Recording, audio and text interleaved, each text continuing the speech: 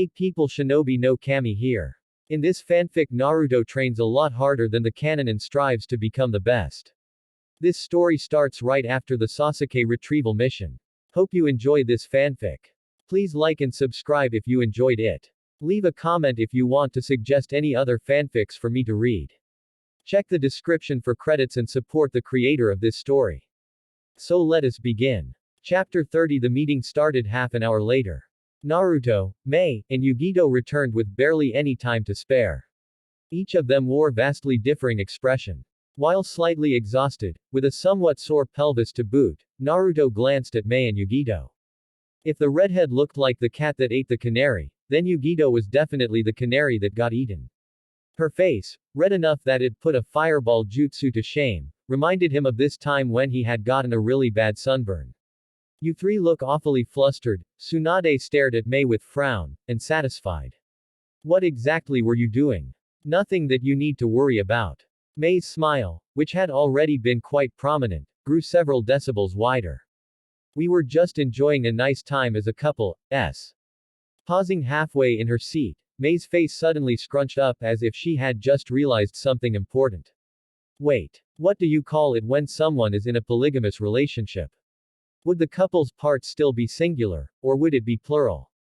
The silence in that moment was so profound that a pin could have dropped, and it would have been loud enough to shatter glass. Everyone present stared at Mei like she'd sprouted tails from her ass. Their expression varied, but pretty much everyone there was reflecting some kind of shock, except for Koyuki, Konan, Yugito, and Jiraiya. Koyuki was nodding in understanding. Yugito and Konan had faces that were both inflamed and somehow resigned. As for Jiraiya, well, he was giggling and writing in his notepad. This is gold. Pure gold. While Jiraiya giggled to himself like a perverted schoolgirl, Tsunade dragged a hand over her face, hiding her no doubt resigned expression. I'm not even going to deign that with a response. Let's get this meeting started before I lose too many brain cells. With Unoki no longer taking part in the meeting, there was no more need for Tsunade to try and convince everyone about the dangers of pain, since everyone present already agreed with her. Their focus shifted to other matters. The first among these issues was the Kumo refugees. Thanks to the minor nations cutting off trade and blocking our borders, we no longer have the resources available to sustain an extra 2,000 people for a prolonged period of time, Tsunade said. We might be able to survive in the long run, but it'll be harder on everyone, which is why we were hoping to get help with the refugees. I've been thinking about that issue a lot, Koyuki said. Basically, the issue is a matter of resources, right? Partly, yes. I would say that's the biggest issue, Tsunade said. However, there are other problems. When such a large influx of people enter a nation, it causes that nation's economy to rapidly fluctuate, which in turn causes a lot of economic turmoil. The fact that our trade routes have been cut off is simply widening the problem that was already created by the other issue. Of course, it doesn't help that our village is currently undergoing repairs due to Akatsuki's attack on our village. Another moment of silence passed. Naruto, once again standing behind Tsunade, wondered what sort of solution the leaders here would come up with. This was an issue that he knew little about. He understood it. Jiraiya had grilled economics and trade into his head, claiming that it was something a Hokage needed to know, but he had never been faced with a problem like this. After giving a thoughtful hum, Koyuki raised a single hand and traced circles in the air, as though indicating her point. You all know that the Land of Spring has become the leading founder in new technology. Since the creation of the heat generator, our scientists have been working non-stop on improving the daily lives of our citizens. Not only that, but we're working on creating methods of expanding trade with other nations that don't rely on standard means of transportations. Ships take a long time to deliver goods. Crossing the sea takes at least 2 weeks, never mind how long it takes carriages and wagons to transport goods across nations. There was a poignant pause. Koyuki took several deep breaths, as though speaking so much had somehow tired her.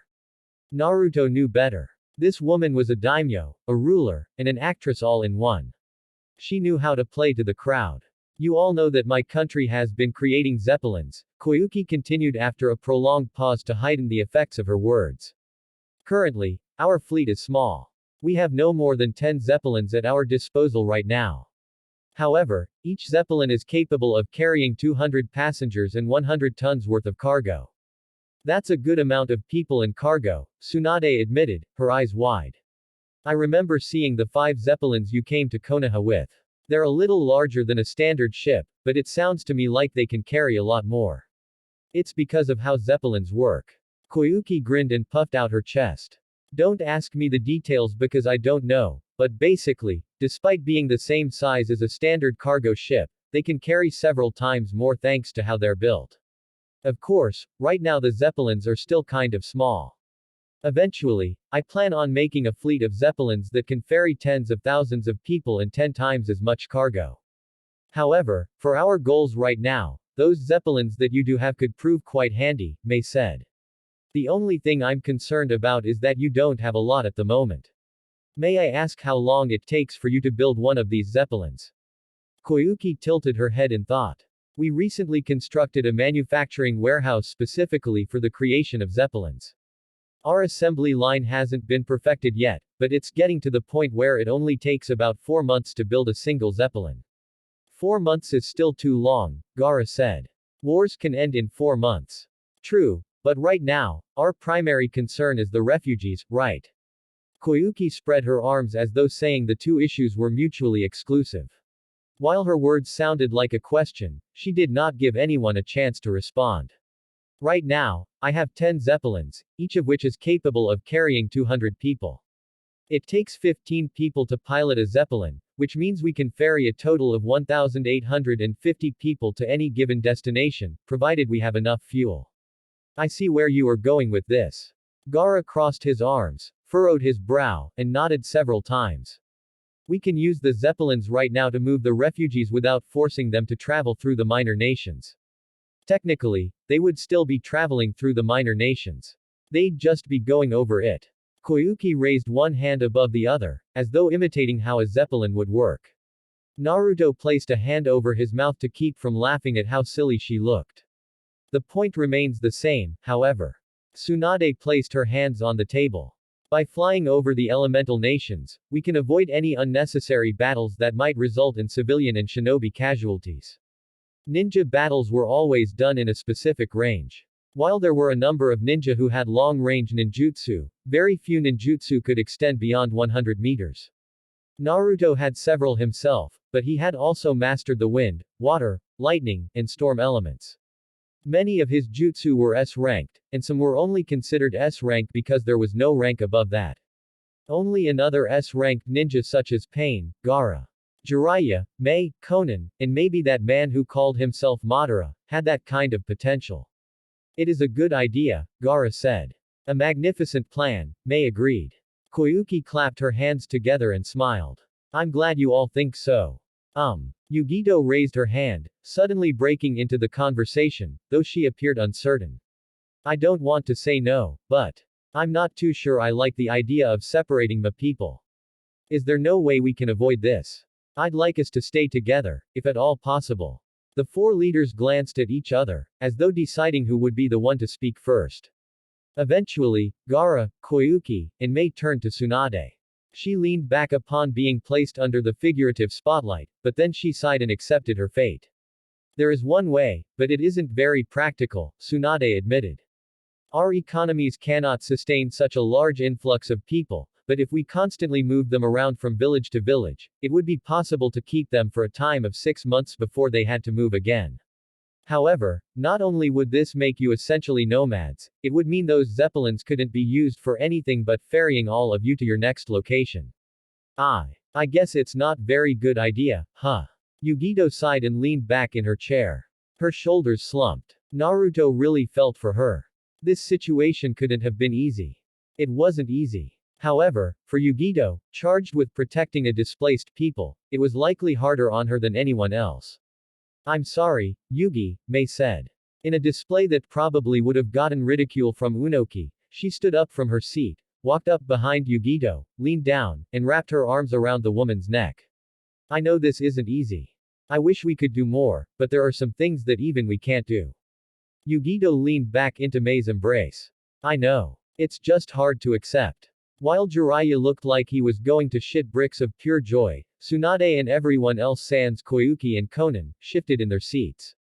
An uncomfortable atmosphere followed the display of affection. Naruto wondered why. He knew many kunoichi who sought comfort with each other instead of a man. Was it because of who they were, or because it was common knowledge that he was sleeping with them both? I guess it doesn't really matter. Tsunade coughed into her hand, and, clearing her throat, said, perhaps in the future, we can work toward the restoration of Kumo. That would certainly solve this problem. However, that is something for the future. For now, let us do what we can. I agree, Gaara said. The gears shifted once again. Mei went back to her seat as the topic changed from what they should do with the displaced people of Kumo to what they should do about the upcoming war. Sadly, nothing really came from this. It wasn't that they didn't want to do something, but that they couldn't. The biggest problems as I see them are these. Gaara held up a hand. We don't know where any of their hidden villages are located, we can't predict when or how they will attack, and we have no idea where pain will strike next. I think our biggest issue is pain, Mei added. If we could find and eliminate him, it might stop this war before it can really get started. The problem with that is we have no means of tracking him down, Tsunade said. Naruto glanced at Konan as she clenched her hands, arms shaking with raw emotion. Pain had once been her friend, they had grown up together, and she still cherished him as the man once known as Nagato. He couldn't imagine what she must have been feeling. The man she had followed and fought for was now someone she barely recognized. In which case, all we can do is be reactive, Gaara said with a sigh. The minor nations are too spread out for us to fight against them on a united front, and they have no base of operations. That means we can only fight them in separate engagements as each battle happens. This war is going to be a slow one. Is there no method of pursuing a peaceful resolution? Asked Naruto. Everyone turned to him. I know I'm speaking out of turn, but if we sent a letter to the leaders of each hidden village, could we not talk it over with them? We could try that, Mei said. However, there is a strong possibility that none of them will accept, or they will, but it will just be a pretense for them to get close enough to kill us. There's also the fact that we don't even know where their villages are. We can't send letters to a village we can't locate. For now, I think we should begin preparing for war, Tsunade said. I believe our nations should combine our efforts and learn how to work as a team instead of fighting separately. With your permission, Koyuki, once all of the refugees have been divided among our nations, I would like to use your zeppelins to transport our shinobi to each village, so we can learn how to work together. Consider it done, Koyuki said. Good. Tsunade nodded and addressed everyone once more. Then let us further discuss how we can win this war before too many lives are lost on either side. Exox Unoki and his two bodyguards, Kuritsuchi and Akatsuchi, were already far from the Three Wolves mountain range. That said, they hadn't come close to leaving the land of iron. It was a pain, but they had traveled there on foot, which took a total of 1 week. In order to reach the land of earth, where Iwagakure was located, they needed to travel through the land of waterfalls, the next nation over. Are you sure we should leave like this? Asked Akatsuchi, his large footsteps creating a resounding crunch on the snow-covered ground. I feel like we should have at least stayed for the whole meeting. Don't be ridiculous, Akatsuchi, Kuritsuchi rebutted. Why should we stick around and listen to those people, when they clearly want to take advantage of us? I'm not sure that was their reason for calling a summit meeting, Akatsuchi mumbled. Regardless of their reasons, siding with them would not benefit Iwa one bit, Unoki said. There are things at work here that neither you, nor they, understand. I have my own reasons for not getting involved in this war. Madara, or the man calling himself Madara Uchiha, had appeared before him and told him not to get involved with the other major villages. Of course, just that wouldn't have been enough to convince Unoki to do or not do something. It was the logic behind those actions that helped him make a decision. War would drastically weaken the 3 remaining major villages. Even if Unoki believed they would be successful in the end, war always took its toll. Perhaps 1 or 2 of the villages would be destroyed, perhaps none of them would, but even if they weren't, just fighting in a war of this nature would make them vulnerable when the dust settled. Then Iwagakure could move in and conquer the other nations with ease. His 2 bodyguards looked at each other, clearly having no idea what he was talking about. That was fine. They didn't need to know.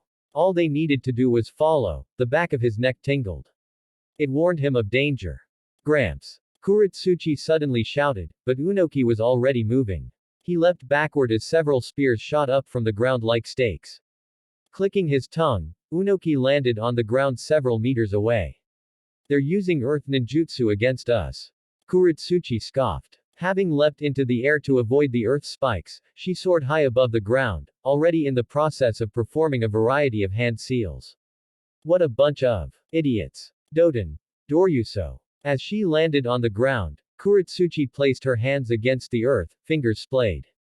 Immediately thereafter, a large spike composed of solid rock shot from the ground several meters away. They struck the trees, from which several figures leapt out from. The people who had avoided impalement landed on the ground and began creating more hand seals. Doten. Dosekadake. The earth and stone bamboo shoot technique generally involved 4 spears shooting from the ground to skewer an opponent in 4 different directions. There were 4 figures. Each one had cast the same jutsu, which meant that instead of 4 stakes, it was 16. Not that 16 spears made much of a difference. Kuretsuchi, who was their target this time, leapt into the air and avoided the attack entirely. While she was airborne, Akatsuchi went through numerous hand seals, slammed his hands on the ground, and shouted, Doten, Goramu no Jutsu. Almost instantly, a large golem formed out of the earth. First a head appeared, then a neck, followed by a pair of arms. Inch by inch the golem swiftly pulled itself from the ground, until it stood fully formed and more than ready to kill.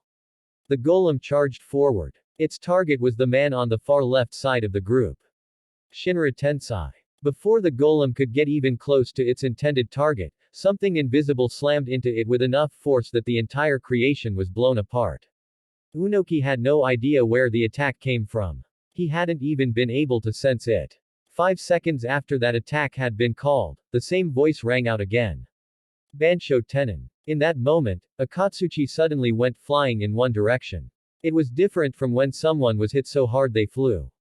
For one thing, he was moving for forward, not backward. His spine arched as he flew toward a figure standing in front of a tree. Unoki didn't even have time to warn Akatsuchi before a large hand went straight through his bodyguard's back. Blood spurt from the wound, covering the hand in dark crimson. Much of that blood stained the snow. Akatsuchi gasped and tried to get out from his predicament, but at that moment, the hand spearing through his back retracted. Akatsuchi's feet hit the ground and he stumbled forward, Shinra Tensai. Right into his opponent's technique. There was so much power put into this strange technique that Akatsuchi, who was a mountain of muscle and fat, was sent flying away like he weighed less than a feather. He slammed into a large boulder. The boulder shattered under the force, but Akatsuchi's flight didn't end there. He kept going. He hit the ground hard, rolled several times, and then tumbled to a stop. Clouds of snow were kicked up in his wake. Akatsuchi. Kuretsuchi shouted. When her partner didn't get up, she turned a glare on the figure. Damn you. Wait, Kuretsuchi. Unoki shouted as his granddaughter rushed at the figure.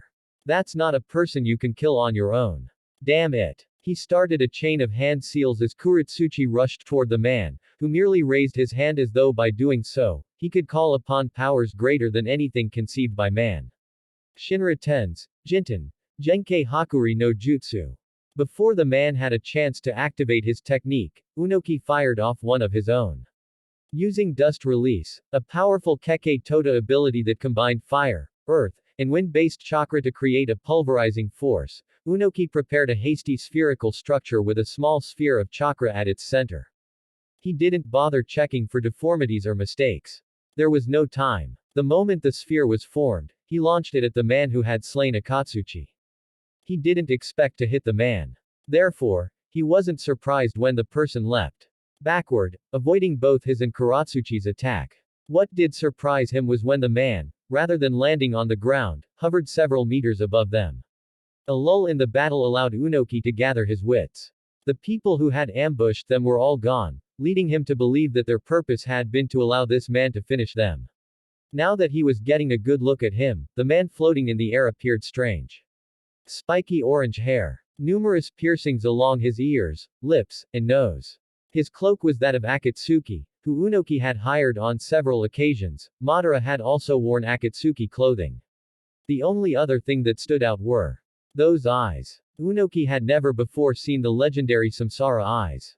However, as he gazed at those purple orbs with their concentric rings expanding outward, he could only believe that these were the eyes of legend. The Rinnegan. A shiver ran down his spine. You had better have a good reason for attacking us, Unoka said. I am here to bring you pain, the man said. I am the god who has come to punish you, one of the 5 leaders who has allowed those in the minor villages to suffer. Unoki glared. I don't know what kind of crap you're spewing, but your boss Madara promised my village immunity. The man, who must have been Pain, pointed both of his hands at Unoki and Kuretsuchi. That is not my concern. Shinra Tensai. Unoki didn't know what sort of attack this was, though it clearly had the ability to push things away. He had no idea how powerful the attack was, what its range was, or even what sort of area effect it had. That was why he ran through a set of hand seals instead of trying to defend. Doten. Kokujutsu. Doten. Moguraker no Jutsu. While Unoki's body quickly hardened into the same density as stone, Kuretsuchi used the hiding like a mold technique to change the earth into a fine sand and bury herself underneath it. However, there was no guarantee that would protect her. That was why Unoki rushed over to where she had buried herself, crossed his arms, and braced for impact. He was not prepared for how powerful the technique was. His bones broke with a loud crunch, despite being the same density and hardness as rocks. His insides felt squishy, as though they were being ground into a fine mulch. It didn't matter how much chakra he shoved through his body. The body could only be reinforced so much before it reached its limit, and this Shinra Tensai clearly had more power than the Kokujutsu. Unoki groaned as he endured the attack to the best of his ability, even as he secretly marveled at the ridiculous power this person possessed. Truly, the Rinnegan was an ability far beyond that of most humans. The attack ended, but Unoki knew he couldn't relax. He was already performing several hand seals and molding his chakra. He wouldn't let this battle end here. Combining 3 elements was normally difficult. It often took a Kekkei Genkei just to combine 2. However, Unoki had a natural aptitude for dust release, the Kekkei Tota that only he and his master, the former Tsuchikage, could use. The 3 different chakras mixed inside of him, congealing together before expanding outward through his palms. A thin, transparent structure appeared between his hands, a cylinder with a small orb inside. Unoki had never attempted to use this attack before, but here, now, he would do it. Jinten. Genkei Hakuri. Hashira. Dust release. Detachment of a primitive world. Pillar. It was a technique that the previous Tsuchikage had used. Spinning around, Unoki thrust out his hands, and the cylinder suddenly widened to several times its original size before extending at a rate so quick that even a space-time ninjutsu would have had trouble keeping up with it. It blazed toward the one known as Pain, who floated in the air even now. Before his jutsu could actually hit, someone else appeared in front of Pain. It was another figure wearing the Akatsuki cloak. He held out his hands as though seeking to push the technique away. Unoki snorted. How foolish. This was one of the strongest dust release attacks known to man. There was no way, what? Unoki could only gape as his jutsu was absorbed. The cylinder that he had created distorted at the end, bending inward as if a black hole had appeared and was sucking everything into it. It was not long before his technique, the jutsu he had spent so much time and chakra and injury preparing, was gone. This shouldn't be. An intense pain speared through Unoki's back, which would have made him stumble, except for the fact that he couldn't move. Something was holding him. He looked down as his vision blurred out of focus. Red. It was the first thing he saw. Crimson flowed down a metal rod that had come out of his chest. He blinked several times as he tried to come to terms with what his eyes were telling him. Looking behind him, Unoki discovered that there was a person standing there. Like the one calling himself Pain, this man had orange hair, pale skin, and numerous piercings. Also like Pain, this man had Rinnegan eyes gazing at him with an impassive expression. What is going on here? Was what he wanted to ask, but blood welled up in his lungs, leaving him incapable of even that much. Another figure appeared in front of him. Like the other 2, this one had a face full of piercings and Rinnegan eyes. Before Unoki even had a chance to open his mouth, the man in front of him placed a hand on his head, and all of his muscles suddenly seized up. Unoki knew no more after that. It all started years ago when that demon brat, Naruto, somehow learned an A-rank ninjutsu without any training. Since that day, the day where he had been defeated and humiliated by that little shit, Mizuki had wallowed in the Konoha strict correctional facility. His days had been spent laboring away, getting into fights, and trying not to let himself be killed. This facility, which contained only Konoha's most vicious criminals and enemies, didn't allow the weak to live. Every day had been a struggle for him. All that would end today. Mizuki sat in the cafeteria with the rest of the inmates. It was a sea of orange, a most obnoxious color if there ever was one. With him were his two subordinates, Fujin and Reijin, a pair of large twins whose brains were only about 1/1,000,000th the size of their overly massive bodies. They were dumber than a box of rocks. However, what they lacked in brain they made up for in brawn. 2 years ago, during an inspection of the facilities by Special Ops Director and Council Elder, Danzo, Mizuki had been approached and given a choice: join him and get revenge or remain in prison. Naturally, he had chosen revenge. Danzo had promised to help him get even with that demon brat. In return, Mizuki would help him take over Konoha. It was a win-win situation. For these past 2 years, Mizuki had been slowly gathering allies. That wasn't as hard as it sounded. None of the inmates wanted to be there. They were there because Konoha had captured, found them guilty, and sentenced them to spend the rest of their lives in this sweltering hellhole. Everyone wanted to escape, and once he had established himself as the leader, convincing them to follow him was easy. He already had several of their men positioned for the takeover. Danzo had been helping them prepare for this day. They had a large number of sealing scrolls filled with weapons, and they also had their secret weapon. Mizuki didn't think they would need it. Except for the warden, all of the ninja guarding this prison were Chunin. The only thing that protected these guards from being killed was the fact that this prison was isolated on an island that could be completely separated at the push of a button. That was actually what Mizuki was waiting for. One of his men had gone to dispose of the warden. Once that happened, he would sound the alarm, which would signify their time to strike. Hey, Mizuki boss, when are we gonna get out of here? Asked Reijin. I wanna eat food in the outside world, Fujin agreed. Patience, Mizuki said. We need to wait until. Just then, a loud alarm blared through a series of speakers, resounding across the cafeteria. All of the guards stationed by the doors looked up. From the nonplussed expression they wore, confusion was the most prominent emotion they were feeling, which made sense. The alarm was only supposed to be used in the event of a breakout attempt. While the guards were confused, none of the inmates were. They stood as one. They moved as one. They attacked as one. The guards didn't even have a chance to realize the danger until it was too late. The breakout had begun. Despite their surprise, the Konoha ninja were quick to respond to the threat. Hand seals were made. Fireballs spewed from mouths, incinerating some of the weaker inmates. Earth spikes shot from the ground and impaled several other inmates. Water slammed inmates into walls, breaking bones and damaging organs. Yet while many inmates died, their bodies mangled and grotesque, the stronger ones survived, and they had a secret weapon.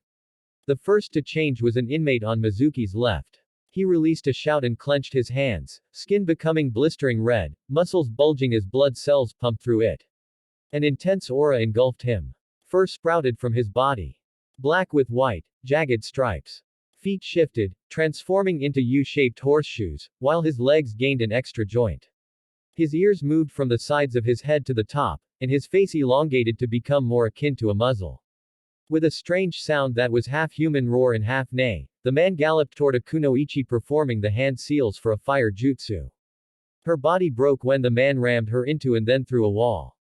Another inmate, a buff woman who had transformed into a tigress, tore one of the shinobi near her apart with sharpened claws. Blood gushed from the 5 cuts, which were deep enough that they had torn through muscle and bone like a knife cutting through wet tissues. The man's body literally peeled backwards like the layers of an onion as he fell to the ground with a wet thump. Mizuki didn't bother fighting any of the ninja inside of the cafeteria. Grunts like this were supposed to be disposed of by other grunts like the ninja under his command. He traveled outside with Reijin and Fujin. As his feet crunched against the ground, Mizuki looked around to see that he wasn't the only one who had thought of going outside. Several other inmates seemed to have had the same idea as him. To his left, up on the wall, a shinobi dressed in the outfit of a guard was being torn apart by a woman who had transformed into a strange mammal with claws. She wasn't the only one. Shinobi whose bodies had transformed into various vicious animals had leapt onto the wall and were attacking the guard forces. The Konoha ninja were being torn apart. Blood was raining through the air. Miyuki ignored the carnage and headed for the entrance. The bridge that connected this triangle-shaped island had yet to extend. There was a small booth located right next to the currently defunct gate. No one was there when he looked into it, except for the dead head warden, who lay on the floor, face down, with a kunai buried in his back. After climbing into the booth, Mizuki pressed a button on one of the consoles. The button flashed into a bright green. There was a noise not unlike two large sheets of steel grinding together. Outside of the booth, near the entrance, a large bridge extended at a slow and steady pace. Mizuki went back outside and watched the bridge extend with a satisfied grin. What do we do now, Mizuki boss? Asked Fujin. Now. Mizuki's grin widened. Now we let Danzo know that we've secured the prison. He'll take care of the rest. Exox Danzo was sitting in his darkened office when one of his root ninja appeared before him, kneeling on the floor, head bowed. This sort of deference was what all ninja should strive to show. It was too bad so many Konoha ninja did not show this sort of respect, but that would change in the next few days. Speak, he commanded. The ninja kneeling on the ground did so. We have received a message from Mizuki in the correctional facility. He says they have successfully secured the prison and are now getting ready to invade Konoha. Excellent. You may go now. The shinobi kneeling on the ground disappeared. Torun. Fu. Two figures appeared on the floor before him. Both looked like regular Anbu Black Ops, with their tan cloaks and animal face masks, but they were actually ninja who Danzo had personally selected to be his bodyguards for their exceptional abilities. Danzo stood up and moved around his desk as he gave them orders. Fu, inform Homura and Kaharu that they are to meet me in the Hokage's office. Torun, send out the letters that I have prepared for all of the clans and important shinobi. His cane tapped against the floor, the sound echoing around him, as he walked down the hall. His base of operations was located underneath Konoha. He had taken the many networks, which had once been a bunker in case Konoha was attacked, and converted them into a large base filled with over 1,000 members of Root, the organization that had been founded by the Nadaime Hokage. He walked past large support pillars and traveled up several flights of stairs. He didn't walk with a glacial slowness, but he didn't allow himself to hurry. There was still time before Mizuki's forces inside of the prison came this way. Also, there was nothing he could do until the prisoners attacked Konoha. He needed them to wreak havoc on the village. It would lend credence to his reason for calling a meeting. It took almost 30 minutes to reach the Hokage Tower, and by the time he arrived, he could see the beginnings of a fire spreading from the north gate. It looked like Mizuki's forces had actually been faster than he thought. They must have been using the seals that he had given them. Fools. Those seals would only serve to shorten their lifespan. It would also leave them exhausted, though that was none of his concern. They were just pawns in the grand scheme of things. Arriving at the tower, Danzo went straight up to the Hokage's office. Homura and Kaharu were already there. They greeted him with a respectful bow, which he returned with a nod. Although they were compatriots, Danzo did not see them as his equal, so there was no need to show them the same respect they gave him. He didn't sit in the Hokage chair. He wanted to. However, now was not the right time. Once his plan went through and he became the new Hokage, then, and only then, would he sit in that chair. One by one ninja trickled into the office. Some of them were from prominent ninja clans such as Hiyashi Hyuga and Sum Inuzuka, but there were others who did not belong to any clan. Genma and Anko, Asuma and Kurenai. All of the top Junin currently inside of Konoha had assembled alongside the clan heads. There were even the Anbu captains like Usagi, aka Yugao Azuki. This situation couldn't have been more perfect. Danzo, what the hell is going on? Asked Sum. What makes you think you can call us all here? You aren't a part of Konoha's military anymore. That is true, Danzo conceded. However, considering the situation, I thought it best to bring everyone together and inform you about what is happening. We already know what's happening, said Shikaku Nara. He was the head of the Nara clan, and a member of the Ino Shika Cho trio. He had 2 scars running along the right side of his face, and his black hair had the same pineapple shape as his son's. The normally lazy appearance in his eyes was gone. Someone is attacking our village. Indeed, but do you know who? Shikaku fell silent at his question and Danzo tapped his cane on the ground. I just received a report that the Konoha Correctional Facility was taken over by the prisoners locked away there. What? Sum barked out in surprise. How is that even possible? The correctional facility is one of the most secure locations in Konoha, I know. Danzo feigned a grave voice, as if this was every bit as surprising to him. I have no idea how they managed to take over the prison, or what they are doing here. What I do know is that we cannot let them harm Konoha. You're right, Choza Akamichi said. Now isn't the time for us to be fighting amongst ourselves. If you called us here, does that mean you have a plan to deal with this situation? Asked Hiyashi. I do. Danzo reached up and slowly removed the bandages covering his face. He wouldn't normally reveal his trump card like this, but he couldn't afford to do this one at a time. All present needed to be trapped with the first jutsu. His plan would fail otherwise. Everyone watched him in shock. They didn't seem to know what he was doing, or even think that he might be preparing something for them. By the time he had unwound all of the bandages and revealed his Sharingan eye, it was too late. I'm going to have to ask all of you to become my pawns. Koto Amatsukami. Exox Mizuki had been separated from Fujin and Raijin, which didn't bother him one bit. Those two were pretty incompetent the best of times. Fujin often mistook people for food, and Raijin had once tried to eat a rock. That was pretty indicative of their intelligence.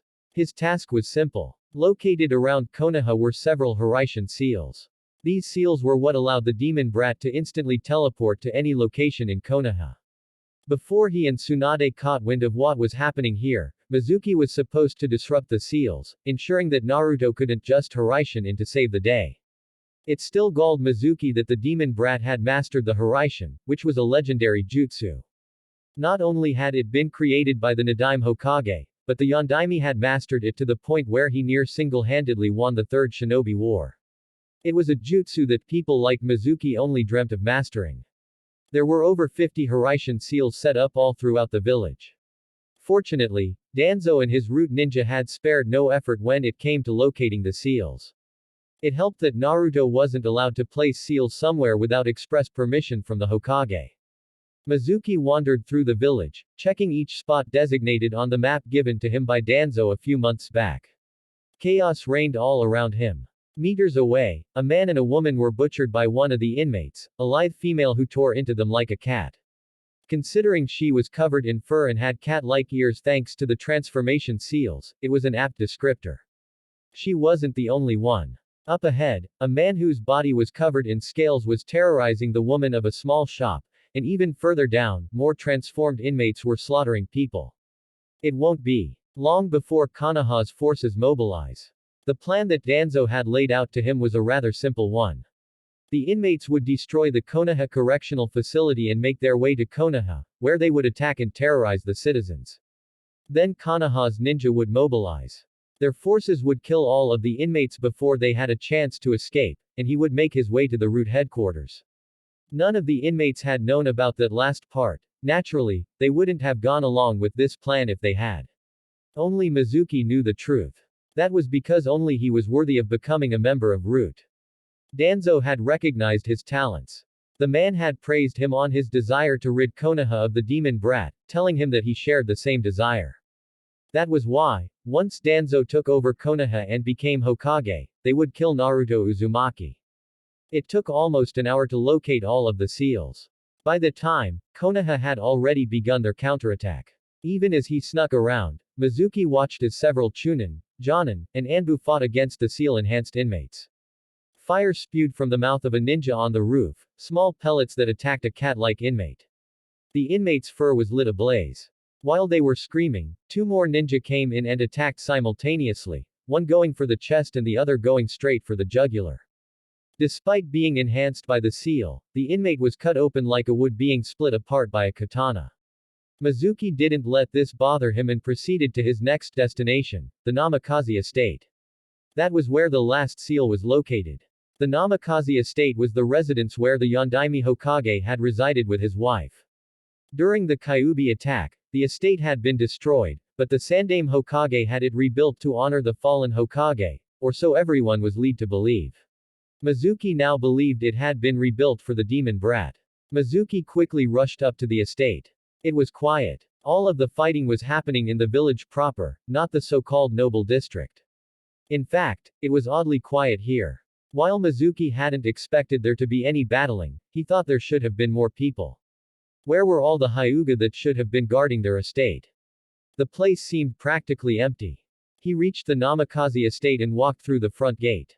Just like Danzo had told him, there were no seals this far in. However, there was supposedly one on the front door, which could be deactivated with a slip of sealing paper that Danzo had given him. Peering at the door, he couldn't detect anything that might suggest this door was trapped with a powerful seal, but he knew better than to just assume. Assumptions had been what had gotten him into this mess to begin with. He reached into his ninja pouch, which he had stolen from the head warden, and pulled out a slip of paper. It was slightly crumpled, but the seal on it was clearly visible, a large circle with various kanji written along the sides, followed by another, smaller circle that had even more kanji. There was a T-shaped symbol inside of the smaller circle. It was also made up of kanji. Mizuki didn't know anything about seals. However, a person didn't need to be an expert to know how to use one. Kai, he shouted, channeling chakra into the seal and pressing it against the door. A momentary flash of light nearly blinded him, but then a large seal spread across the door. It wasn't the one that he had placed on it. This one was far more complicated, an intricate carving of lines that obeyed no form of geometry. What is this? Mizuki wouldn't get an answer to his question, because in that instant, every nerve ending in his body came alive. Pain slammed into him without mercy.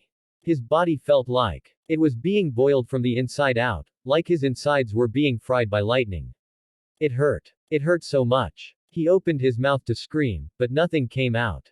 His trachea had already been burnt to the point where he could no longer breathe. He couldn't see anymore. It felt like his eyes had been boiled and were now gushing down his face's ooze. He could practically feel smoke rising from them as his eyeballs were cooked from the inside out. With one final plea inside of his mind, a desperate cry for help, Mizuki died. Exhaust steam wafted from the cooling corpse. A disgusting scent drifted off it, the insidious of burnt flesh and hair follicles. It was an acrid scent that made even Torun wrinkle his nose as he used Shunshin to appear in front of the Namikaze estate, along with 3 other root Anbu. One of the Anbu with him, a young kunoichi whose face was, like his own, hidden behind a mask, went up to the door. She was their sealing expert. While Naruto Namikaze's ability in sealing was far beyond anything she could accomplish, she at least had enough knowledge and talent to spot traps. It's clear, she said. It looks like our assumption was correct. This was a one-time use seal. We're also lucky that the seal Mizuki used destroyed the alarm seal. Otherwise, Naruto Namikaze would have been alerted to what's happening. Mizuki had been led to believe that he was going to become a member of Root, but the truth was that Danzo would never allow a traitor like him into their ranks. He had simply been a pawn. His entire purpose in this had been breaking the inmates out of prison and deactivating the seal being used on this door. Are there any other seals? Negative. With nothing holding them back, Torun ordered his squadron inside. A narrow passage greeted them, a small hallway that soon opened into a large living space. Torun glanced at the comfortable sofas and other amenities. Everything was nice and tidy. However, there were a few areas that seemed, not out unkept, but more like a purposeful mess. An article of clothing here, a picture frame there, and is that a piece of lingerie hanging from the ceiling? He stared at the ceiling fan for several long seconds before realizing that, yes, there was a racy piece of black lingerie hanging from the ceiling. He shook his head and ordered everyone to split up. Their goal was to find anything they could that might help them learn to either control Naruto Namikaze or, should that not happen, destroy him. Torun could only hypothesize that Naruto presented a threat to Danzo, or perhaps Konoha as a whole. He had nothing personal against the Namikaze heir, but it was his duty to see this through. They all split up and searched the area. Torun went specifically to Naruto's bedroom. However, other than finding several different sets of women's clothing, including underwear, lingerie, and a variety of sex toys hidden inside one of the drawers beneath a rather risque nightie, he didn't find anything. Captain. The female root member saluted. We've found something. Show me, he said without much inflection. The root member, whose name was Haro, led him to a door. It didn't look any different from any other door. Black wood. Lightly polished. Well maintained. Its basic characteristics were the same as every other door they passed. However, there are seals all over this door, Haro said. I've only been able to find 12, but it wouldn't surprise me if there were even more. Can you break them? Haro shook her head. If it was each of these seals on their own, I'm confident that I could, but these seals are so intricately entwined that I would have to break all of them within a specific sequence. It also looks like there's a timer that activates once an attempt has been made. If you can't undo every seal within the time limit, all of the remaining seals activate. I'm not sure what they do, but my instincts tell me they're deadly. Torun took this information in, his face passive. While someone else might have gotten angry, Torun merely thought about this situation logically. That was how members of Root were trained.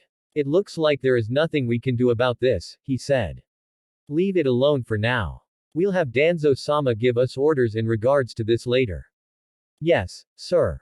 Torun searched the house for a little while longer, but neither he nor his subordinates found anything. Whatever was hidden in this estate, it was clearly only going to be found behind that door. The summit meeting was winding to a close. They had conversed about most of the main topics that Tsunade had called this meeting to discuss.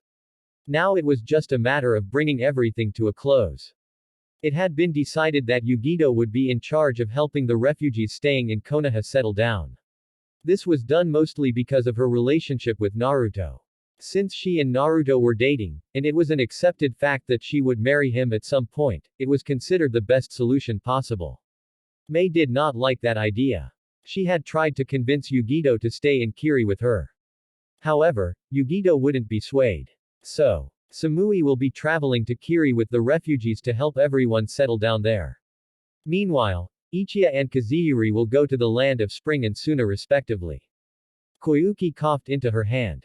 I'll split up my current zeppelins and have them ferry everyone all at once. We're going to need them for the war, so we should transport the refugees as quickly as possible. It sounds like we have a plan in place, then, Tsunade said.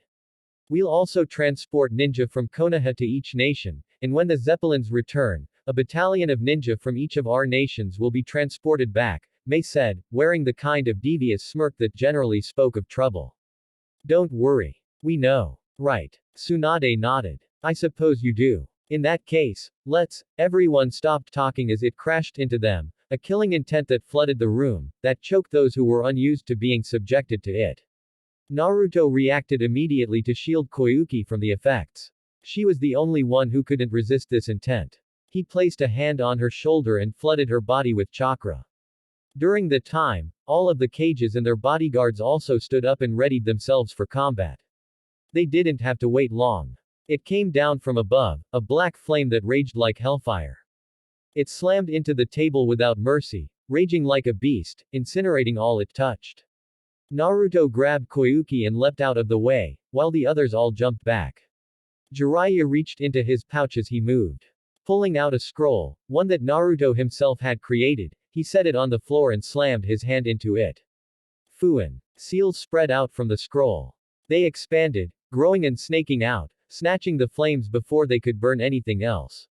The black flames fought against this attempt to ensnare them, but the seal was more powerful. More chakra had been poured into it. Thus, with a final shriek as though cursing the one who sealed it away, the flames vanished into the scroll. That was merely a prelude. Naruto had already sensed the movement behind him. The burst of killing intent was precise this time, unlike the indiscriminate attack from before. This attack was clearly aimed at taking him out. Naruto replaced himself and Koyuki with a log. At that moment, Sasuke Uchiha descended from the ceiling, his body wreathed in black flames. He slammed into the log before realizing what had happened. In the time, Naruto got Koyuki to safety, and then he activated Kurama's power. No red chakra bubbled out from his body, however. Instead, what happened was a giant golden fist erupted from Naruto's back and slammed into Sasuke, who barely had time to cross his arms before the attack struck. CSSHHHTTT.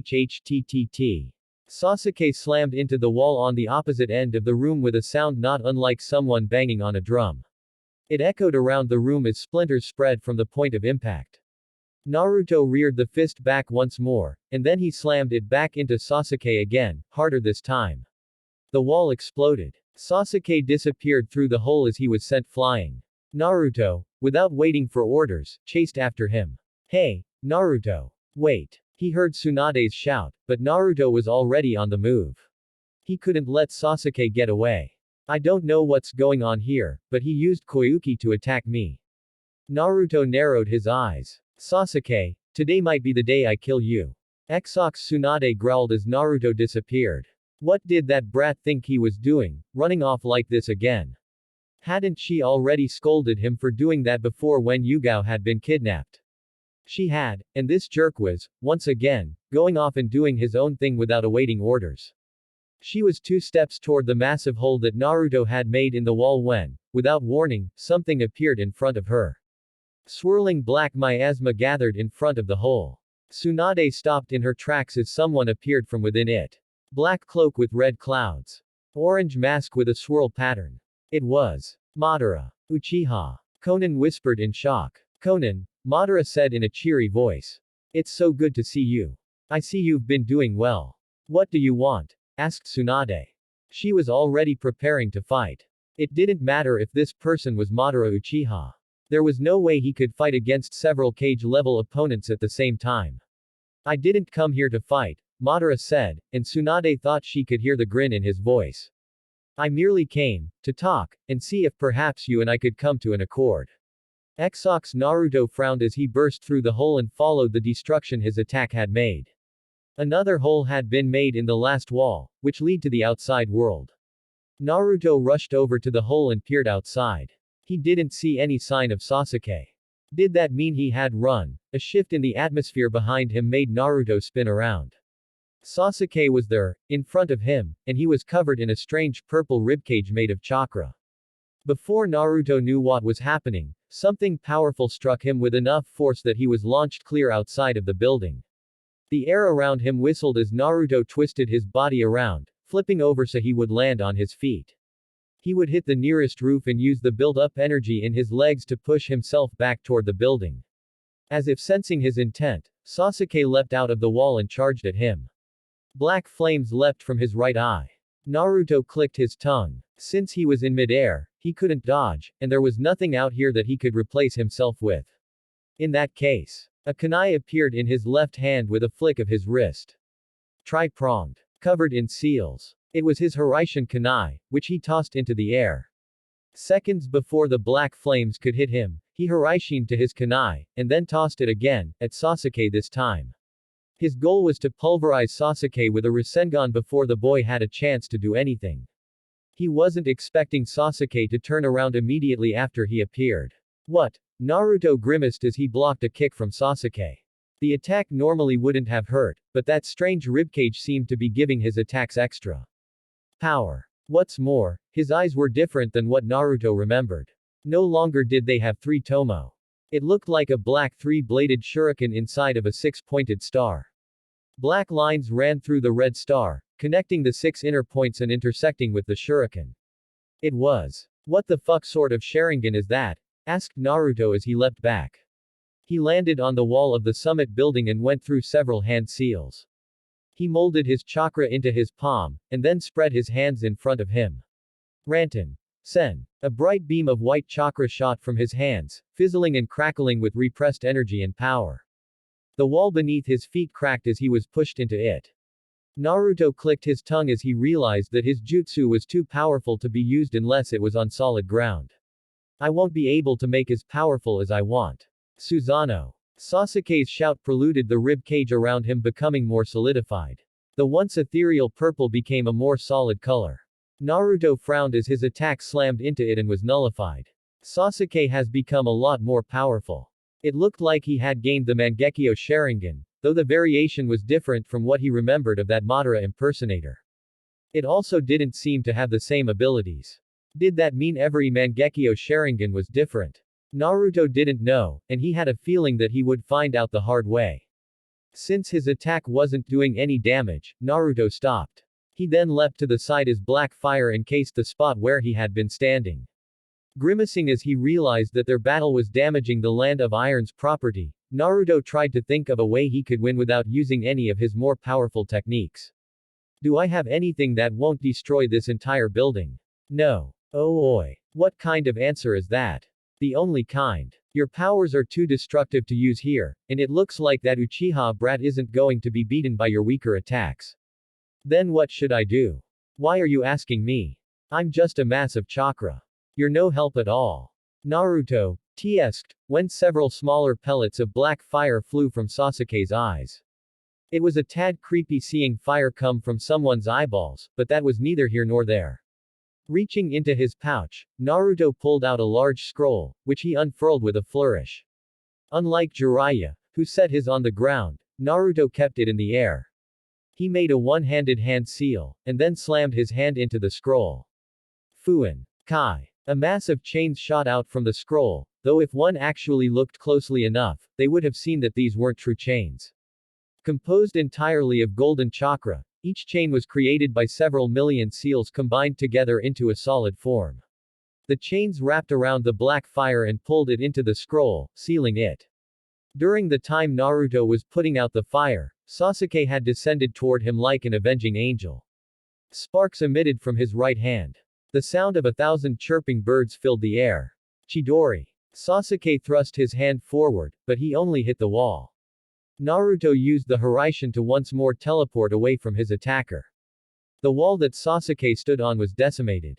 It caved inward, exploding and sending shards of cement in all directions. Naruto frowned even more. If they kept this up, that building wouldn't survive. We need to get away from here. Oi, Sasuke. Your attacks are pretty pathetic, aren't they? Sasuke twitched. Naruto grinned. You're gonna have to do better than that if you want to kill me. With that, Naruto leapt away from the building and took off, leaping over the walls as he traveled out of the three wolves. He turned his head to look behind him. Sasuke was on his tail. Good. Once they were safely away from this place, he could go all out. Sasuke wasn't going to know what hit him. Exox Tsunade couldn't tell if she had heard this bastard right. You want us to come to an accord. What? Like, you want to make a deal with us? That's right. Came the simple response. And why should we do that? Asked Mei. Her long hair swished as she stepped forward and glared at Madara. Her face was set in a grim mask, and her eyes seemed to hold more vitriol than Tsunade thought possible. Madara spread his arms wide. Because I'm offering you a chance to end this war before it starts, of course. Everyone stilled. None of them knew what to make of this. Was he being serious? Was he lying? What sort of tricks did this man have up his sleeve? What do you mean when you say, end the war before it starts? Asked Jiraiya. I mean that pain has become a problem for me, Madara remarked. He's too rebellious now. I can no longer control his actions. That is why I'm offering you this chance. I will help you kill him. No deal. Tsunade didn't even need to think about it. We have no reason to trust you, and even if we did agree to help you, I'm sure it would only benefit you in the end. That's really too bad, Madara said, though he didn't seem to beat up about her refusal. I guess I'll be leaving then. Almost as if to contradict those words, a large wall of sand flew around Madara. Gaara, standing exactly where he had been this whole time, glared daggers at the man in the cloak. His left hand was extended, fingers splayed wide. He wasn't the only one who was blocking Madara's retreat. Mei had fixed the hole in the wall with her lava ninjutsu, and even Yugito and Jiraiya were preparing their respective attacks. While Yugito had her two-tailed cloak on, Jiraiya had spread a sealing scroll along the ground. Did you really think we would let you get away? Asked Gaara, though he didn't give Madara any time to respond. Sabaku Soso. The jutsu was uttered. Gaara clenched his hand into a fist. The sand around Madara enclosed on him, squeezing him, crushing him, or that was the plan. Nothing of the sort happened. There was no blood or cry of anguish, almost as if the person who had been trapped wasn't even there. Are you quite finished? Madara asked as he walked through Gaara's jutsu like a ghost. Because if so, then I'd really appreciate you letting me leave. There's no way we're going to do that, Jiraiya said. Fuinjutsu. Jiken Kankaku Fuin. The seal lit up for a brief moment, and then the light faded.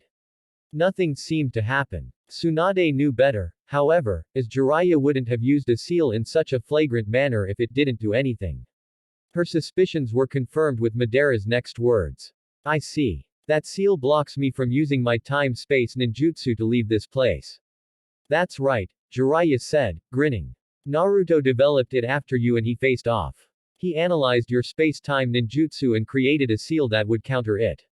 But it's not perfect, is it? Madara responded. As if to emphasize this point, a massive glob of lava spat from Mei's mouth traveled right through him. I can still use space-time ninjutsu. I just can't leave. So. Jiraiya shrugged. Konan has already told us the weakness of your space-time defense. It's only a matter of time before you die. Madara looked around at everyone present. Tsunade cracked her knuckles, Mei smiled beatifically, Gaara and his siblings were already prepared to attack, and Yugito, Konan, and the two bodyguards from Kiri had readied themselves as well. Only the samurai, Mifune and his two bodyguards, were not preparing to fight. He took all this in. Though she couldn't see his mask, Tsunade believed he must have been feeling stressed. Well, it does look like I'm in trouble. As he spoke, several creatures shifted out of the ground, phasing through it as though they were intangible. White monsters shaped like a man. Deformed, plant-like protrusions jutting from their bodies. These were those Zetsu clones that had been mentioned in the reports that covered the attack on Konoha. There must have been several dozen of them. Just kidding, Murata said seconds before the Zetas attacked. Xox, I think this is far enough. Naruto sensed danger behind him and, spinning around to confront it, he swerved along in the snow, zigzagging to avoid the black fireballs launched his way. There was no heat emitted from those flames, but that didn't surprise him. The black flames of Amaterasu were not normal. They didn't burn like normal flames, though they consumed everything in their path. Not one to let any sort of fire attack defeat him, Naruto tossed his kunai and Hiraishin several meters above the ground. He tossed it again, at Sasuke this time, and created several hand seals. Kunai Kage Bunshin no Jutsu. One kunai became 21 kunai. As the mass of projectile weaponry hurtled toward his foe, Naruto took out another kunai and tossed it at the ground a meter behind his enemy. Sasuke didn't even bother dodging. His right eye blazed and a massive wall of fire appeared before the kunai, incinerating all of them. Naruto Hiraishin to the kunai behind Sasuke, and then rushed forward, snow spraying everywhere. He created two Rasengans, one in each hand, and charged at the Uchiha with the intent of finishing him. All it would take was a single Rasengan to the head. Chidori Senbon. Dozens upon dozens of small electric Senbon needles flew from Sasuke's left hand. Clicking his tongue, Naruto let his Rasengans disperse and went through a set of hand seals. The hairs on his arms stood on end as he channeled more chakra through them. Sweeten. Tatsumaki. Naruto slammed his hands on the ground and, before the Senbon could get close to him, the earth split apart and a massive tornado of water erupted from the large cracks. The Senbon struck the water, but they didn't go through it. Rather, the lightning nature chakra was absorbed into the water. Sparks emitted from it, skittering across the surface in a serpentine manner. Keeping one hand on the ground, Naruto performed several one-handed hand seals. Rantan. Rai Tatsumaki. The tornado moved forward, traveling swiftly over the ground, destroying everything around it. Chunks of earth were ripped from the ground. Snow swirled around the tornado, increasing its size as the lightning melted it. Before too long, the entire thing nearly tripled in size. It was a towering mass of barely constrained energy, and it was heading right for Sasuke. It engulfed the former Konoha ninja, or at least, that was how it appeared. Naruto narrowed his eyes when his jutsu dispersed, revealing that nothing was there. There wasn't even a destroyed log, which meant Sasuke hadn't replaced himself. Then what? An illusion. Naruto stopped all the chakra traveling through his body. Then he opened the floodgates and allowed his chakra to surge forth much like the tornado had before. The moment he did, Sasuke appeared right in front of him, a crackling blade of electricity in his hands. Chidori. Naruto leapt back to avoid the attack, but then Sasuke shouted, "Iso," and the attack in his hand elongated. Fortunately, Naruto was quick to react. He tossed another Hiraishin kunai and used it to get out of the way. Sadly, the Chidori variation followed him, forcing him to Hiraishin again and again and again. How is he tracking me? It can't be with his Sharingan. Not even a Mangekyo can track my movements. I proved that during my fight with Madara. Since Hiraishin wasn't working, Naruto decided to just take the attack head-on. He channeled wind chakra into his fist and punched the lightning jutsu. Senpuken. The Chidori Iso dispersed. It disappeared like leaves flung away by a fierce gale. I see you've gotten a lot stronger, Naruto said as he and Sasuke stood meters apart, glaring at each other. What sort of Deus Ex Machina power-up allowed you to gain so much power, huh? An ugly smirk appeared on Sasuke's face. Do you really think I'd tell you that? You're already dead. Naruto frowned. That's an awfully arrogant state, his danger senses blared. Naruto leapt to the side as a massive sword that he recognized, the Kubikiri Haucho, nearly cut him in half. The attack was so close that he could feel the wind being cut. Holding onto the weapon was a boy with white hair and shark-like teeth. His left arm, the one holding the Kubikiri, was grotesquely larger than the right. Hey, looks like I missed, the boy said. Well, I guess it doesn't matter. Naruto would never get the chance to ask what the boy meant because something slammed into his back a second later, or tried to. Naruto felt the attack before it hit. He spun around and shoved a Rasengan into what looked like a massive axe formed out of a person's arm. He expected his Rasengan to drill right through the axe, which was why he became surprised when nothing of the sort happened. Sparks emitted from the arm as both he and his opponent were launched backward. Amaterasu. Naruto was forced to use Hiraishin again when Sasuke's black flames tried to consume him. Yet that didn't solve his problem. Sasuke and the sword wielder, who Naruto now recognized as Suigetsu, attacked him in tandem, one with Kubikiri Haucho and the other with the Kusanagi. The Kubikiri came in high. The Kusanagi low. It was a perfectly timed two-prong attack. Not just anyone could dodge it. Good thing he wasn't just anyone. Vanishing as he used Hiraishin once again, Naruto was confronted by an insanely laughing man with orange hair. This must have been Jugo. The young man's arm had transformed from an axe into what appeared to be a massive pillar with strange protrusions running lengthwise along it. Naruto didn't know what they were, but he soon realized what they did when gusts of air blasted from them and increased the speed and power of Jugo's punch. There was no way Naruto could compete with that attack head-on. That was why he didn't take it head-on. He used Shunshin to move away, though he didn't move far. Sasuke and Suigetsu would have attacked him if he did. He instead stuck close to Jugo. Placing a hand on his opponent's shoulder, Naruto tagged him with a Hiraishin seal. Then, without warning, he channeled Wind Chakra through his other hand and slammed it into the man's back. His attack normally would have gone right through. Normally. What the? Naruto scowled when his wind blade didn't pierce Jugo's back all the way to his chest. Sure, it went through a little, enough that a trail of blood was leaking out, but nothing more than that. Just what the hell is his skin made of? Dieee. Jugo screamed as he spun around and tried to backhand Naruto. The attack missed when Naruto leapt away from him, mostly missed. A gust of wind from the force of Jugo's attack struck Naruto in the face and made him stumble. Suigetsu tried to take advantage of his stumble and, coming in hot, he swung Kubikiri Haucho as though it weighed less than a feather. Naruto turned his stumble into a roll. That allowed him to avoid the attack, though he still felt the sword swish overhead. Before it could fully pass, he touched it with 2 fingers, also tagging it with a seal. Then he placed both hands on the ground and kicked Suigetsu in the chest. Ow! Suigetsu rubbed his sore chest as he, Sasuke, and Jugo surrounded Naruto on 3 sides. That really hurt. Hey, I had no idea you were so strong. Guess I should have expected that from a Namikaze. Team Taka, Naruto said, scowling. I hadn't realized Sasuke was so afraid to fight me that he'd rely on you. Don't think your taunts will work on me, Sasuke said. I'm not the same person that I was a few months ago. I've changed. I've grown stronger now, smarter, and I'm willing to use whatever is at my disposal to kill you. Sasuke's lips twisted into a sickening grin. And then I'll destroy Konoha too. Naruto clicked his tongue, flicked his wrists, and, as 2 kunai were ejected from the sleeves of his haori, he caught them in his hand before taking a stance. If you think you have what it takes to defeat me, then you are sorely mistaken, Naruto declared. I'll prove to you that even when surrounded, you're still no match for me. Exox Yugito growled as she stood side by side with Mei Terumi, while they both defended Koyuki from harm. Her claws sliced into white Zetsu clones left and right. Blue fire had extended from her nails to create long, sharp claws that lit everything they touched ablaze. A head fell off here. An arm was lopped off there.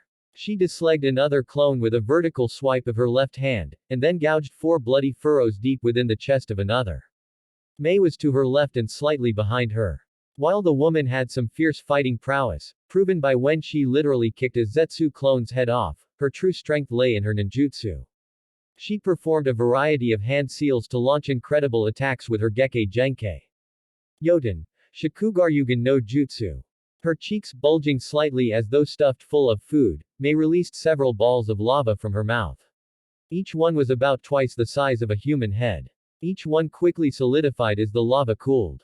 And each one slammed into a Zetsu clone with all the mercy of an angry god. Despite being a solid object, the lava boulders were so hot that they swiftly melted through the white Zetsu clones, leaving nothing but molten puddles behind. Yugito really had to marvel at the woman's control. Before the lava could damage the floor or surrounding walls, Mei would quickly deactivate the jutsu. The lava would harden and grow cold in seconds.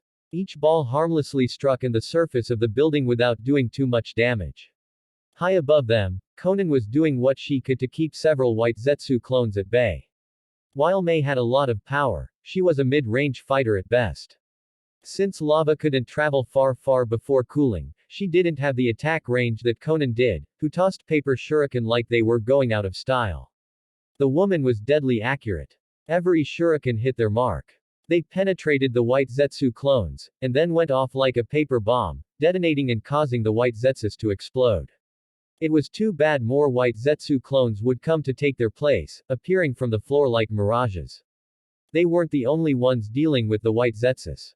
Temari, Kankuro, Ao, and Chojiro were also fighting. However, their job was to protect Jiraiya, who couldn't move from his spot. They used sword and fan and puppets and ninjutsu to do their job. While Temari and Kankuro took one side, Ao and Chojiro defended the other. It was a sound plan since they didn't know how to work as a team. While everyone else was dealing with the Zetsus, the real battle was happening several meters away, the fight of Gaara and Tsunade versus Madara. Gaara played defense, using his sand to block all of Madara's attempts to kill Tsunade. Meanwhile, Tsunade was doing her damnedest to destroy Madara with her fists. Hold still, you little turd. Tsunade roared as she tried to pound Madara's face in. It didn't do any good. Madara slipped around her attack like an eel. Oh, so scary, he cried out in a timid-sounding voice. Toby is scared. Mock me, will you? Growling like a fierce lioness, Tsunade once more attacked, this time with a powerful heel kick that shook the atmosphere. Toby dodged it. He then tried to pierce her through the heart with a kunai hidden up his sleeve. Gaara tried to stop him, but Madara chose that moment to use his time-space ability. The mass amounts of sand passed through Madara's body. This allowed him to continue his attack unabated. It was a good thing that Tsunade excelled in close combat.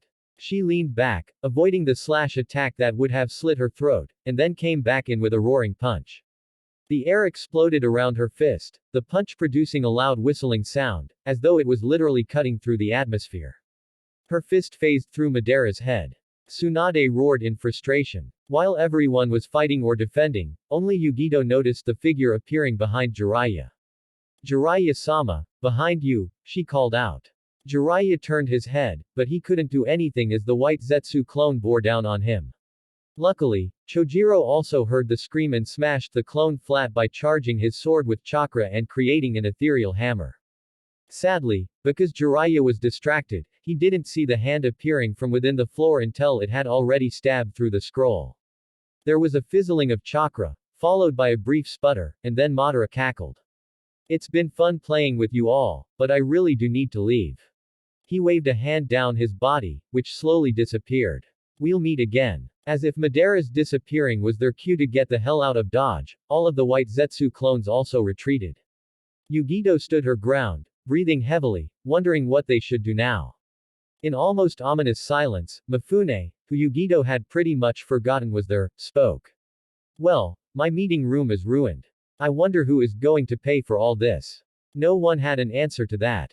Exox since Naruto couldn't deal with 3 opponents at the same time like this, he had no choice but to use Kurama's chakra. He called upon the fox's power. Energy rushed through his body, starting from his stomach and engulfing him. His entire body was then covered in a bright golden cloak with black lines running up and down his body. The fuck kind of power is this? Asked Suigetsu. Jugo didn't even ask that much. He rushed forward while screaming, die. Die. Die. Die. Wait. Jugo. Suigetsu shouted, but it was too late. Jugo was already in front of Naruto, and he looked a lot different than before. His skin had turned a grayish brown, the same color as the earth, and his eyes had become black, while his sclera were yellow. Horny protrusions jutted from his back like thorns. His hair, even spikier than before, formed the beginnings of what looked like a helmet. His brow ridges were shooting from his face, and a strange outcropping went down either ridge to frame his face. He threw a punch at Naruto, his hand becoming long and sharp like a spear. Naruto wasn't there. He had already moved. Appearing behind Jugo, Naruto created several large claws that sprouted from his back. Each one had a Rasengan on it. They hurtled toward Jugo, slamming into him, sending him skidding back, but they didn't break him. Naruto frowned when he saw that Jugo's skin was only singed. He didn't know what the hell was up with this guy's body, but he did know one thing. I'm going to need a more powerful jutsu. Jugo's not the only one you need to worry about, pal. Suigetsu shouted as he rushed at Naruto and swung the Kubikiri. Haucho. Naruto clicked his tongue, grabbed Kubikiri Haucho by the blade, pulled Suigetsu forward, and speared his hand through the white-haired ninja's chest. His hand went through with a splash. What was this? Water. Ha. Your attacks have no effect on me. Suigetsu said proudly. I can change my body to water so, annoying. Naruto molded his chakra into lightning-natured chakra and channeled it through his hand. He didn't know how much power he had put into it because he wasn't used to using this chakra cloak, but it must have been a lot. Sujitsu's screams were actually being drowned out by the electric discharge. His body lit up like a firefly. Smoke and steam poured off of his body, and Naruto soon realized that his hand no longer felt like it was in water. He stopped channeling lightning chakra. He and Suigetsu stood there. His hand was still impaled in the missing ninja's chest, but this time, it wasn't water that poured from the wound. It was blood. Crimson-red ichor that flowed from the hole, drenching Sujitsu's shirt. Naruto pulled his hand from the wet hole that he had made in Sujitsu's chest with a wet sledge. And watched as the other boy fell backwards and hit the floor with a thump. Die. Die. Die. Die. Chidori Senbon. Two shouts came at the same time, one the sound of insane laughing and the other a jutsu name. He looked behind him to see Sasuke launching a hailstorm of lightning Senbon. Then he looked in front of him, where Jugo was charging forward with maniacal glee. Naruto had already placed a Hiraishin seal on Jugo. He disappeared in the blink of an eye and reappeared in front of the large, murderous man. Since his Rasengan wasn't enough to get the job done, Naruto needed to use a more powerful jutsu. Wind or lightning. He created a Rasengan in his left hand, and then added lightning chakra. A loud crackling filled the air as Naruto's Rasengan turned a bright, pure white. Raiden. Rasengan. A loud crackling like thunder filled the air as Naruto thrust his Rasengan into Jugo's chest. Lightning chakra was a piercing chakra. It could easily stab through just about any substance, and Jugo's tough skin was no different. The thousands of spinning strings of chakra inside of the Rasengan, imbued with the piercing power of lightning, easily plunged through Jugo's chest and destroyed his heart. Jugo blinked several times. He looked down as Naruto pulled his hand back and stepped aside. Falling onto his knees, Jugo pitched forward, his body reverting back into the one he had before his transformation. A pool of blood spread out from underneath him. Naruto turned to Sasuke. It looks like you're the only one left. Were you hoping that by leading me into an ambush, you would be able to make up the difference in our abilities? Sasuke, you really haven't grown at all. Sasuke gritted his teeth. You don't know what you're talking about. I've gained power. Real power. The power to crush Konoha and avenge my clan. Wasn't that what killing Itachi was supposed to do? Naruto asked with a sigh. Shut up. You don't know anything, Naruto. Konoha is the reason my clan is gone. They're the reason Itachi became a missing ninja. I'm going to destroy Konoha to exonerate my family. Naruto could see it clearly now. He had always known that Sasuke was beyond saving, but seeing him like this, cackling like a lunatic, Naruto felt like he could truly see how broken Sasuke was. While some small part of him felt sympathy, the rest didn't care. If Sasuke was going to be this foolish, if he was going to keep pinning the blame for what happened on others, then Naruto wasn't going to let what pity he had stop him from doing his job as a Konoha ninja. I think it's time we ended this, Sasuke. Sasuke's grin was psychotic, the kind that Naruto would have expected on a serial killer. I was thinking the same thing. It looked like this was going to go down the same way it did during their first battle. A Chidori crackled to life in Sasuke's left hand. It was then encased in black fire from Amaterasu. Naruto saw this, sighed, and created a Rasengan with wind chakra in his right hand. The two charged at each other. Sasuke roared and charged forward. He was fast, Naruto would admit, probably as fast as Rock Lee when he wasn't using his gates. It was impressive. Too bad Naruto had no intention of fighting a head-on battle. Using the speed granted to him by Kurama, Naruto appeared in front of Sasuke, who thrust out his hand and plunged it into Naruto's chest. Sasuke's crow of triumph was cut short when the Naruto before him disappeared. What, Sasuke, behind you, a voice shouted. Sasuke turned around, but by then it was already too late. Naruto slammed his Rasengan into the other boy's back. His attack drilled straight through Sasuke, who couldn't do anything as the wind chakra tore his back apart. Seconds later, Sasuke went flying through the air, slammed into the ground, and tumbled across the surface. No. Sasuke. Naruto turned at the sound of the scream. A young woman with red hair was rushing toward them, tears in her eyes. She ran past Naruto and toward Sasuke, knelt down, and picked the boy up. He watched silently as she held him and rolled up her sleeves, revealing the numerous bite marks on her arm. She held the arm to Sasuke's mouth. Come on, Sasuke. You need to heal up. Sasuke. Come on. Bite me so you can feel better. Sasuke did nothing of the sort.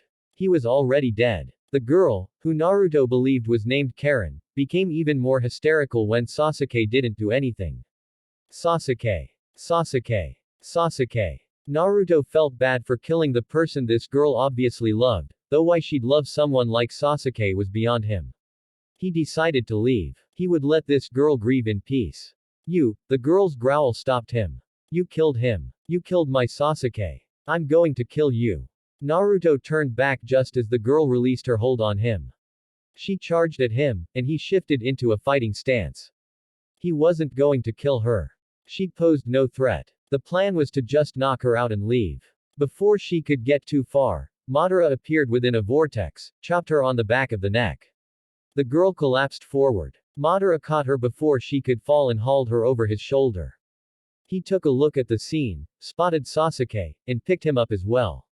It seems you have ruined even more of my plans, he said, his voice calm and collected. Naruto sensed the rage bubbling beneath the surface. If you didn't want your plans ruined, you should have never let him come after me. Naruto shrugged. True. I suppose this is my fault. Madara sighed as his body became intangible. Well, I would love to kill you for this, but I'm nearly out of chakra, so we'll leave things like this for today. While he couldn't see past that mask, Naruto was sure that Madara was glaring at him. The next time you and I meet, I'll end you. And then he was gone. Naruto stared at the spot where Madara had been standing. An eerie silence filled the clearing, broken only by the howling wind. I should be the one saying that. Naruto looked up as snow fell from the sky. Next time you and I meet, I'll be sure to end you. Chapter 31. With the conclusion of the summit meeting, Naruto parted ways with Mai and Gaara and returned home with Tsunade, Jiraiya, Yugito, Konan, Koyuki, Kakashi, and Guy. While Kakashi remained as unflappable as ever, Guy had been incredibly disappointed upon realizing that he had missed out on such an intense battle. Apparently, he and Kakashi had been attacked by White Zetsu clones as well, which had kept them from coming to the aid of everyone else. They stepped up to the gates of Konoha. As Jiraiya dealt with Izumo and Kotetsu, Naruto looked at the village. Despite having only been gone for a few days, it felt more like months. Nothing seemed to have changed about the village, nothing on the outside, at least. However, maybe it's just me, but it seems like there's more damage to the village rather than less. What happened to the repairs? Kakashi stepped up beside him, also looking at the village with a calm yet sharp gaze in his lazy eyes. He noticed Naruto looking his way and I smiled. That was some adventure, wasn't it? Yeah, Naruto agreed as Yugito, Konan, and Koyuki stepped up to stand beside him as well. It was a pretty messed up adventure. Hokage-sama, Izumo said suddenly, drawing Naruto's attention away from the village. The elders have said they would like to speak with you when you came back. Tsunade frowned, as did just about everyone else. There was something not quite right in Izumo's words. It created an ominous stirring within Naruto's chest, though he couldn't figure out why. Oh. So they want to talk to me, do they? Tsunade said, dark shadows appearing over her eyes, while a large vein throbbed on her forehead. I see. So they think they can just call me whenever they want. Did they really think they can give the Hokage orders? Ah. Katetsu looked like he wanted to say something, but he wasn't sure how to say it. Naruto thought he was probably just scared of invoking Tsunade's legendary anger. Well, whatever. Tsunade waved her hand airily as though warding off a bug. I'll go and see them now. Brat, you and everyone else should head home. You've gone through a lot, so I want you to get some rest. If it's an order from my Hokage, then I have no choice but to obey, Naruto said with a theatrical sigh. Oh, shut up, brat, Tsunade shot back, a good-natured smile on her lips. Since you all have something to be doing, I think I'm going to take a dip in the hot springs, Jiraiya said.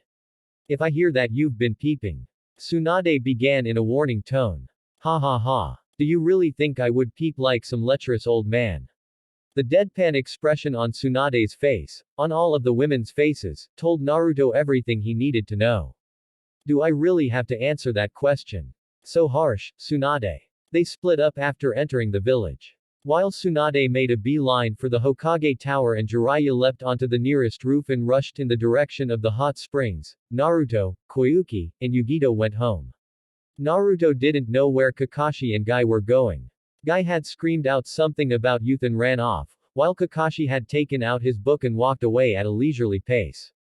They journeyed through Konoha toward the Namikaze estate, and as they did, Naruto looked more closely at the village. A sense of despair hung over everyone. The people seemed ill at ease.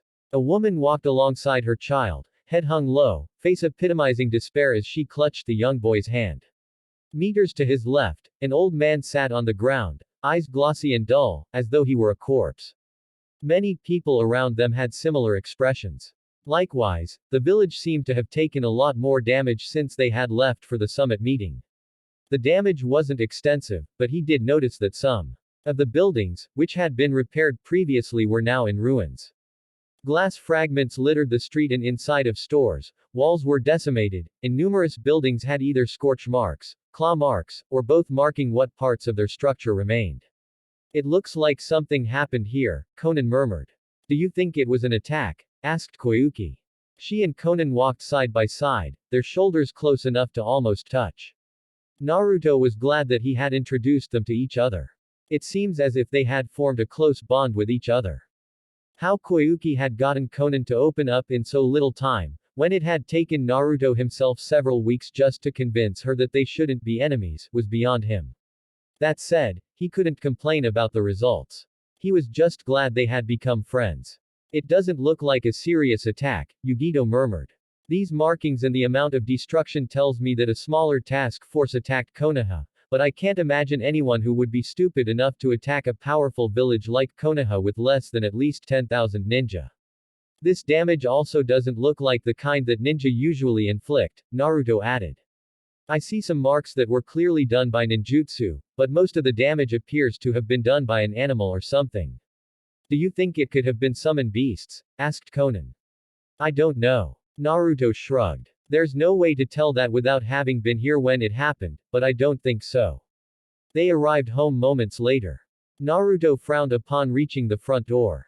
There were no signs of the seals he had placed there, but there were signs that told him someone had attempted to tamper with the seals.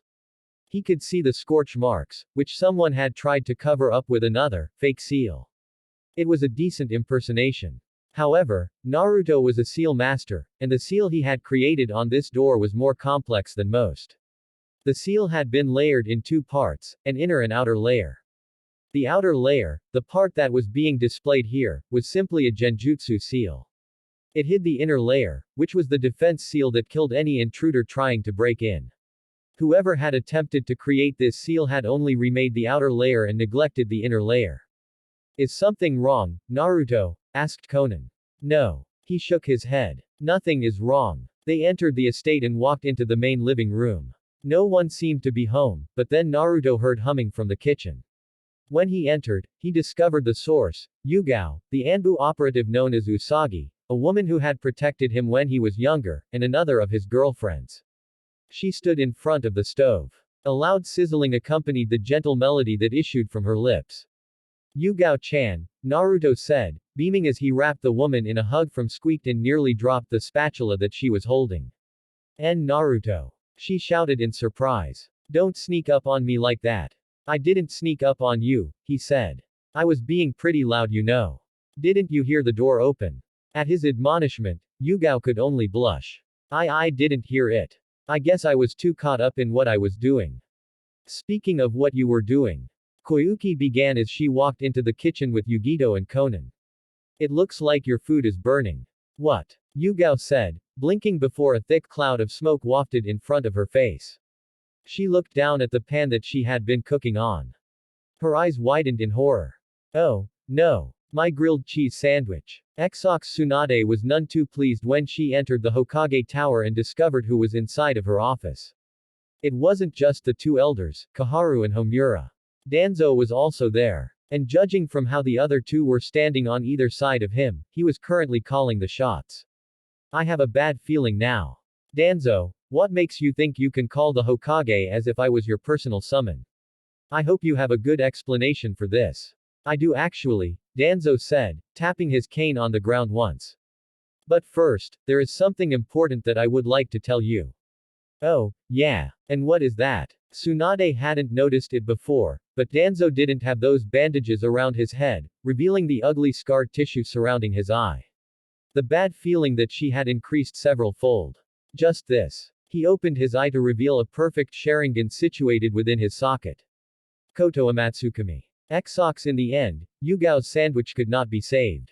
While Conan, Yugito, and Koyuki tried to console the crying woman, Naruto made them all ham sandwiches, along with several other types that he cut up into finger food and served on a platter.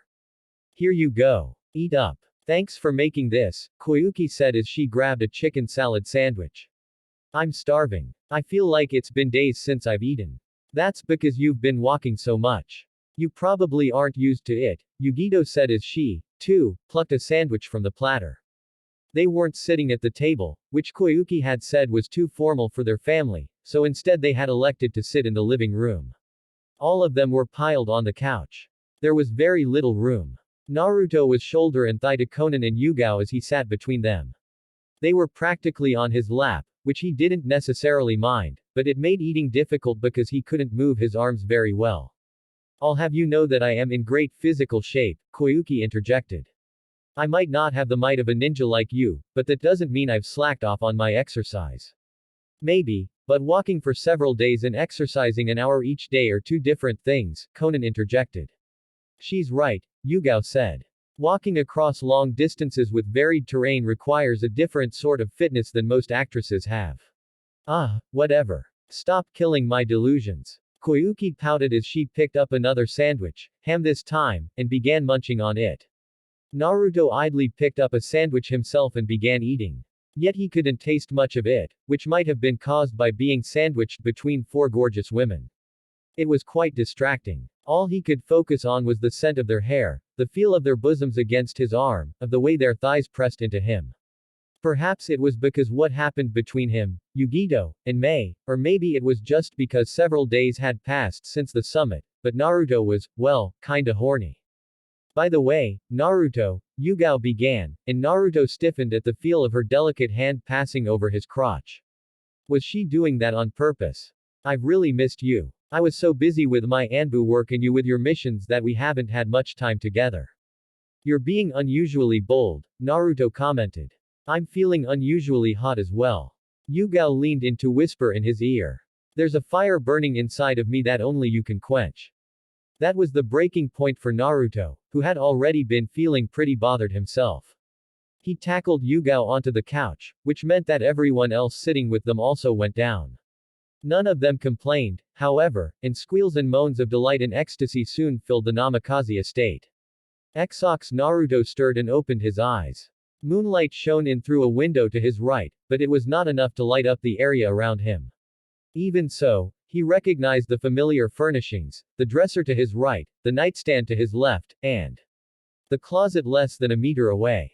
The familiar feel of the bed on his back also helped him realize where he was.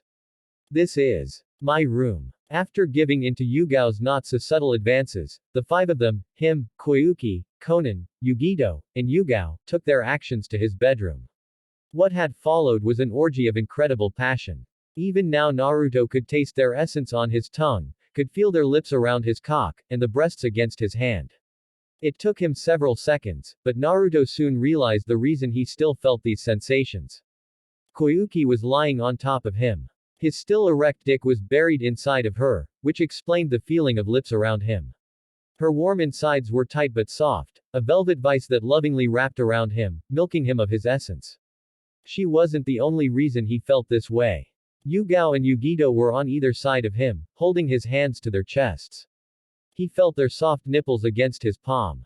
Naruto was tempted to fondle their breasts some, since this was the perfect opportunity, but he held back.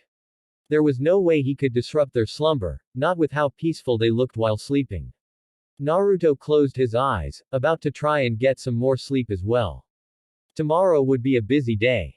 They needed to begin transporting the Kumo refugees, and he would probably be one of the people in charge of helping, since he had a closer relationship with the people of Kumo than anyone else in Konoha. Yugito would also be helping. That was just another reason to aid them. Good morning, Naruto, a voice said before he could go to sleep. Blue eyes and a smiling face swam into his vision. Koyuki Kazuhana looked at him with a sleepy, half-lidded smile that was somehow more seductive than her normal smile. Naruto would have chalked it up to his own delusional mind. However, Koyuki chose that moment to move around, which caused them both to moan with pleasure. So, this is the reason Konan likes wake up in this position. Koyuki moaned again as she shifted, causing him to slide in and out of her. I definitely like her style. I could get used to waking up like this. Yuki. Naruto mumbled. Did I wake you? Koyuki sighed as she moved again, caressing him with her inner walls. I've been awake for a while. Is something on your mind? Placing her head back on his chest, Koyuki hummed. I'm going to be leaving tomorrow. Since the meeting is over and our plans have been made, I will have to return to the land of spring and begin preparations to receive the refugees. Nodding, Naruto said, that's only natural. I'm going to miss you. Warmth suffused his heart, as did a gentle ache. It was a familiar feeling. He knew that, due to their circumstances, he and the women who had carved out a life with him and each other could not always remain together. Duty kept them apart. Everyone had accepted this, but that didn't necessarily mean they had to like it. Tomorrow, Naruto began, before you leave, why don't you and I spend some time alone? Can we really? Asked Koyuki, looking back at him, her eyes shining like a pair of snowflakes glistening in the morning sun. Yes. It'll be a date just between you and me. Koyuki didn't say anything more. She leaned up and placed a passionate kiss against his mouth. Naruto didn't stop her when she pushed her tongue into his mouth, and indeed, he pushed back, hooking his tongue with hers as she rocked her hips back and forth, sending a delicious friction through them both.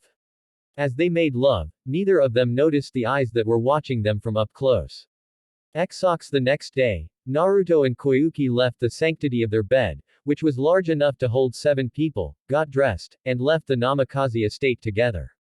This day planned to be a busy one. To that end, their plan was to eat breakfast at a nice restaurant, just the two of them, and then maybe do a small bit of shopping before they had to work.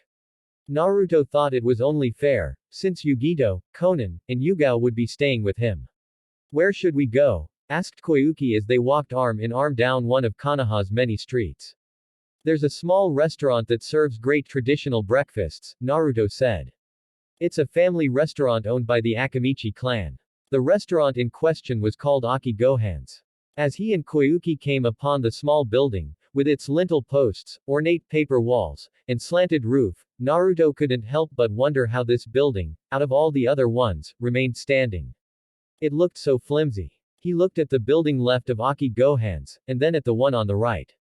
Both were not but piles of rubble. He shook his head. They entered the small restaurant and were greeted by the hostess, a slightly older woman who wore white makeup and dark red lipstick. Good morning, Namikaze-sama, Kazuhana Koyuki Dono. We're honored to have you in our humble restaurant. Thank you for the warm reception, Koyuki said with a disarming smile. Of course. Please, come right this way. The hostess gestured for them to follow her. Unlike most restaurants, Aki Gohan's was completely traditional. There were no booths, and the tables where people sat down to eat were low tables, meaning they were supposed to sit in seiza whilst eating. The table that he and Koyuki were shown to was a small one located in the restaurant's center. There were only a few other people present, and everyone stared as they sat down. Naruto assumed that was the purpose of putting them here. They wanted to present him and Koyuki, a well-known actress daimyo and the Namikaze clan head, as if to say that two people of high standing ate at their restaurant. There were only a few other people aside from them. A small family of four, two older gentlemen, and a young woman wearing a Konoha headband. After the shock of seeing him and Koyuki eating in such a casual restaurant wore off, the people returned to their meals, though the two children belonging to the family continued staring. Please wait here for one moment, the woman said. Our waiter will come to take your orders. Thank you, Naruto said. Take your time, Koyuki added. We're in no hurry. Just then, a chime sounded, and three people wearing brown cloaks entered the restaurant.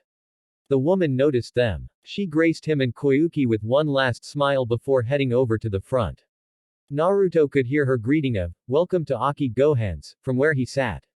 It's going to be tough, Koyuki said suddenly. When he looked at her, she elucidated her words by saying, being away from you, I mean. I've become so used to having you constantly by my side these past few weeks that not seeing you every day will be hard. The people in large brown cloaks walked past their table. Naruto frowned at them, but he put the trio out of his mind and took Koyuki's hands within his own. I don't really like it either, but you know, so long as you carry my kunai, you can call me to your side anytime. He paused. A wry smile appeared on his lips. Unless I'm otherwise preoccupied with something else. Also, do you remember how to use your chakra? Yes. Koyuki nodded. I remember everything you taught me. Good. In the event that you are in danger, be sure to apply chakra to that seal on the bottom of the kunai's handle. I know. A waiter came to take their orders. Meals at Aki Gohan's were specialized. There was only one real meal, a traditional breakfast with white rice, miso soup, and fermented soy beans. Customers were allowed to choose their main dish, which could either be grilled fish, rolled omelet, chicken, or tofu. While Naruto chose the grilled fish, Koyuki chose the tofu. I'll be back with your order shortly, the waiter said before wandering off to take more orders. Naruto and Koyuki allowed themselves to relax. They spoke of inconsequential issues such as what movie Koyuki was working on, gossip about her fellow actors and actresses, and what kind of seals Naruto was making. It was pleasant, being able to talk about such simple matters.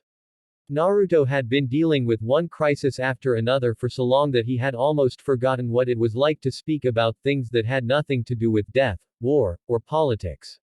He wished they could have stayed like this forever. Sadly, the world waited for no one. Their meals came several minutes later, and he and Koyuki ate in relative silence. They left soon after, as did the trio in cloaked individuals who had gotten their food only a short while after he and Koyuki had. We have a little bit of time left, Koyuki said. What should we do? Naruto thought about it for a moment. They could go shopping, but that seemed so cliched.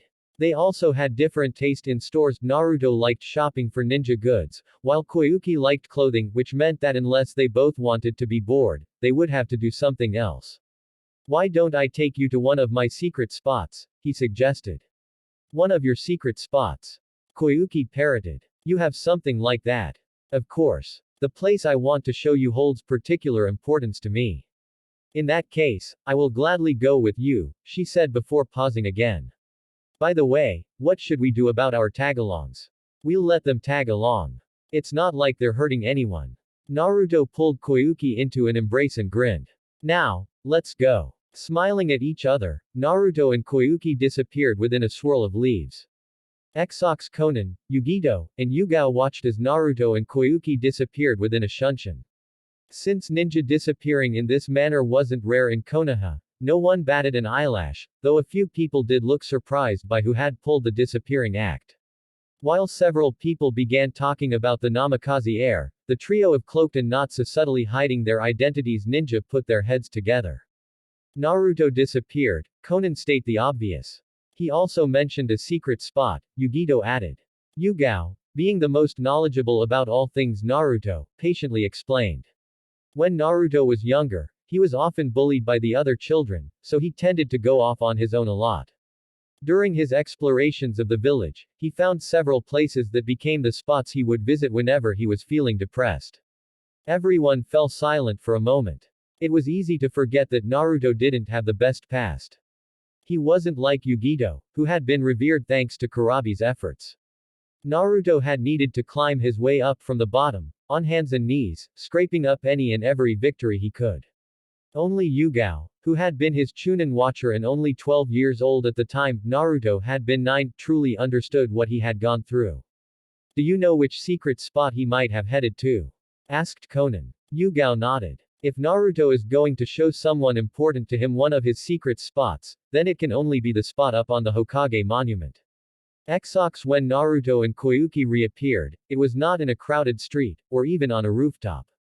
Their feet touched upon heavy granite. Beside them were several spiky protrusions that stuck up from the rock. They were long and smooth, these spikes, which meant they weren't natural, but rather, man-made. As Koyuki looked around, Naruto took her hand and tugged it to show her the view.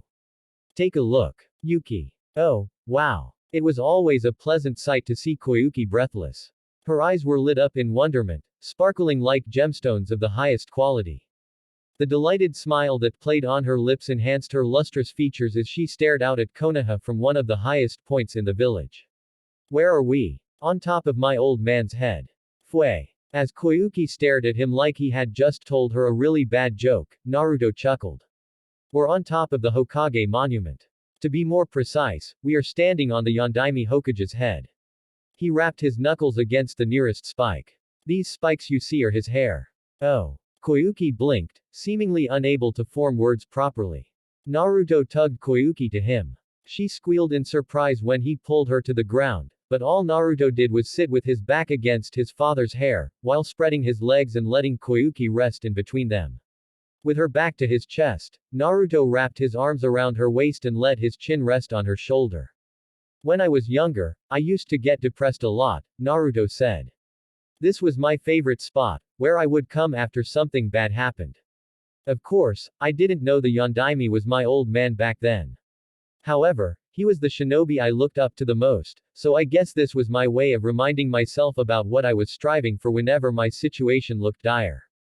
I see. Koyuki leaned back, relaxing into his embrace. I never really knew much about your past, though you've shared a bit of it with me before. Hey, it looks like I learned something interesting about my fiancé again. By the way. Yes, I know. Naruto sighed before, in a louder voice, shouting, are you three going to stand over there in the bushes all day? Get over here and sit down. A moment of silence was followed by a soft rustling, which was followed once again by 3 familiar figures in brown cloaks walking out of the bushes. All 3 of them were covered in twigs and leaves. They wore hoods that hid their faces, but even so, it was impossible to not know who they were. Do you 3 like spying so much that you had to follow us like that? Asked Naruto. How did you know we were following you? Asked the woman on the left as she pulled her hood down, revealing the long blonde hair of Yugito. Please, Koyuki said, you 3 were way too conspicuous. Brown cloaks with hoods. Maybe if it was just 1 or 2 people, but when all 3 of you appeared, Naruto and I had already guessed who you were. The other 2 hoods were pulled back. Yugito, Yugao, and Conan all blushed at being seen through so easily. It was almost sad, really. They were ninja, so they technically should have specialized in stealth. Then again, it wasn't like they were trying all that hard not to be spotted. Chuckling, Naruto patted the spot beside him. Since you 3 are here, why don't you join us? We have at least an hour before everyone needs to get back to their duties. The 3 kunoichi didn't even hesitate, and Naruto, suddenly trapped in the middle of 4 beautiful women, wondered if this sort of position made him a Naruto sandwich. Probably. But he couldn't complain. Xox, it was time. The refugees were being boarded onto the zeppelins that would take them to one of three destinations: sand, mist, or spring. They were being loaded based on their preferences. Since they were being forced to move yet again, Naruto had come up with the idea that they should be allowed to choose where they wanted to live. Samui and Yugito were overseeing the boarding process. So, you're leaving too, Conan? Yes. I figured I could be more useful by becoming Koyuki's bodyguard than staying here. Naruto stood with Koyuki and Conan, who faced him side by side. It had been a surprise when Conan told them that she wanted to go with Koyuki. At the same time, Naruto couldn't fault the logic. Out of all of them, Koyuki was by far the weakest link. As the only one with no ninja training, she was the most vulnerable, and though she had an entire army at her beck and call, they wouldn't be able to win against an S-ranked ninja. It'll be nice to have a woman as my bodyguard. Koyuki, with a coy smile on her face, wrapped her arms around Conan's left arm. Plus, since it's Conan, it means I get to have someone with me 24/7. Yes, I suppose that's true, Naruto agreed, though he was sure a part of the reason Koyuki wanted Conan with her was so she could have someone to sleep with. She was rather cuddly. We're going to miss you, Conan said. And I'll miss both of you. Since it would be a while since they saw each other again, Naruto made sure that the kisses he gave Koyuki and Conan were longer than normal. Sadly, his kiss with Koyuki was interrupted when the daimyo to the land of spring pinched his butt. He glared at her, but all she did was smile and wave before she and Conan boarded the zeppelin. Yugito walked up to Naruto as the zeppelin ascended. It, along with the other four currently docked in Konoha, ascended into the sky and began moving through the air. He and his fellow Jinchuriki watched side by side as the zeppelins became smaller and smaller, until they were nothing more than tiny dots in the distance. It looks like things will settle down now that Conan and Koyuki aren't here, Yugito said. Yeah, Naruto said, reaching out and grabbing Yugito's hand. It's just you, me, and Yugao now. It was going to be strange not having Koyuki and Conan around anymore. They had been such an intricate part of his life for the past few weeks, and now that they were gone, it felt like a small hole had opened inside of him. Of course, it wasn't painful. They would see each other again. However, he was going to miss them. At least there's one good thing to come from all this. Naruto turned to look at Yugito. What's that? Grinning like a cat that had finally caught a canary, Yugito said, with only Yugao and I here, it means I can have you all to myself whenever Yugao is on a mission. As always, Yugito's logic was infallible. Xox, because of her position as the leader of the Kumo refugees in Konoha, Yugito needed to stay with her people. Lodgings had been set up for her. They were temporary. Just like how Konoha planned to build housing units inside of the village for Kumo's displaced people, Yugito would eventually move in with him once everyone was fully integrated. For now, however, it was just him and Yugao. It's been a long time since it was just the two of us, hasn't it? Asked Yugao from where she sat at the dining room table. She wasn't in her Anbu armor. Instead, she wore a pair of lacy red panties and one of his orange t-shirts.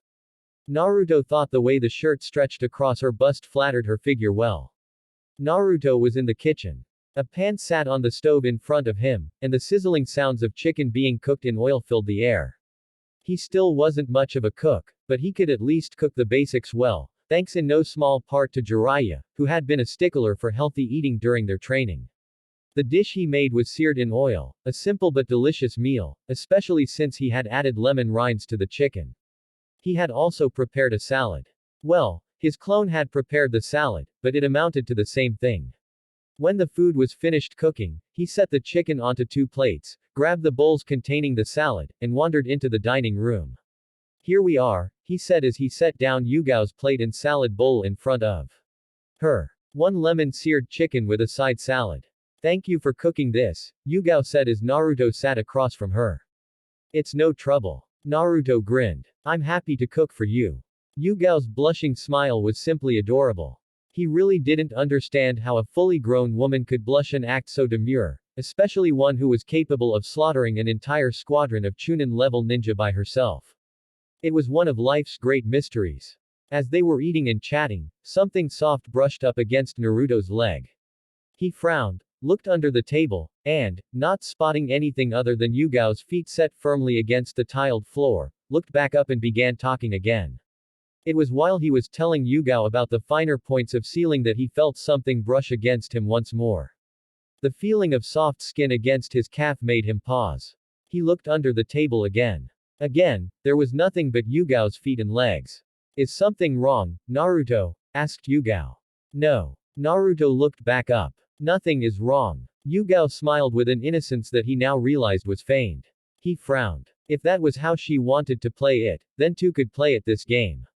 Channeling chakra to the soles of his feet, Naruto felt the vibrations running through the ground. He was aware of when Yugao lifted her foot.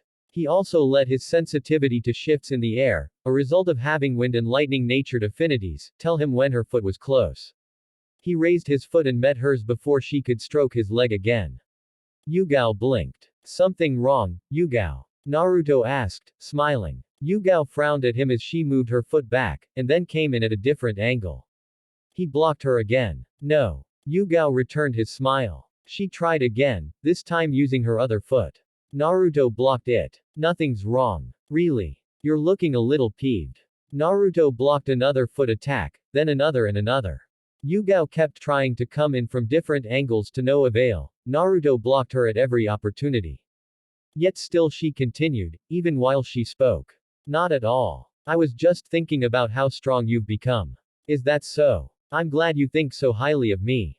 He and Yugao kept up their war underneath the table, competitive grins spreading across their faces.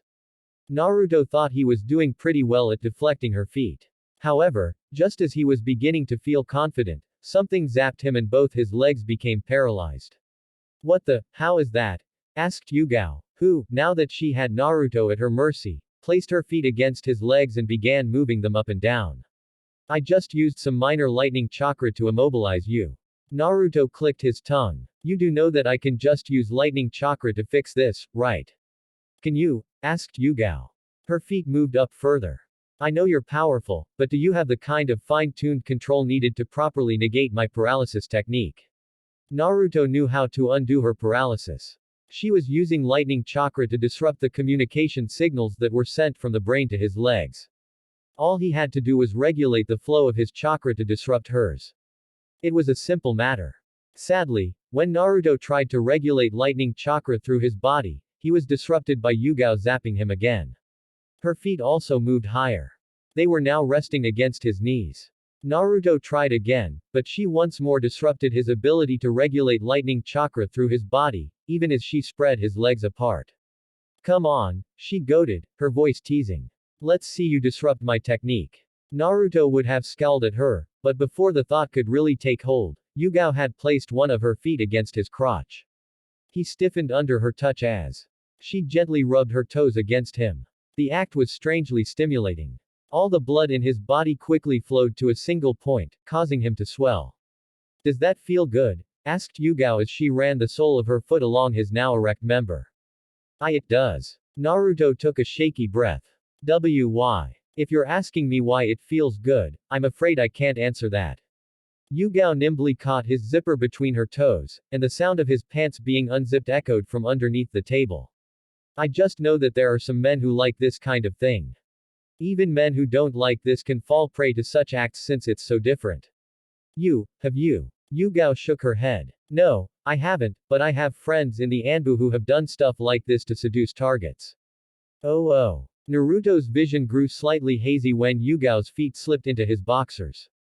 Her warm soles pressed against his engorged member felt oddly arousing, and he groaned when she ran her feet from the bottom all the way to the tip, which she then rubbing with her toes. It seems this works better on you than it does other people, Yugao commented. That's not. Naruto paused as cold air hit his crotch before it was engulfed by warmth. It's just because you're the one doing it. So, you're saying I'm special? Yugao asked for clarification as she stimulated him with both of her feet, rubbing them up and down his entire length. Naruto nodded. He couldn't say anything more than that, as the sensation from her warm feet running along his erection had driven out his ability to speak. Her actions sent shivers through his groin. He was tempted to buck his hips against her feet to increase this feeling. Every second that passed made his mind feel even more hazy, made his body feel even hotter. With one final groan, Naruto slumped against the table as he released everything he had onto Yugao's feet. That was oddly satisfying, Yugao murmured as she retracted her feet. I've never done that before, but I've wanted to try it out. Recovering from her strangely erotic actions, Naruto looked up and grinned. I'm glad I could help, but now that you've done this, I believe that means it's my turn to return the favor. Yugao didn't get a chance to inquire about his meaning before he slipped underneath the table. He could see that he had really unloaded a lot on Yugao. Her feet and ankles were covered in a white, sticky substance. Naruto ignored that for a moment as he crawled over to Yugao, placed his hands on her legs, and slowly spread her thighs apart. The first thing Naruto did was place a kiss on Yugao's knee.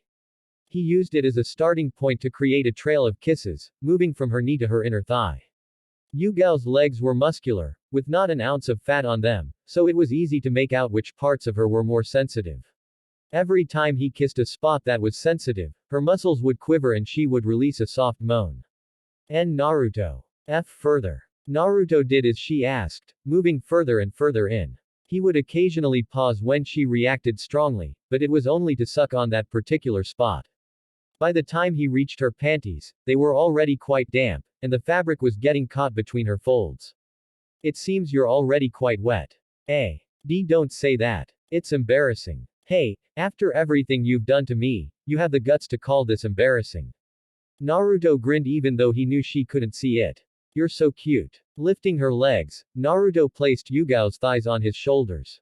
This allowed him to pull her forward. He then leaned in, taking in Yugao's scent before he placed his mouth over her panty-covered crotch.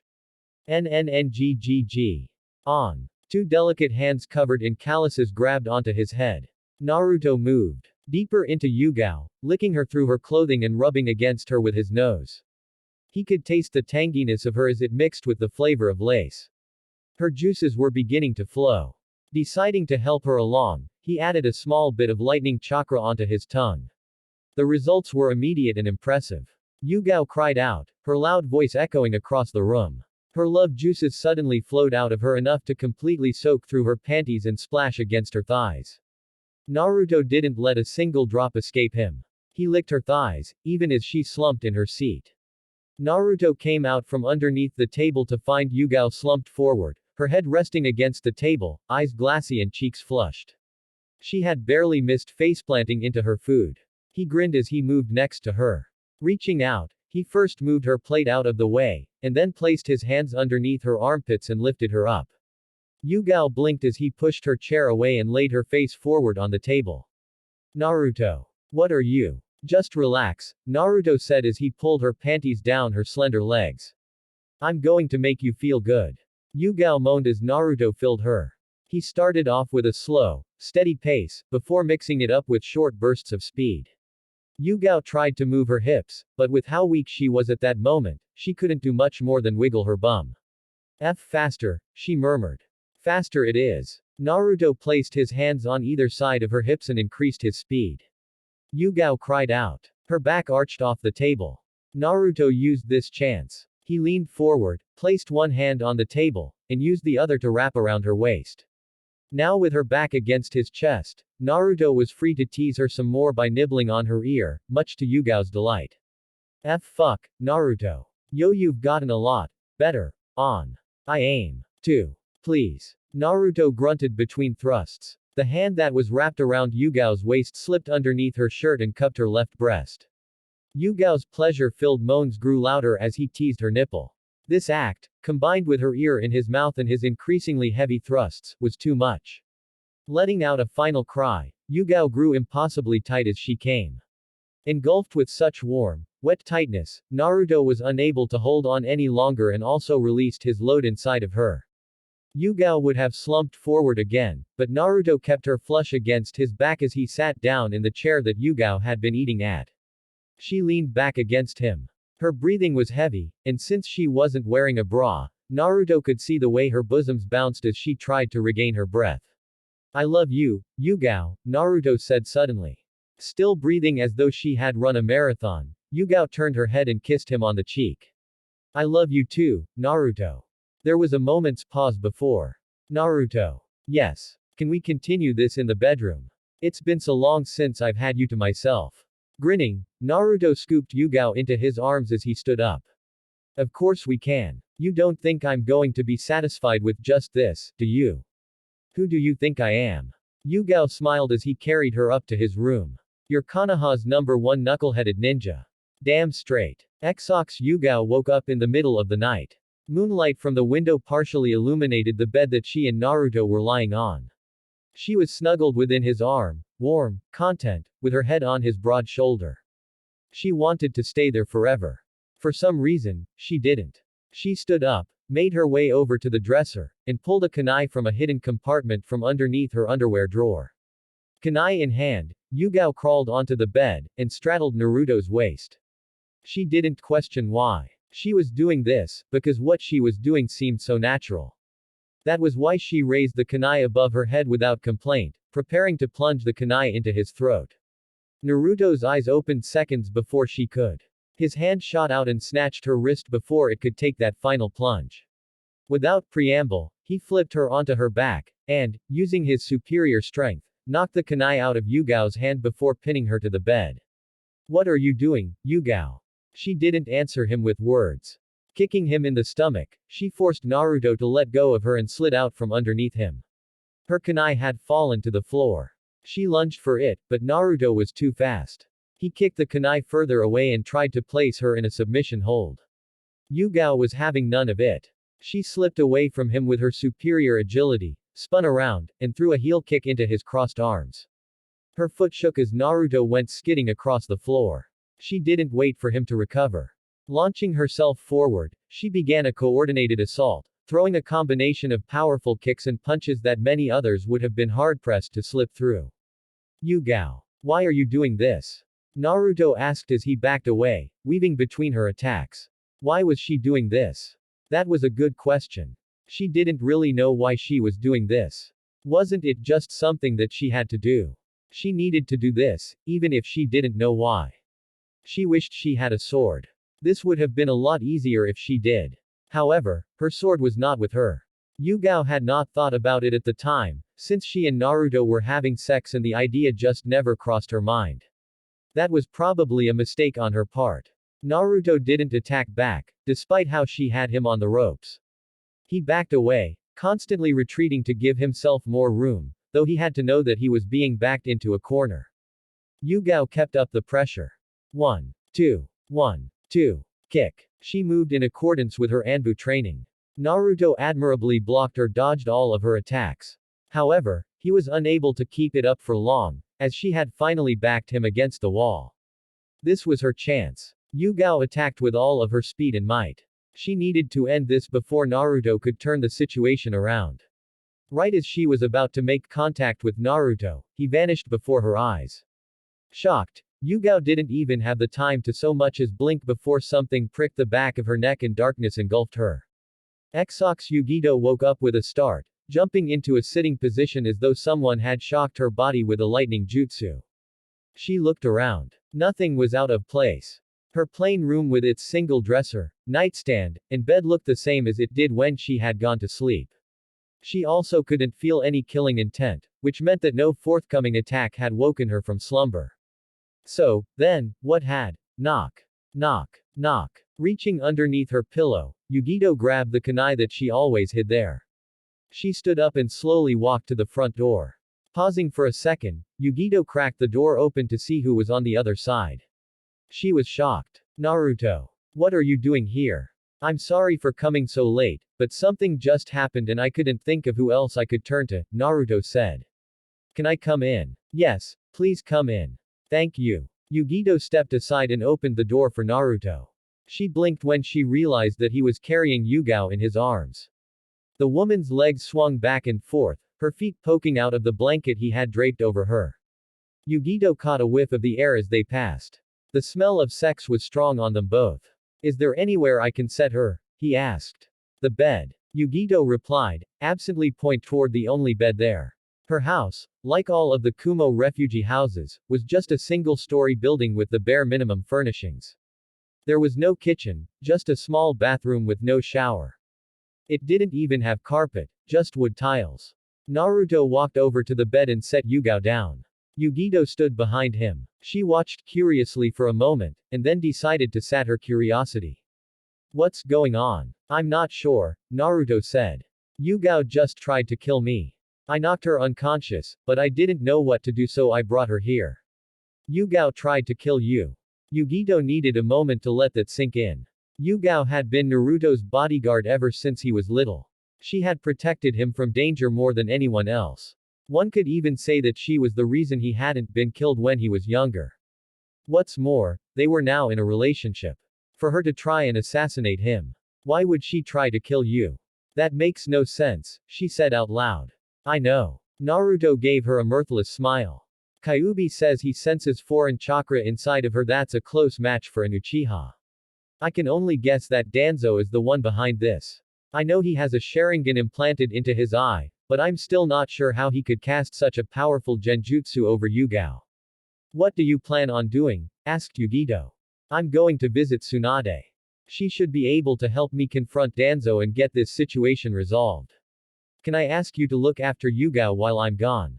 Yugito didn't even need to think twice. Of course. Yugao is a friend and part of our family. You can count on me.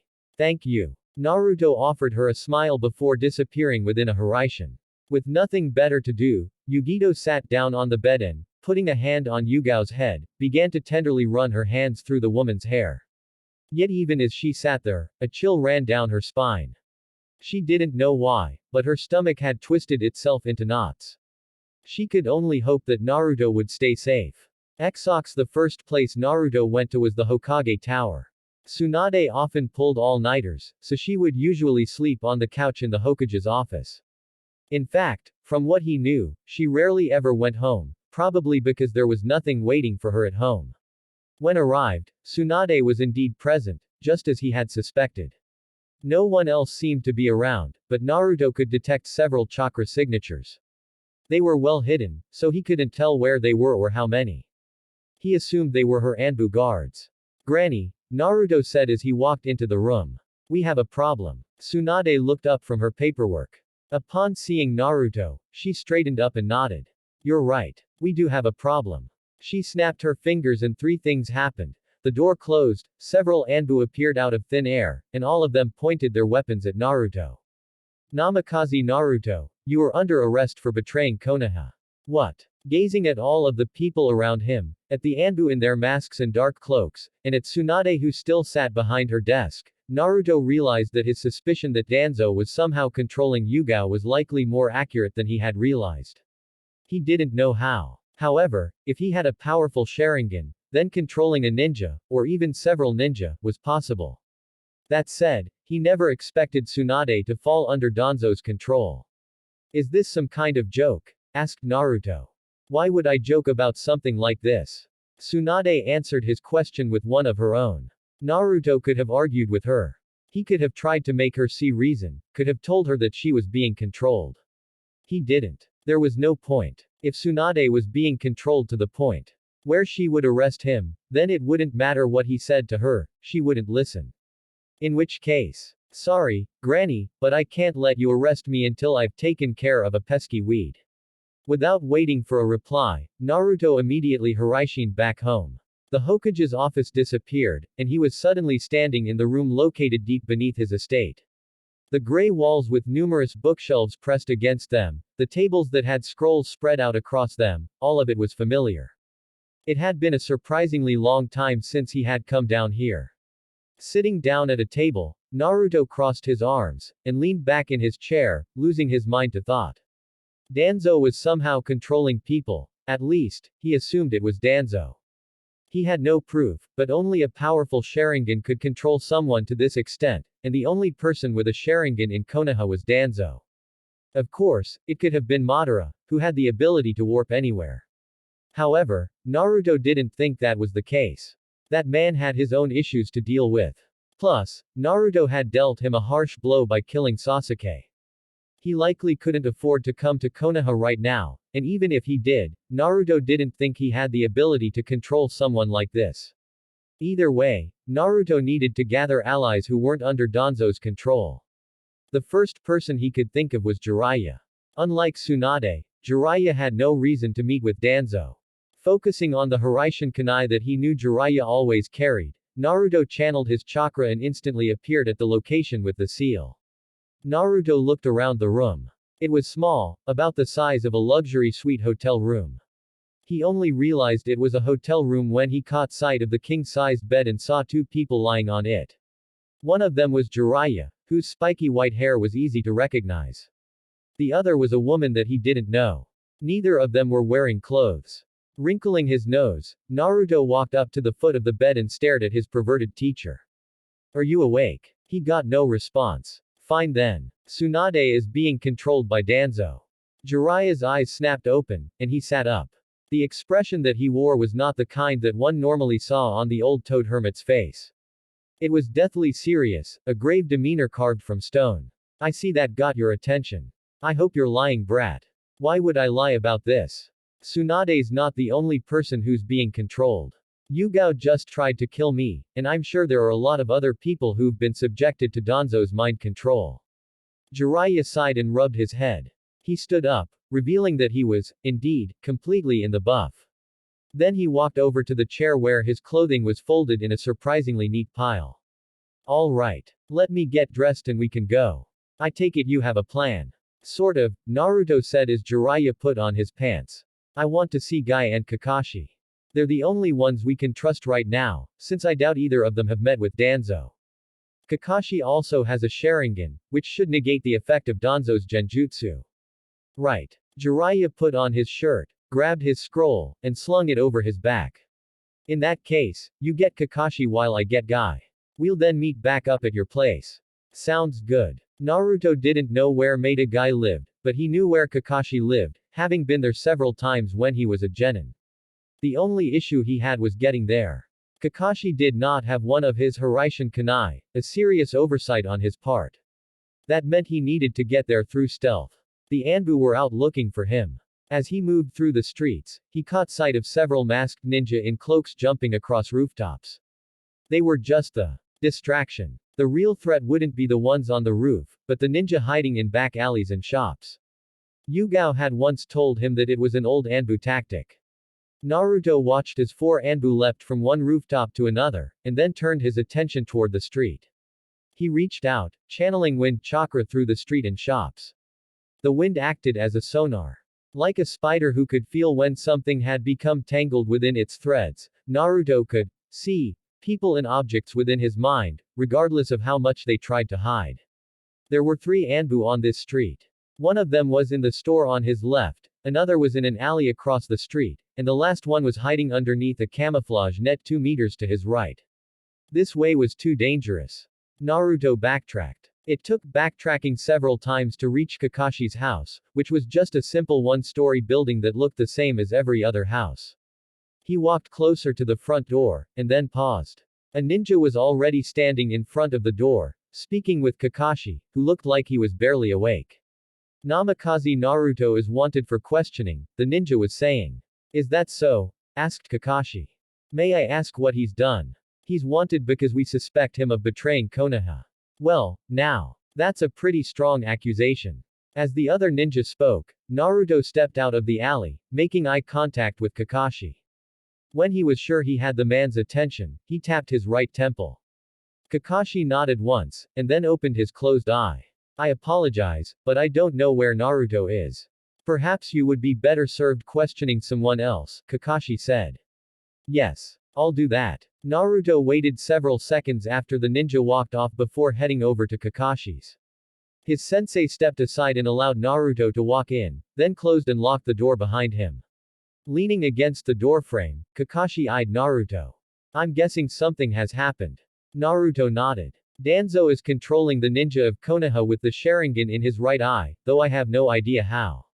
He's even managed to place Tsunade and Yugao under his control. I can see how that would be a problem, Kakashi said, closing his eyes. Have you already spoken with Jiraiya? Yes. He's going to pick up Maida Guy. We're meeting back at my place.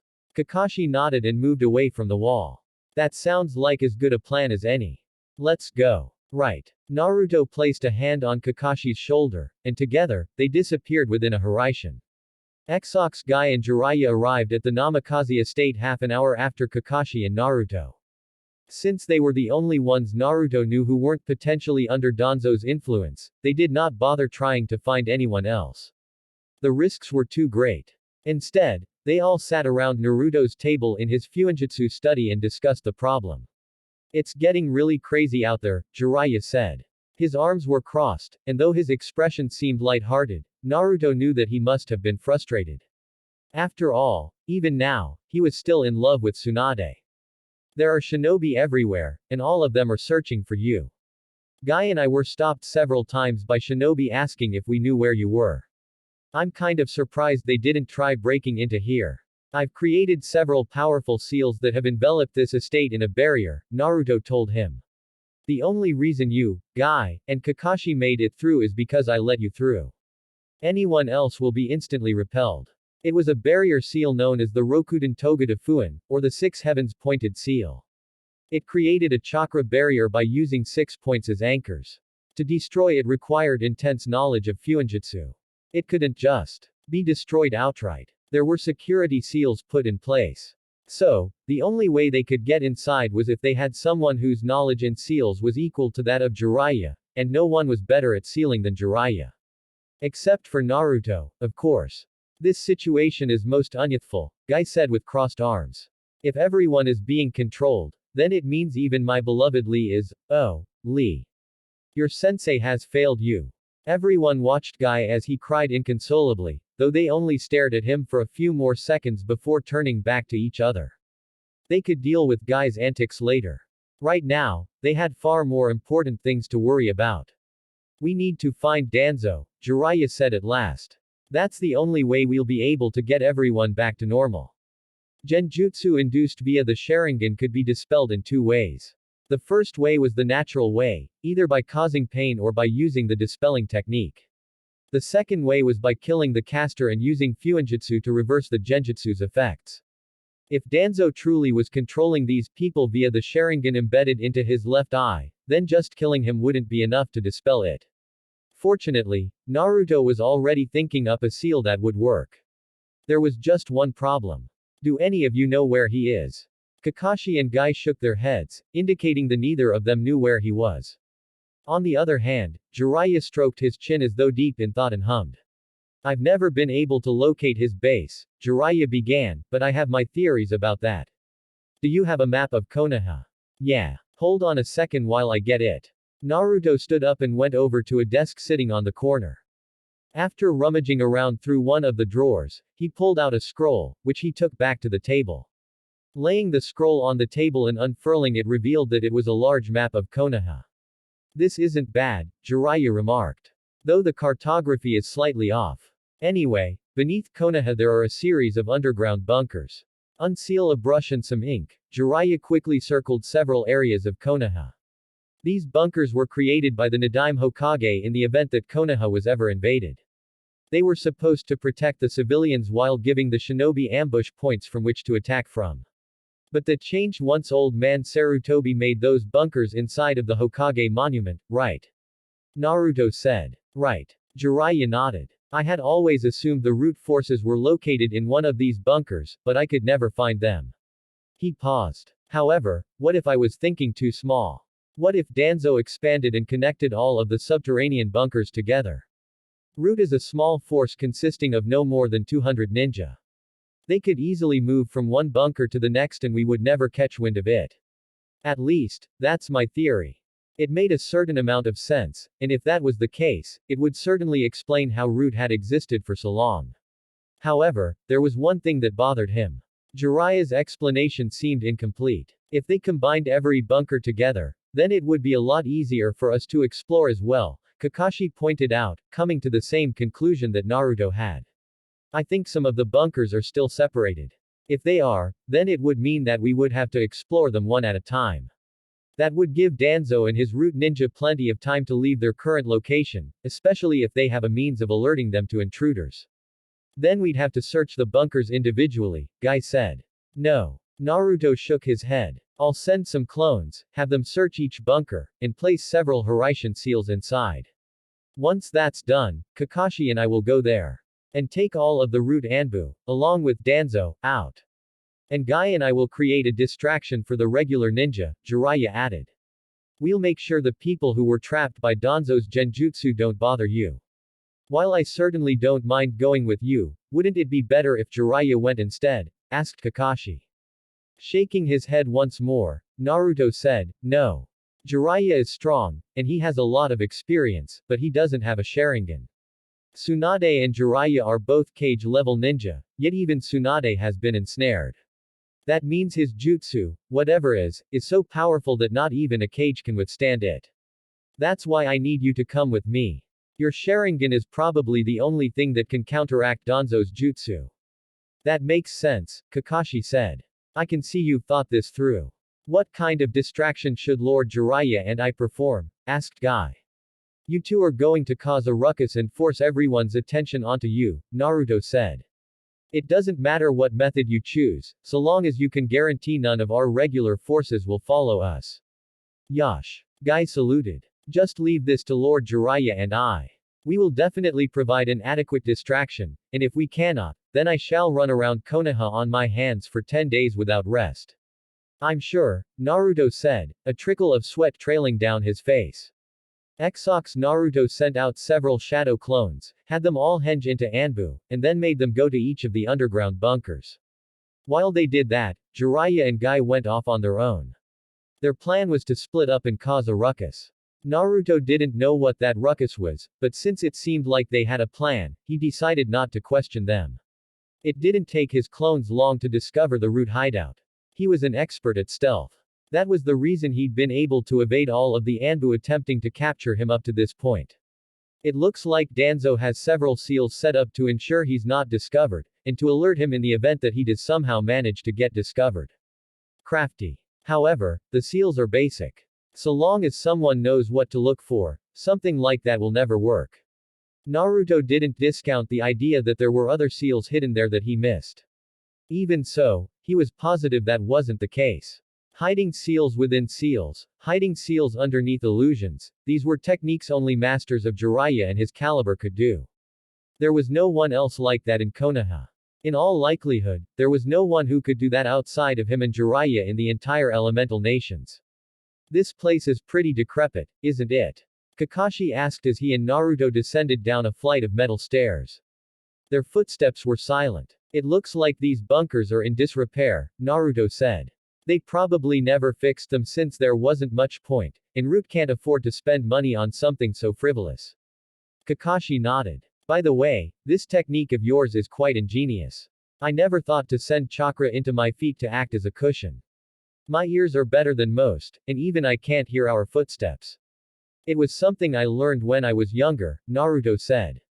How do you think I kept evading Chunin and Jonin after my pranks for all these years? Good point. They reached the bottom and looked around. Naruto sent chakra into his eyes, enhancing his ability to see in the dark. The room they stood in was pretty large, with towering pillars disappearing into the ceiling, and several passages that were too dark for even him to see through. Their footsteps remained soft, unheard as they slowly walked toward one of the passages. There was no more talking after this point. Not only would words be useless, but they might be heard. Naruto and Kakashi moved along the walls. Since he had better eyesight than Kakashi, along with the ability to spot seals, he was in the lead. Meanwhile, Kakashi, with the better sense of smell, stuck close behind him. As they continued on, a small pit sank into his stomach. He couldn't explain why, but he felt like they were being led into a trap. It was probably paranoia. Danzo was a cunning old fox, yet even so, Naruto didn't believe he could have predicted that they would go straight for his jugular. Then again, I can't leave out that possibility. Kakashi, Naruto whispered. Could you please stick to the shadows from here on out? I'll bring all of their attention onto me. If something happens, I'd like you to attack while remaining hidden. All right. Good luck. Naruto felt Kakashi's presence disappear behind him. A shiver ran down his back. He had never thought about it before, but Kakashi was the ninja who had become an Jonin-level Anbu at the age of 9. This talent, which he had cultivated through years of hard-earned experience, was something that Naruto still lacked. He took a deep breath. Now wasn't the time to think about that. Knowing that route probably had at least one sensor, Naruto knew that he would need to act quickly. Once his presence was known, there was a chance Danzo would try to escape. He couldn't let that happen. Activating the seal on his stomach, Naruto felt Kurama's chakra rush through him like an electric current, fueling his own power and covering him in a magnificent golden aura. Naruto still wasn't used to this power, which he had acquired after defeating Kurama in single combat, but it was the best ability to accomplish his goals. He didn't waste a second after that. He burst into a sprint that caused everything to blur past him. He was like a streak of lightning darting between clouds. Several root ninja appeared out of hidden lateral passages, but Naruto didn't waste time with them. He cut them down like wheat before a scythe. His wind blades sliced through their flesh before they even had time to register what had happened. With his chakra cloak activated, Naruto could sense the negative intent of others. There was a lot of killing intent all around him, which meant that root really had been waiting for him. That was fine. Naruto blew past everyone, traveling deeper and deeper, to the place where he felt only a few presences. Danzo would be there. He's moving. I know that. He'll get away if you don't hurry up. Shut up and let me concentrate. Annoyed at Kurama for his big-ass mouth or not, Naruto knew that the fox was right. If he didn't reach Danzo soon, the man would probably escape, which meant he couldn't afford to move in a linear path. He needed to think outside of the box. If Danzo is below me, then all I need to do is go down. Here we go. Grinning, Naruto formed a Rasengan in his left hand, added wind chakra, and then slammed his hand into the ground. Futten. Rasengan. Motherfucker. The ground beneath him exploded into 1,000 shards, and Namikaze Naruto dropped like a boulder tossed into a lake. Exox Jiraiya split off from Guy, who said that he was going to cause a ruckus and keep the regular ninja off Naruto's back. He didn't know what Guy had planned. Knowing the eccentric Junin as he did, it was either going to be brilliantly stupid or just plain brilliant. In either event, since Guy was dealing with the rank and file, Jiraiya had decided to go after the big guns. In other words, he was going after Tsunade. Upon reaching the Hokage Tower, Jiraiya scaled the walls with chakra. The window was already open despite how chilly it was outside. He had no trouble hopping onto the windowsill and peering into the room. It didn't take long to find Tsunade. She was lying face down on the couch, several bottles of sake scattered around her. One of her legs had fallen off the couch along with an arm, but the other leg was resting against the armrest. Jiraiya couldn't see her face. All he saw outside of her legs was her plump ass. Her ass is just as amazing as I remembered. On any other occasion, Jiraiya would have used this moment to pretend like he was going to sneak a peek. He didn't do that. Instead, he climbed down from the windowsill and walked over to Tsunade. Cute little snores issued from her lips. Her face was turned away from the headrest, so he could see her closed eyes, small nose, and pink lips. Flushed cheeks let him know that she was drunk. Not that he needed confirmation, given the amount of sake bottles scattered around the floor. Crouching down, Jiraiya reached out and placed his hand on Tsunade's head. He ran his fingers through her hair, and said, "Hey, Tsunade. You awake?" Tsunade groaned. Stirring, she opened her eyes and fluttered them several times. Jiraiya. What are you? I came to check up on you. It looks like you've gotten yourself drunk while on the job, Jiraiya teased. What kind of example are you trying to set for your ninja? Oh, shut up, Jiraiya, Tsunade said with a groan as she sat up. She held a hand to her head and closed her eyes as though trying to block off a migraine. So, what did you want? Come here to make fun of my drinking habits. You know I'd never do that, Jiraiya said. The grin he wore soon left, replaced by a somber expression. Is it true that you've placed a warrant out for Naruto's arrest? That's right. Tsunade glanced at him out of the corner of her eye. I know that he's your pupil, but Naruto has betrayed Konoha. My hands are tied. What has he done? Tsunade sighed as though exhausted and said, while all of us were at the summit, the inmates at Konoha's correctional facility escaped and attacked the village. We've learned from eyewitness accounts that the people attacking were able to transform into strange beasts. I studied one of the cadavers, Jiraiya. The transformation is created using a variation of the Ten no Juin. The Ten no Juin was the cursed seal created by Orochimaru. It wasn't a complex seal. In fact, recreating the seal was very easy. Only the fact that activating the seal required injecting a unique form of nature chakra found only in certain humans made it impossible to entirely recreate. That said, creating a variation that didn't rely on the unique chakra was certainly possible. Everything now made sense to Jiraiya. Tsunade had been fooled into thinking that Naruto was the person who created this seal, which also meant she believed that Naruto was the person responsible for helping the prisoners break out. Of course, the genjutsu that she had been placed under made it impossible for her to believe otherwise. Thanks to that, it was doubtful that she even questioned her own actions right now. We suspect that Naruto has been planning this for some time, Tsunade continued. Even for a skilled seal master like him, creating this seal couldn't have been easy. He had probably been planning to use the prisoners in an attempt to take over Konoha, or maybe even destroy it, while we were all at the summit. Do you really believe that, Tsunade? I don't want to believe it, but what other choice do I have? There's too much evidence against him for me to believe otherwise. Jiraiya nearly bit his lip. This was definitely the result of a genjutsu, and a powerful one at that. Tsunade had always expressed her belief in Naruto. She would always say that he was the kind of person you couldn't help but want to believe in. For Jiraiya, this meant that even if there was evidence against Naruto, strong evidence that could hardly be refuted, Tsunade would never believe it even if Naruto confessed to her. Right now all she had was conjecture. Even so, she still believed that Naruto was responsible for the prison break. Just as he was about to probe her for information, a powerful explosion rocked the whole of Konoha. Following this, a massive shockwave of power rippled through the village. While it was different from back then, Jiraiya easily recognized this chakra signature. That's the Kyuubi. Tsunade stood up. She went over to her desk, grabbed her cloak, and put it on. Sorry, Jiraiya. I'd love to talk more, but it looks like I need to subdue Naruto. But Jiraiya wouldn't have that. He appeared before Tsunade, blocking her way. I'm sorry, Tsunade, but the only way you're getting to Naruto is if you go through me. You would stand in my way. Tsunade asked through narrowed eyes. I would when you're not thinking straight, Jiraiya answered. Tsunade grimaced, as though experienced discomfort, but then she shifted into a stance and hardened her face. I don't want to hurt you, Jiraiya. However, if you don't move out of the way, I'm going to force you out of the way. Realizing that words alone would not get through to her, Jiraiya also set himself in a fighting stance. Then come and force me out of the way, because I'm not letting you get past me when you're in this state. Gritting her teeth, Tsunade's face hardened into that of granite. She peeled her lips back, revealing grit teeth, as though frustrated by Jiraiya's sudden and incomprehensible actions. Fine. Tsunade threw a punch at him that literally caused the air to explode in front of his face. His hair was blown back by a fierce gust of wind. Jiraiya knew better than to let her hit him. He was strong, but physically, she was much stronger.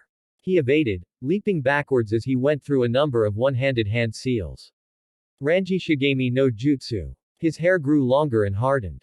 It whipped around his head as though it had a mind of its own and traveled straight for Tsunade, who didn't even bother to dodge. She reared her fist back and punched it, tried to punch it. The hair avoided her attack and wrapped around her arm.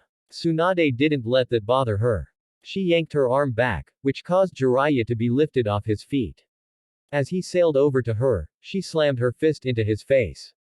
He disappeared and a log replaced him. Do you really think something like a simple replacement will work on me, Jiraiya? Tsunade asked as she turned around and threw another punch. She didn't hit anything. However, the air in front of her exploded with power. Like an extension of her fist, a fierce bullet of compressed air struck the wall. Jiraiya, who had been hiding there, was forced to move out of the way. You're going to make the Hokage Tower collapse if you keep fighting like that, Jiraiya commented. The only thing that's going to collapse here is you, Tsunade said before she attacked him again. Jiraiya did his best to dodge, but it was difficult. Tsunade's punches rent the air. Her kicks had enough power that a single tap could demolish a person's face. It took everything he had to stay ahead of the game. I hope you hurry up and defeat Danzo soon, Jiraiya thought with gritted teeth. I'm not sure how long I can keep this up. Exox Danzo grimaced as he moved swiftly down the hall, as swiftly as he could, at any rate. He should have known that using Koto Amatsukami so much was a bad idea. It was a technique that could only be used once a day, and it took a lot of chakra. He had used it twice in the past week, once to control several dozen Junin and clan heads, and then recently to put Tsunade under his control. The first one had pushed him to the brink, but casting it on Tsunade had essentially depleted his reserves and forced him to rest. Now he was beginning to regret that. Explosions rang out from above, the ceiling overhead cracked, and dirt rained down on his head. A massive source of chakra was above him. The Kyuubi. Even if the malevolence was gone, Danzo would recognize that chakra source anywhere. Naruto was coming for him. I don't think he'll be able to escape in time. Reaching into his kimono, Danzo pulled out a box of chakra pills and ate several. His reserves were already about half full, so the pills boosted them back to normal.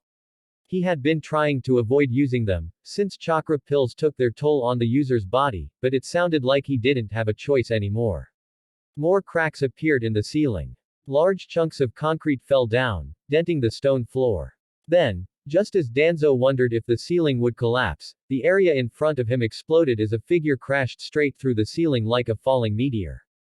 Naruto was before him, crouched down low with one hand on the ground, blocking Danzo from moving forward. The blonde shinobi stood up. His orange and black haori rustled as he drew his father's famous tri-pronged kunai. I'm glad I caught up with you, Naruto said. Now then, Danzo, you've become a serious problem, so it's time for you to die. Danzo knew there was no escape now. He had miscalculated Naruto's strength, and also how far the man would go when pushed into a corner. Knowing this, that battle was inevitable, he unsheathed his wakizashi from his cane and faced Naruto. It is not me who will die today, Danzo said. What I'm doing is for the good of Konoha, and I still have a lot to do. You are hindering my plans to make Konoha great again, to make it feared, and for that, I will kill you. Naruto clicked his tongue. It seems talking isn't going to get through to you. Fine, then. Let's have our fists do the talking. HMPH. Your brash and impulsive attitude is going to get you killed. We'll see about that. Danzo went through a series of hand seals and took a deep breath. Futten. Shinkaha. Spinning around, Danzo released the breath that he had been holding. The air around him shimmered as a large blade of wind spread outward. The walls, ceiling, and ground was sliced straight through the from wind blade. However, Namikaze Naruto was not. He raised his hand and sliced it downward, creating an even stronger wind blade that cut through Danzo's like it was made of paper. Futten. Kase Shasen. After completing several more hand seals, Danzo waved his hand and created multiple wind blades. Each blade of wind slammed into the other, combining to create a giant wind blade, which slammed into the one that Naruto had created. The two attacks exploded. Air burst out like a paper bomb detonating, creating a shockwave that shook the walls and made both Naruto and Danzo skid backwards. Naruto was the first one to recover. He stopped moving backward by applying chakra to his feet. Then he went through a few hand seals of his own. Ranten. Sutomukada. Making a slashing motion with his left hand, Naruto sent a massive beam of compressed light at Danzo. The beam, a condensed combination of wind, water, and lightning, streaked through the air. The ground was slashed apart. The walls were cut. The air shrieked, howling as if it was being burnt by the powerful jutsu. Danzo remained calm and went through several hand seals. Futten. Shinkujin. After performing the necessary hand seals, Danzo channeled chakra through his mouth and blew on his wakizashi. A greenish aura emitted from the blade as it was encased in wind chakra. Sliding his feet apart, Danzo entered a wide stance and, waiting until the storm jutsu was just about to hit him, sliced straight through it. The storm jutsu split in half. The two sides moved in opposite directions, cutting through the wall some more and causing the bunker to shake again. So, this is Namikaze Naruto's power. It was such a waste that power like this had gone to someone like Naruto. This boy was just like Hiraishin, just like Minato. Naive. He couldn't see that Konoha was becoming weak. He didn't understand that in order to protect the village, they needed to be strong, that they needed to destroy their enemies. He would rather get along with everyone and risk being stabbed in the back. It was sickening. Leaping backward, Danzo went through another round of hand seals. Futten. Shinku Renpa. Danzo molded chakra in his chest, inhaled, and then spat out several sharp vacuum blades at Naruto. As he expected, none of them hit. Naruto avoided all of them by zigzagging across the ground as he ran forward. A kunai flew into Danzo's vision. It nearly gouged his eye out, but Danzo leaned backward and avoided it. Of course, it was a Hiraishin kunai. Knowing this, Danzo spun around to intercept Naruto's next attack. Naruto never appeared. HRRKKK. A sharp pain jabbed Danzo in the back as a hand burst through his chest. Blood dripped from the hand, which was coated in wind chakra. Turning his head, Danzo looked behind him, into the blue eyes of his opponent. I don't always need to use Hiraishin for those kunai to be useful, Naruto said. So it would seem. This battle is over, Danzo. No. This battle is far from over. Danzo molded his chakra again, but this time all of it went into his right arm. The skin around one of the several Sharingans that he had implanted there closed, and Danzo vanished like a ghost, only to reappear several feet away. It was, in fact, the same place where he had been standing at the start of this fight. Naruto frowned. That's an interesting ninjutsu. Izanagi is one of the most powerful jutsu in my arsenal, Danzo informed him. With it, I can blur the lines between reality and illusion. It allows me to control my own existence. This jutsu can revert even death. A jutsu like that must have a limit, though, Naruto analyzed. I bet you can only use it a certain amount of times, which means I just need to keep on killing you. In this limited space, there isn't much that you can do, Danzo taunted. You can't use your more powerful ninjutsu, unless you want to bury yourself in here with me. What's more, destroying this bunker would cause the village above us to collapse. You'd kill thousands of innocent people. I don't need powerful jutsu to kill you. Naruto scoffed as he sped through a series of hand seals. Don't get too full of yourself. Hyoten. Isasupia. Just as the name suggested, a large spear of ice appeared in front of Naruto, gleaming brightly in the low lightning. Another burst of chakra sent the spear flying. Danzo dodged it, of course. It wasn't like the spear was hard to avoid. Yet the moment Danzo moved to the left, Naruto appeared right in front of him, and drilled him in the chest with a Rasengan. Danzo screamed as the jutsu ground into his chest, creating a large cavity, blood shooting everywhere. And then Danzo disappeared. He reappeared in the same spot that he had been standing on at the start of this battle. Naruto went through more hand seals. Rantan. Arashi no Tatsumaki. Chakra gathered in Naruto's hand. Lightning coruscated across his arm, visible blue tendrils that trailed over his skin and gathered around his fist. A swirling distortion of condensed wind caused the lightning to turn a greenish yellow, and then water gathered, shifting the color once more to a bright white. He launched a straight jab at Danzo. A bright beam of energy flew from his fist. Fudan. Shinku Renpa. Several more vacuum blades flew from Danzo's mouth, striking the beam of chakra dead on. Naruto's attack was clearly stronger. However, it was also unstable because so many different types of chakra were combined into it. When the blades struck the beam detonated with the force of a tempest. The unleashed shockwave caused the entire hallway they were standing in to collapse. The walls crumbled, the ceiling cracked, and several dozen tons of rubble came down on their heads. Danzo survived with Izanagi. Just as he was dying, he used the jutsu again. This time, he reappeared on top of the rubble. Staring at the destruction caused by Naruto's technique, Danzo soon pulled off the bandages around his arm. 3 of the 6 eyes were closed. I can only use Izanagi 3 more times. He wasn't so foolish as to believe that Naruto was dead. The Kyuubi Jinchuriki was a powerful ninja. An attack of this level wouldn't kill him. That meant Naruto was either waiting until Danzo let his guard down to strike, or he was unconscious. As if to prove his point, the ground underneath his feet exploded, and Naruto burst out. Danzo leapt into the air before a Rasengan could pulverize his legs. He did several hand seals, inhaled, and then released the air of molded chakra. Fudan. Shinkujin. Once his blade was properly coated in wind chakra again, Danzo slashed at the incoming wind blades from Naruto. Each blade was cut apart. This didn't stop Naruto, who had already leapt from the ground and was coming toward him.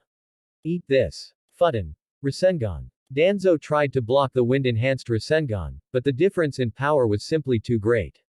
Naruto's Rasengan, created by rotating his chakra in hundreds of directions and enhanced by the cutting power of wind, sliced through Danzo's wakizashi. It then cut into his chest. He disappeared and reappeared, once again, on top of the rubble. The fourth eye closed. Kage Bunshin no Jutsu. Naruto appeared from above, two of them. One of them had a Rasengan hovering over their hand, while the other fed it with chakra. The Rasengan expanded. It soon became the same shape as a beach ball. Then it grew twice that size. 3 times that size. As the clone helping feed it chakra dispelled, Naruto thrust out his fist and fell toward Danzo like an avenging angel. Udoma Rasengan. Danzo leapt back as Naruto slammed into the ground. The mountain of rubble exploded, fragments flying everywhere. Danzo coated a kunai with wind chakra and cut through the debris that tried to pummel him. He continued to move backwards to gain some distance. Hyoten. Isasupia. He was speared from behind. Danzo looked down at the ice spear jutting from his chest. Then he fell backwards with a thump, his eyes growing glassy. He disappeared again. The fifth eye closed. I see how your jutsu works now, Naruto said as he stared at the newly reincarnated Danzo. That Izanagi technique is just a powerful genjutsu that allows you to change reality to suit your whims. However, it requires you to sacrifice one of your eyes. You only have 2 left now. As expected of a namikaze. Your ability to analyze my jutsu is remarkable. He went through several more hand seals. However, do not think that I'll be beaten just because you know how my jutsu works. You're the one who's underestimating me, Naruto said from behind Danzo, who barely had a second to respond before sword composed entirely of wind pierced his heart. He disappeared and reappeared again. The sixth eye closed. You might be cunning, but I'm a lot more powerful than you are. You can't defeat me. It's when someone is confident enough to say something so stupid that they lose, Danzo said. Despite this, he knew that he was in a bad situation. All of his eyes except Shisui's had been destroyed, he was running low on chakra, and Naruto still seemed to have plenty of power left. He was at a complete disadvantage. What happened to all my ninja? Surely even Naruto could not have killed them all. That was a question that he would not get an answer to. Naruto created another blade of wind chakra and sent it flying toward him. Danzo cut it in half with his wind-coated kunai. He then sent a vacuum blade at Naruto, but it was avoided when Naruto suddenly disappeared and reappeared directly in front of him. There was a Rasengan in his hand. Did you really think I was going to let this fight continue for any longer? This is the end, Danzo. Rasengan. Danzo knew that he didn't have time to dodge. He could have used Shisui's Sharingan for the Izanagi, but that would have made him even more powerless. He would have lost no matter what. This boy was simply too powerful. Danzo sighed as the jutsu struck him. Since he had clearly lost, Danzo, in perhaps his only act of compassion, deactivated the Koto Amatsuki that he had cast on the ninja of this village. Perhaps this boy truly could protect Konoha. He hoped so. Exox the mind-controlling genjutsu seemed to dispel itself with Danzo's death. Naruto didn't know how that worked, since he had been under the impression that more work would be required, but the people who had been under its influence returned to normal. That said, Tsunade hadn't been pleased when she came to and discovered the mess that had been made of her office. Naruto heard that Jiraiya had received a severe beating for his part in that. After apologizing to him, Tsunade dropped the charges. They had been made under false pretenses anyway. It wasn't like that mattered in the end. The real problem was Yugao. She had been avoiding him since the genjutsu was dispelled. Whenever he searched for her, she wouldn't be anywhere. Naruto had even asked Tsunade, but the Hokage merely told him that Yugao had accepted a mission and wouldn't be coming back for some time. He was sure that the mission had been taken as an excuse to not be near him. Naruto sat on the Hokage monument, in the same spot that he always did, and looked at the village far beneath him. The many buildings interspersed with trees that swayed and rocked created a peaceful atmosphere. From so high up, Naruto could catch a glimpse of the people, not small enough to be considered specks, as they went about their business. Children played in the streets. Mothers watched them. Some old men were sitting around a table playing shogi. Naruto observed all this and sighed. The village had become relatively peaceful again, but that peace was a lie. War was on the horizon. Pain had created an army from the displeased minor villages who wanted to climb in power. To top it off, Murata Uchiha was out there somewhere. Naruto didn't know if they were working together anymore. Tsunade had told him that Madara had even tried to convince them to work with him to kill Pain. Things are moving in a way that I can't even begin to predict. Naruto had always been the type of person who liked to go with the flow. If he thought too hard, it would just give him a headache. After training with Jiraiya, he had learned the benefit of thinking several moves in advance, but at heart, he preferred relying on his intuition and instincts. This new situation, while it didn't suit him, he felt like it would be easier to deal with than what he'd dealt with so far. I thought I would find you up here, Yugito said as she leapt down from the ledge above him. Hey, Yugi, Naruto greeted as she sat down beside him, hands going behind her as she leaned back. Something up? Yugito shook her head. Not really. I just wanted to see you. You weren't at your house, so I figured you would be here. You know me too well. Naruto turned back to the scene of Konoha. However, a warm hand landed on his, slightly roughened with calluses from using kunai.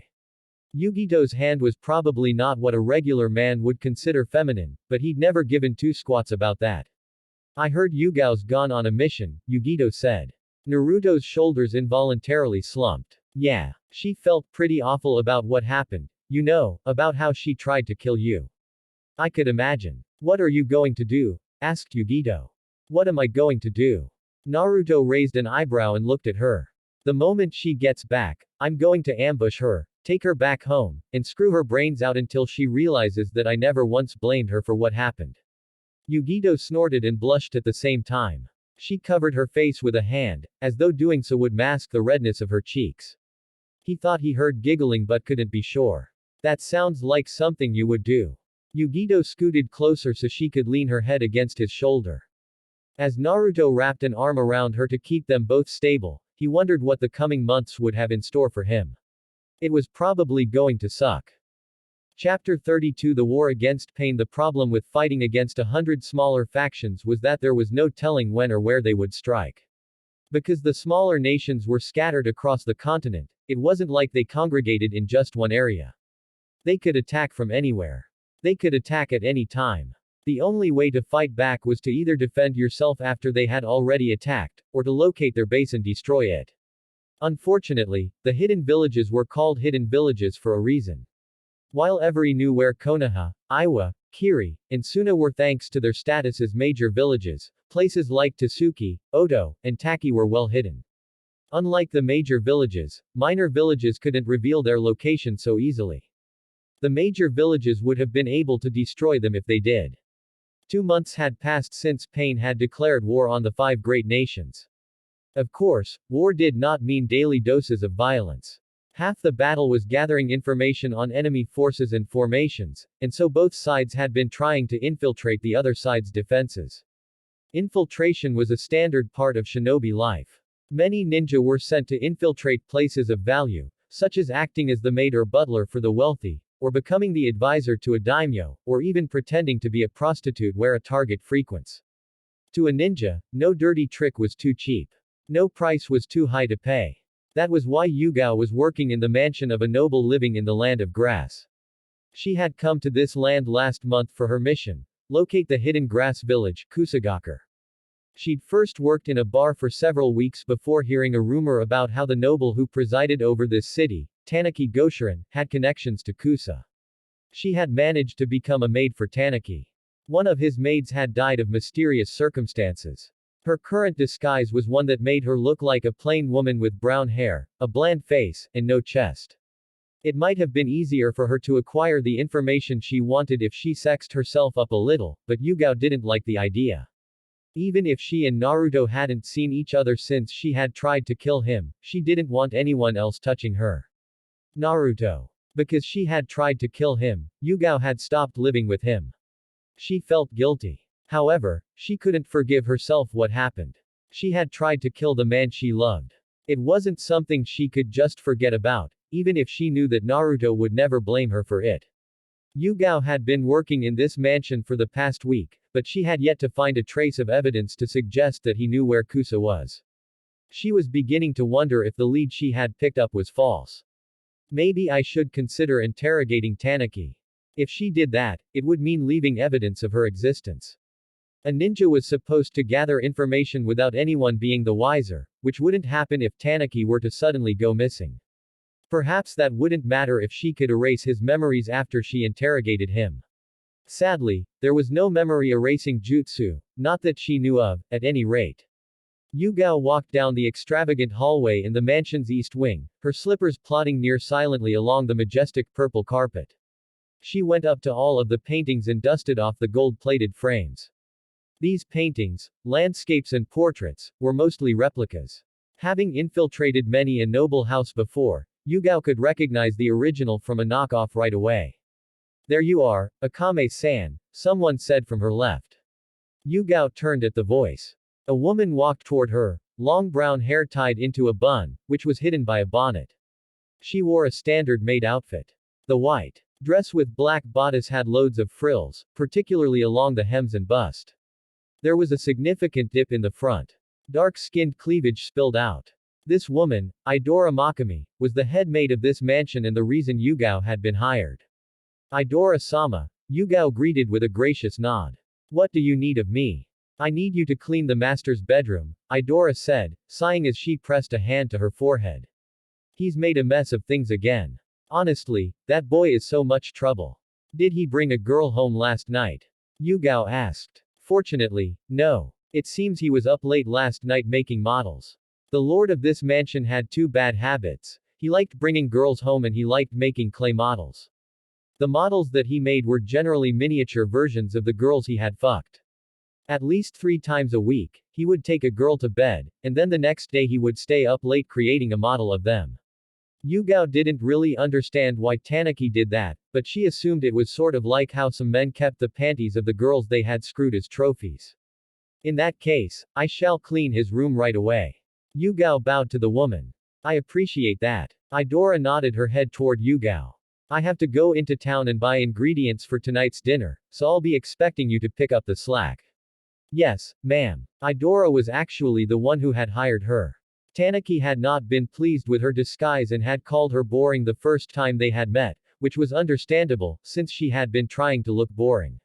However, it seemed as if that was enough to make him not want to hire her. It was definitely a good thing that Tanaki was not the one who hired people. Idora had seen her talent at cleaning and decided to hire her on the spot, much to Tanaki's displeasure. As she entered the young lord's room, Yugao glanced at the walls, decorated with true original works of art. All of them were nude portraits of women. These portraits had been commissioned by Tanaki. Each one was of a woman that he had slept with. Once done with her surveillance of the walls, she looked about the room, taking note of the ostentatious bed with its canopy and crimson sheets, and then at the expensive furniture arrayed around the room. Then she looked at the center of the room. A large square sheet had been spread out across the floor. It was covered in dried clay. There were clumps and flakes everywhere. Yugao also spotted the numerous tools that were haphazardly scattered across the sheet. She sighed, and then began cleaning up the mess left by Tanaki. She first washed off the tools. Then she put them in the toolbox, which she set off to the side before grabbing the sheet and folding it so she wouldn't get any clay on the floor. The sheet had to be washed off outside with a hose. Once she finished, she hung it up to dry before returning to Tanaki's room. Grabbing the toolbox, Yugao went over to the door on the west side of the room. It led into a large storage closet, which had become less of a closet and more of a creepy fetishist's gallery. All of the clay models that had been made were in this room. There must have been hundreds of them, each one fairly detailed. Yugao would have been honestly impressed with how well crafted they were, if it weren't for the fact that each one had been created after thoroughly fucking some woman. She had only been in this room once before. It was during a tour that Idora had given her. During the time, Idora had said that she was to never enter this room unless given permission. Generally, Idora was the one who cleaned up after Tanaki's messes, but since she wasn't here right now, that responsibility now fell onto Yugao. Walking over to a shelf in the back, Yugao placed the toolbox down and was about to leave when something caught her eye. It was a small slip of paper that had been wedged between 2 cracks in the shelf. Blinking, she moved the toolbox again and studied the shelf. Closer inspection revealed that there was a hidden compartment. Yugao slid her finger along the crack. She soon heard a click as her nail caught something. A lock. Pulling out a nearly paper-thin pick, she repeated the process, this time catching the lock, which opened with a noticeable click. Inside of the compartment were dozens of letters. Yugao grabbed one, noticing that it was already open. She pulled out the letter and read it over. Her eyes widened. This letter was from Kusa. It was talking about how they were changing locations soon, and it gave the new procedure to go through should someone want to hire them for a mission. So that's why we could never find Kusagaker. They're nomadic. She had never heard of a nomadic hidden village before, but it was certainly a clever way of concealing their location. It was hard to find something that was constantly on the move. Yugao created a shadow clone to search through the contents. She then left the room and got back to work. It would be bad if Tanaki arrived and she wasn't doing her job. Xox it was early in the morning, and Naruto, having risen from bed barely 15 minutes ago, now found himself standing before Tsunade. The Hokage sat behind her desk. There was an empty bottle of sake sitting on it.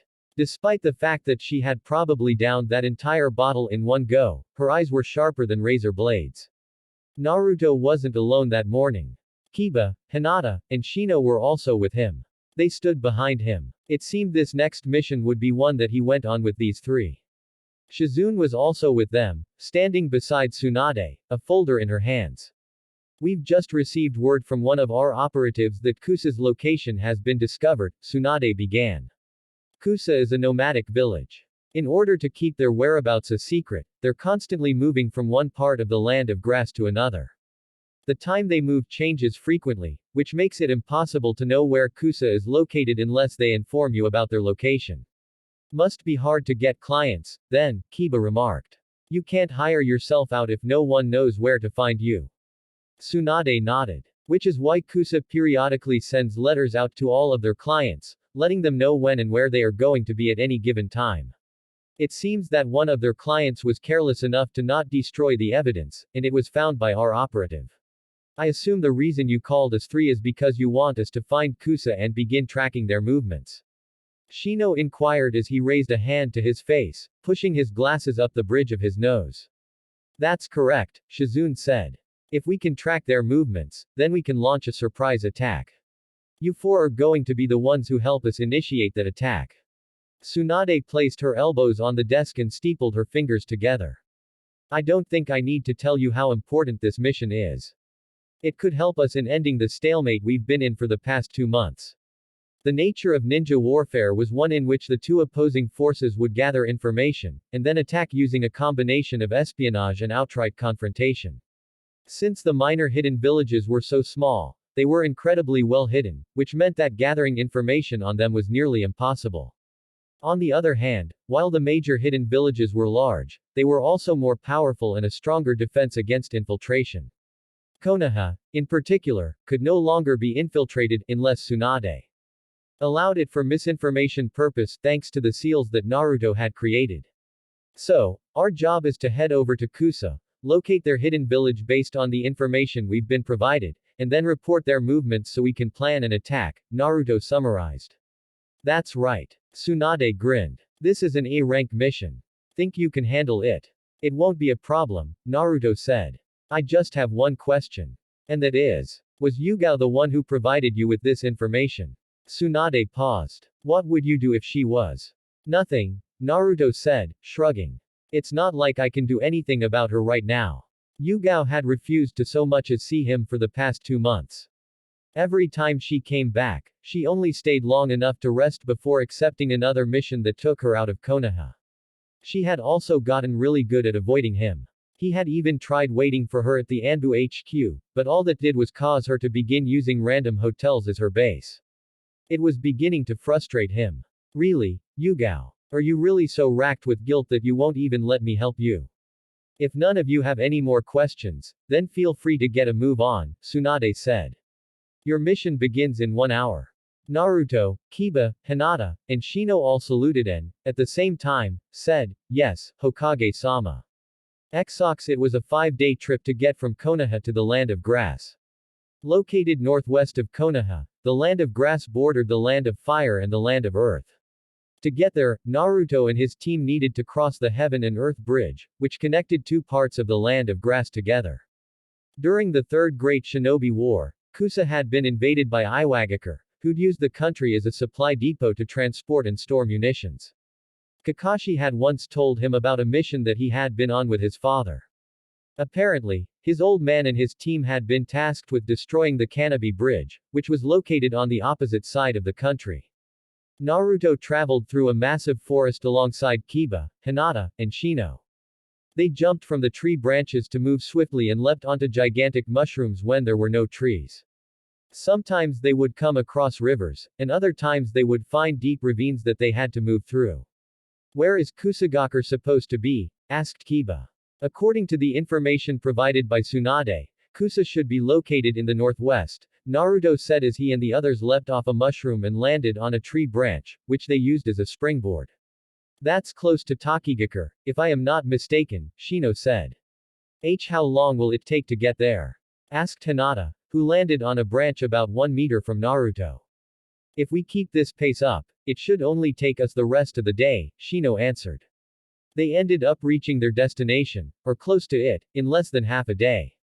Naruto had pushed them harder than they had expected, setting a hellacious pace, which even tired out Akamaru by the end of it. Kusa was supposedly 4 kilometers from their current location, which was at the bottom of a small ravine that had a river running through it.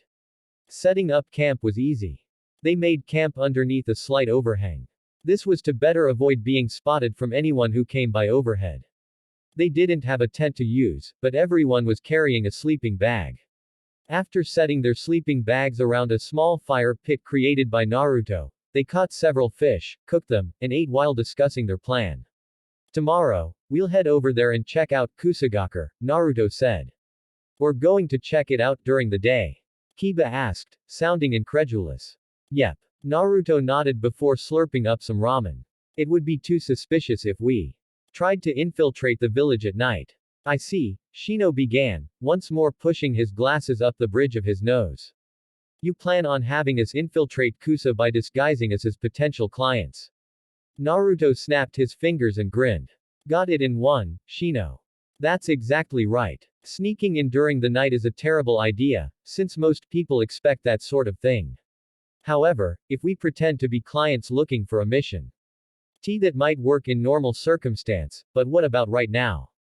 asked Hinata. "What do you mean?" Hinata asked a clearly confused Kiba. Well. Hinata poked her fingers together. "Right now, the many hidden villages are at war. Wouldn't a new client coming for a mission at this time be suspicious?" There was a moment of silence as Naruto realized that Hinata made a very good point. It was true that at this point in time, having a new client might seem suspicious, never mind 4 new clients. Not only that, but they might not even be accepting missions. There was no telling what sort of protocols or procedures Kusagakure had.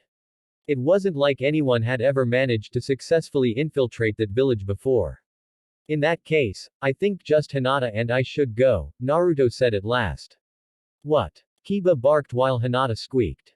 Shino remained silent, but his glasses did glint as the light from the fire reflected off of them. "Hinata and I will infiltrate the village," Naruto repeated. "Meanwhile, you two will wait just outside of Kusa's tracking net with one of my kunai. Should a problem arise, you'll stab that kunai into a tree, and I'll Hiraishin back with Hinata." "But how will we know if something goes wrong?" asked Shino into the silence that resulted from Naruto's words. Naruto smirked at him. "Trust me, if something goes wrong, you guys will definitely know it." It was late during the night when Naruto woke up, though he couldn't explain why right away. He sat up in his sleeping bag and looked around. Nothing seemed out of place, until he noticed that they were missing someone. Hinata wasn't there. He panicked for a moment before calming down. There was no way Hinata could have been kidnapped. She wasn't a wallflower who would just let herself be taken without a fight, and he would have noticed if someone had tried coming into their camp. She was probably just going to the bathroom. As he was about to lay down, Naruto realized that his initial assumption was wrong, and that Hinata hadn't gone to the restroom. She was sitting over by the river. Her legs were curled into her chest, and her back was hunched. He wondered if she was nervous. Naruto climbed out of his sleeping bag, stood up, and walked over to Hinata. He sat down next to her, which earned him a squeak. Oh. Hinata gasped in surprise as she held a hand to her chest. Naruto-kun, what are you doing up? I could ask you the same thing, Naruto responded. Our mission starts early tomorrow morning, so everyone should be trying to get as much sleep as possible. Are you nervous about the mission? Why, yes. Sort of. Sort of. Naruto frowned. It didn't sound like Hinata was worried about the mission. Then perhaps. Is it because you're going with me? Hinata had, at one point, had a crush on him. She had even confessed her love several months back and been rejected. Now she was going on a mission that kept them in close contact with each other, and soon they would be going to infiltrate a hidden village on their own. That must have been putting pressure on her. And no. Not at all. Hinata said, shaking her hands back and forth as though trying to deflect dozens of kunai with her 8 trigrams technique. I'm not worried about the two of us going on this mission. It's more like, I'm worried I won't be able to keep up with you. Wouldn't be able what now? Not keep up. Naruto had no idea where she was getting this idea, though she must have had a reason. He remained silent, hoping that she would tell him what she was thinking. Why you're so strong, Hinata eventually continued. I don't know if you realize it, but ever since you came back from your training with Jiraiya, all of the genin from the Rookie 9 have been feeling inferior to you. Hinata poked her fingers together and looked away. And, in all honesty, that makes me really worried. Because you're so strong, I'm afraid I won't be able to keep up with you, that'll be a burden. So that was it. This was his first time hearing about this. Naruto wouldn't deny that he was surprised, and in fact, he was pretty damn shocked. He knew that he was a lot stronger now than he had been when he was 12. He knew that he was probably the strongest ninja out of all the rookies who'd gone to the Chunin exams together 4 years ago. At the same time, he hadn't really thought about how that would affect his friends. Naruto looked at the tranquil waters of the river, unchanging as it smoothly flowed through the ravine. Small ripples spread out from the smooth rocks near the shore. Life was sort of like this river, except more violent because a bunch of brats kept throwing rocks into it, or because a ninja used earth ninjutsu to make stakes shoot out from the bottom. Either way, if life was a river, then a ninja's life was the turbulent flow that happened to the river when shit was thrown into it. Him becoming so strong was one of those rocks being thrown into the life of his friends. I might be stronger than a lot of people, but that doesn't mean you're weak, Naruto said at last. Do you remember the preliminaries of our Chunin exams? Before then, you were always so timid. After standing up to Neji, you started to change, and now you've become really strong. He grinned at Hinata as she gaped at him with a stunned expression, her face the kind that made him think of someone who'd just been hit with a lightning jutsu. I don't think you have to worry about slowing me down. Thank you, Naruto-kun. Hinata looked away. Her cheeks were distinctly red. Naruto chuckled and stood up. You're welcome. Now, you should probably get some sleep. A ninja is at their best after a good night's rest. Alright. As he and Hinata crawled back into their respective sleeping bags, Naruto thought about what she had said, that he was strong. It was true that he had grown stronger. However, Naruto remembered how he had nearly died at Pain's hands, how he'd been unable to kill Madara.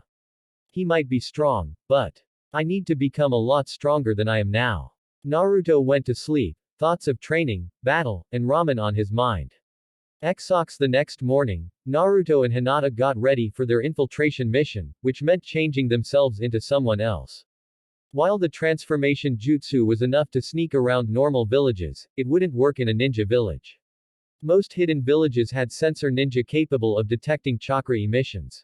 They would easily detect the fluctuation in a person's chakra while they were under a henge. What's more, the henge was not a true transformation. A simple touch would dispel it, and while Naruto's transformation was different, Hinata's was not. That was why Naruto had a clone apply makeup to him and Hinata. He had also brought out several different types of clothing, a couple of wigs, and even an ornate kago with golden designs of dragons. They were going to the village's nobles, so having several of his clones carry him and Hinata on the kago would help them look the part. Why do you have all that stuff in your scrolls? Asked Kiba, staring at the pile of various random objects that Naruto had pulled from his scroll. Because you never know when something might prove useful, Naruto said. Kiba picked up a male G-string and twitched several times. How is this useful? I once used that to infiltrate a nightclub as a male stripper. Gah. Kiba tossed the G-string away and, his face now green, glared at Naruto. Tell me these things before I touch them. If you don't want to touch something that's been in my ass, then just don't touch anything, Naruto replied mildly. Kiba was about to come up with a retort when, unexpectedly, a snorting sound issued from Shino. Everyone, even the clones, turned to look at the normally stoic shinobi. Shino was hunched over and holding a hand to his ribs. He looked like he was in pain, but Naruto knew better.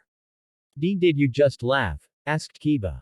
I did not, Shino replied, trying to remain stoic. You did. You totally laughed at me. This isn't funny, man. I just touched something that's been in Naruto's crack. Don't worry, Naruto quipped. You aren't the only one who's touched stuff that have been in my butt crack. Shut up. The clones finished putting the makeup on. Naruto and Hinata stood up, already decked out in their new outfits. Shaking his arms a bit, Naruto tried to get used to the feel and weight of his kimono. With its swirling designs and elaborate gold dragon motifs, his outfit screamed wealthy. His hakama pants had the same designs. He walked over to the pile of items that he had unsealed, his Geta sandals clacking against the rocky ground, knelt down, and rummaged through the pile. Let's see, for me. I think this one would work. Naruto pulled out a brown wig and a hair net. After using the net to keep his hair from sticking out, he put on the wig, and stood up. Turning, he spread his arms as though presenting himself to an audience. Well, what do you guys think? Whoa, Kiba muttered. What he said, Shino seconded. Hinata clapped her hands together. I don't even recognize you, Naruto-kun. Right. Naruto grinned proudly. Anyway, Hinata, come here for a moment. We need to choose which wig you'll be wearing. Okay. Hinata stood up, the long sleeves of her silver furicid rustling and swaying. She smoothed out the wrinkles around her chest, which helped accentuate her lithe figure and shapely bust. The obi that she wore, a light purple with silver accents, sparkled ever so slightly as the sunlight hit it from different angles. She stumbled only once as she walked over. Naruto could tell she wasn't used to Geta sandals. Rummaging through his pile of items again, it took Naruto several tries to find something that he thought would look good on Hinata. It had to adequately disguise her. His immediate thought had been to make her a blonde, but he discarded it. Hinata didn't have the makings of a natural blonde. Brown also didn't work. Neither did red. Naruto stared into Hinata's eyes. She was wearing contacts right now. The Hyuga eye was always distinctive because of its milky color and lack of pupil. Right now, the contacts changed her eyes from a milk-like purple to a darker amethyst with a pupil. What is it? Hinata asked, trying everything in her power to hide her blush. I think I've got the perfect color. Naruto dug into the pile some more and began pulling objects out. Most of it was junk like training weights, rubber balls, Pez dispensers, and Jenga blocks. Those he tossed. No, not it. That's not it. That's definitely not it. Nope. No, not it. No, here it is. Standing up, Naruto held out his hand. Resting on his palm was a light purple wig. It was short, not even shoulder length, and had a fringe in the front. While it shared the same color scheme as Hinata's hair, it was several shades darker and didn't have the same aesthetic. It should work. We'll have to knot your hair and put it into a net, but I think this would work well to disguise you, he said. If you really think so, Naruto-kun, then I'll wear it, Hinata muttered. That's the spirit. It didn't take Naruto long to place her hair in a knot. Hinata had some really silky hair. It reminded him of Koyuki, who had the softest hair out of all the women who were with him. He liked to run his hands through her hair, though he wouldn't do that to Hinata. There we go, Naruto said as he placed the hairnet over her, making sure to tuck in the few remaining strands that escaped. Put the wig on and let's see how it looks. Hinata put the wig on. Naruto, Shino, and Kiba blinked at the same time. She really did look like another person entirely. If I hadn't been the one to apply her makeup and choose her clothing, I probably wouldn't recognize her, Naruto said. Shino pushed his glasses up his nose. Indeed. This does not look like Hinata at all. Nice. Kiba gave Hinata a thumbs up. Hinata just blushed. Okay. Naruto clapped his hands. I think we're about ready. Now I just need to seal this stuff away, make some clones, and then we can get this mission started.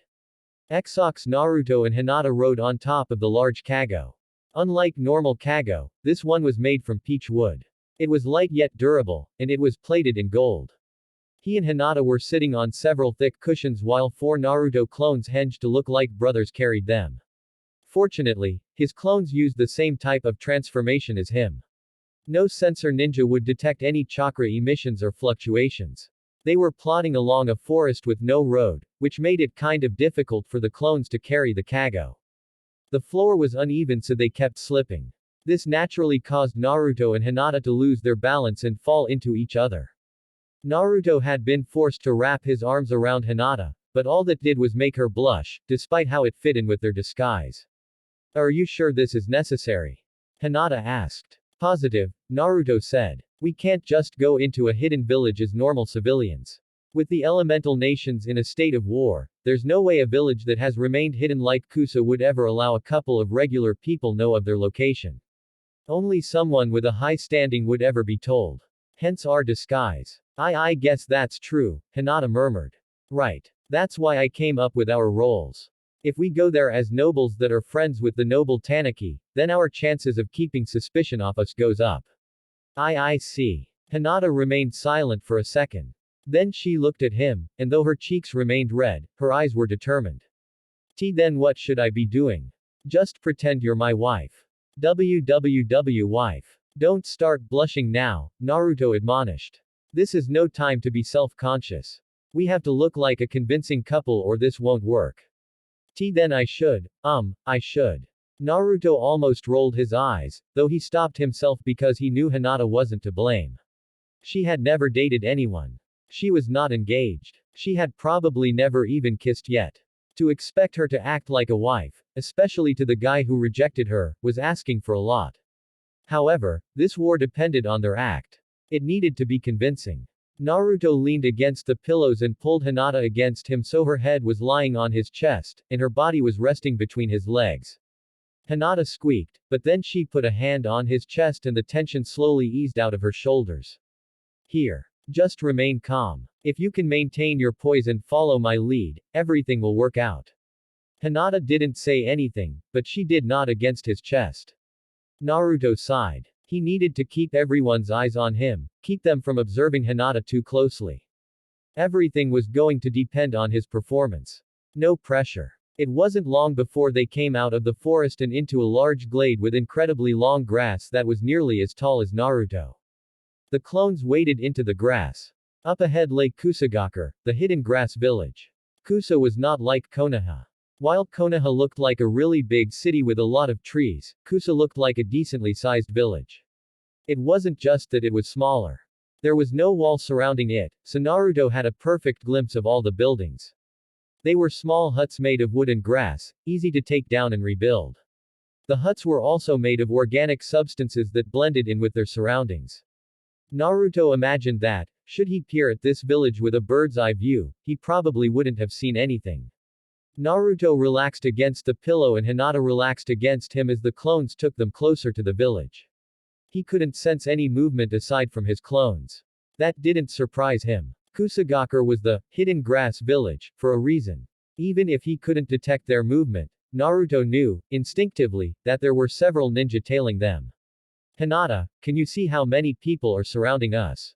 Because they were supposed to be a married noble couple, and Hinata didn't want anyone seeing her eyes, she pressed her face against his chest as though basking in his scent. Naruto did his best to hide her temples from view as she used the Byakugan. The veins that bulged from there when the Byakugan was activated would give away who she was. There are 6 ninja to our left and right, and 3 behind us, she informed him. So, 9 in total, Naruto murmured.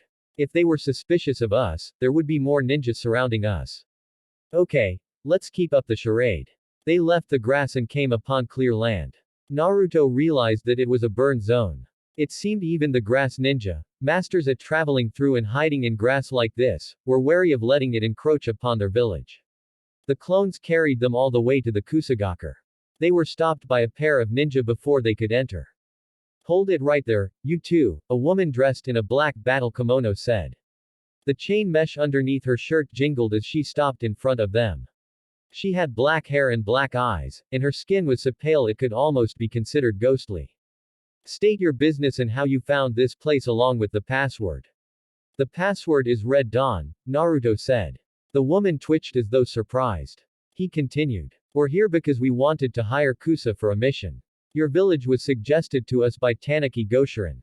Tanaki, the kunoichi scowled, and, for just a moment, Naruto thought he saw irritation in the woman's eyes. Then she took a deep breath and held it for a second before sighing. Follow me, My name is Moroku Kuroko, Naruto introduced himself. This is my wife, Akine. And those four carrying you. Mere slaves I bought on the market several years back. Naruto waved a dismissive hand. Pay them no mind. The kunoichi's frown deepened, but she turned around and gestured to them. Fine. Follow me. Naruto's four clones grunted as they moved after the woman. As they entered the village, Naruto realized that it was a lot larger than he had initially estimated. From far away, all he could see were the few buildings in the front. Traveling through the dirt road, Naruto could see that the village was a lot longer than it was wide. Hundreds of buildings lay sprawled before them. All of them were made of wood and straw and grass, cobbled together from nature. They didn't look comfortable, but he knew that was a matter of aesthetics. They soon reached a large building. This one, unlike the others, did not look natural. It was still made of wood, but where the others looked like a bunch logs piled on top of each other, this one looked more man-made. The walls were smooth and glossy. Even the door looked more opulent than all of the other entrances he had passed. Kusakage-sama. The woman knocked on the door. You have guests who wish to hire our village. There was a pause. Then, send them in. Yes, master. The woman turned to them and glared at the two of them. You may go in. However, do not forget that I won't hesitate to cut you down if you try to harm my master in any way. Naruto leapt off the kago, and then extended his hand for Hinata to take. Her smaller fingers coiled around his larger hand. Naruto helped her off the kago, and together, they walked inside of the building that supposedly held the leader of this village. The room they stepped into was quite Spartan, but it wasn't barren. There was no carpet. Wooden panels squeaked beneath their feet. Portraits hung from the walls, just a few of them. Naruto believed they were the previous leaders of this village. Most of them were old men around the same age that Hiraishin Sarutobi had been before his death. This room also had a small cot, which sat in the corner of the room. Tearing his attention away from the portraits, Naruto looked toward the desk sitting on the opposite side of the room. An old man sat behind the desk. His brown hair flecked with streaks of gray. He had wrinkles around his mouth and eyes. He was wearing plain brown robes, but hidden underneath them glinted a shiny chestplate. The old man was taking notes, though he noticed them right away, at least enough to speak. Welcome, Namikaze Naruto, Hyuga Hinata, he said. Naruto suddenly felt a chill run down his spine. I'd congratulate you on finding my village, but you won't be alive for much longer, so I'll save my breath. Naruto and Hinata both tensed as a dozen shinobi appeared from the shadows. Because he had been actively suppressing his chakra to avoid detection, Naruto hadn't been able to sense them. He suspected the only reason they hadn't outright attacked was because they were wary. A Hyuga and the son of the Yondaime Hokage were not people that anyone could just take on. Even a surprise attack was unlikely to work, especially thanks to the Hyuga's Byakugan. How did you know who we were? Naruto asked as he released his hold on his carefully suppressed reserves of chakra. It flowed through him, circulating along his chakra pathways, enhancing his body. The Kusa leader studied him for a moment as though debating on what to say. In the end, he answered Naruto's question. Pain-sama knew that you would begin to try and find our hidden villages at some point. Unlike Konoha, we are true hidden villages, and thus you cannot defeat us unless you can find us.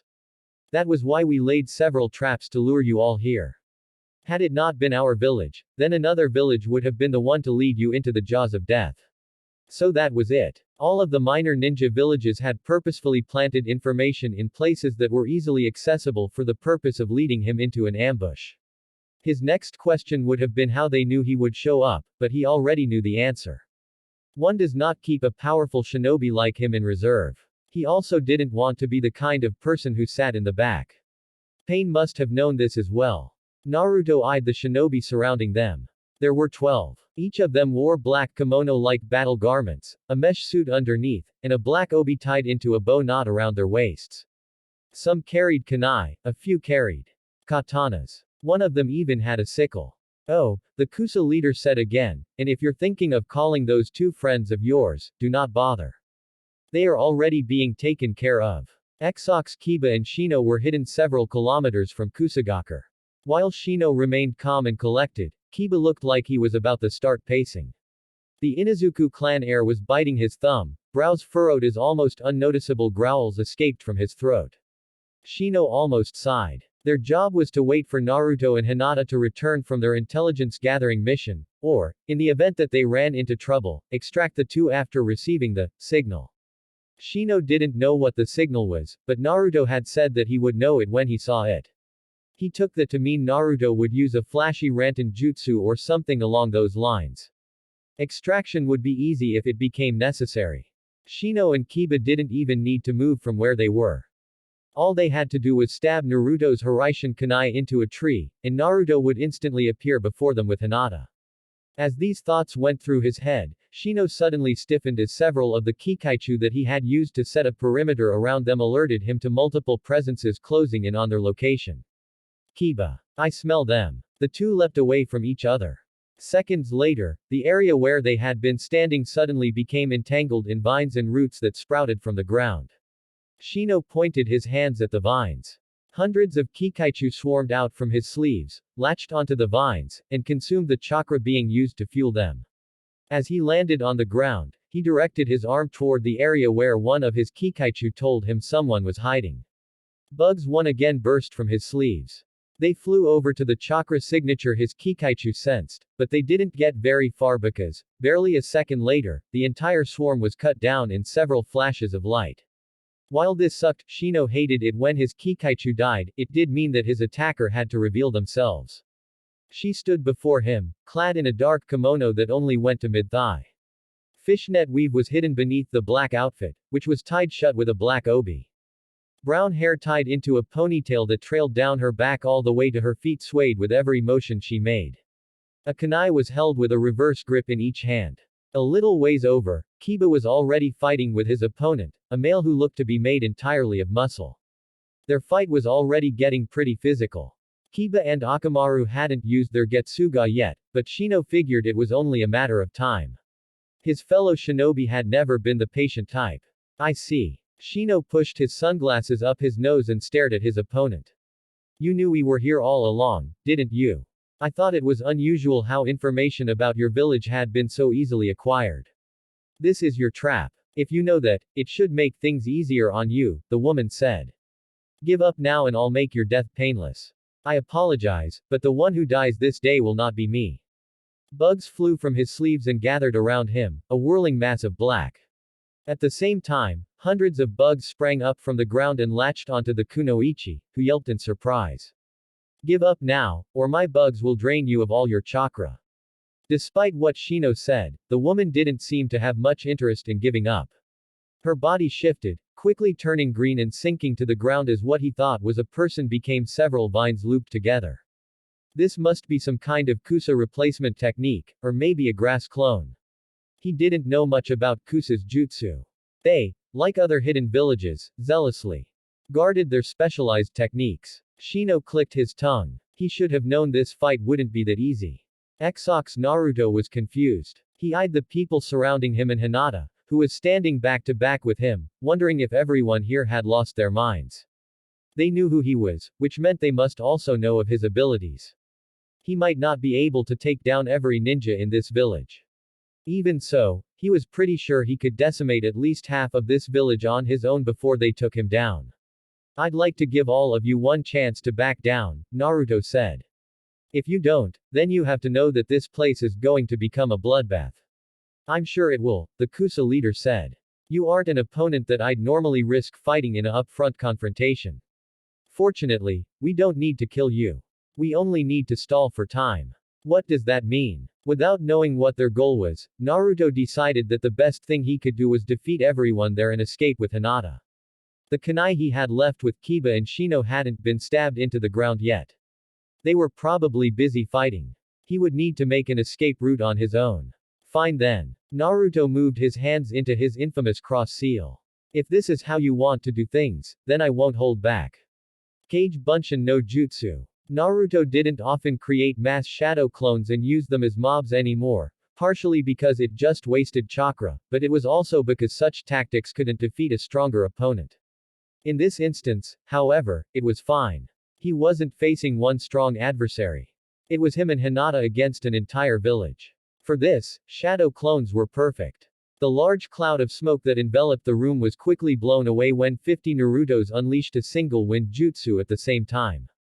Futon. Daitapa. Every Naruto sucked in a deep breath and expelled a devastating stream of wind from their mouths. The attack tore apart the ground. Ninja were lifted off their feet and sent sailing.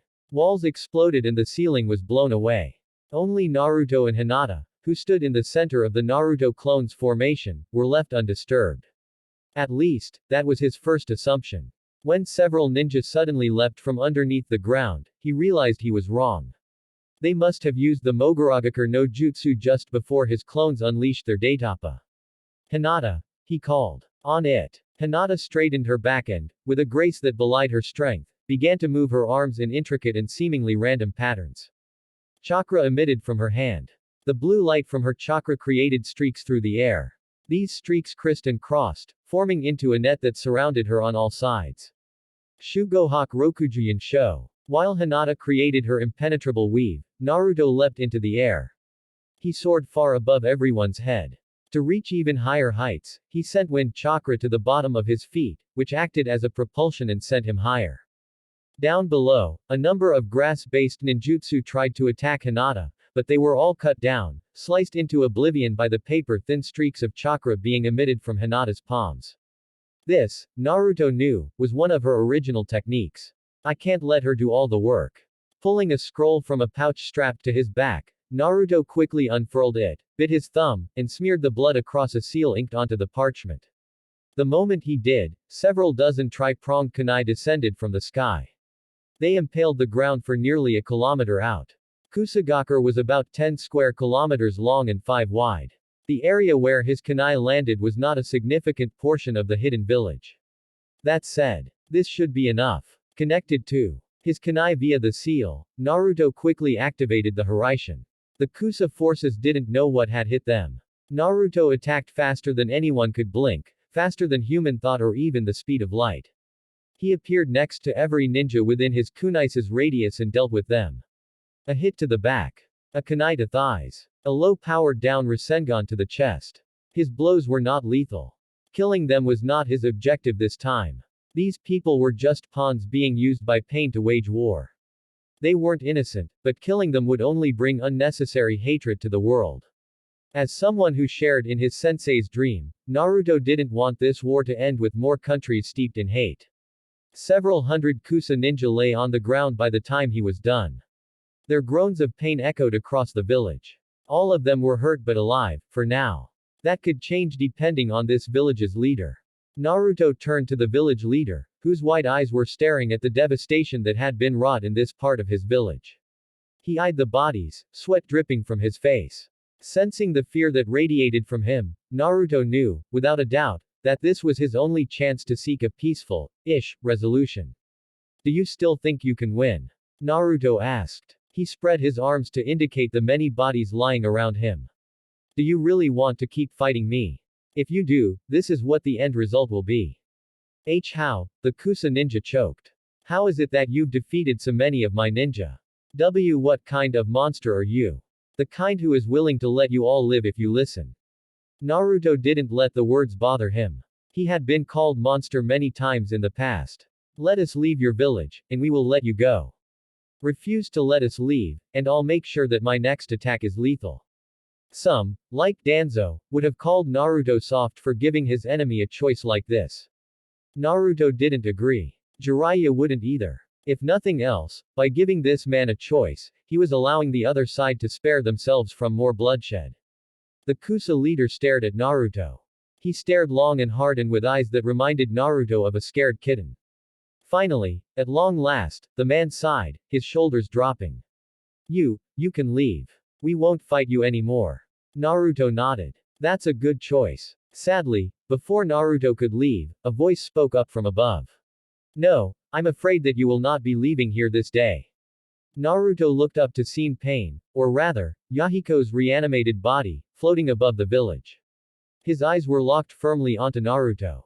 The sense of triumph seen in those eyes disturbed him, but what was more disturbing was the action Pain was taking.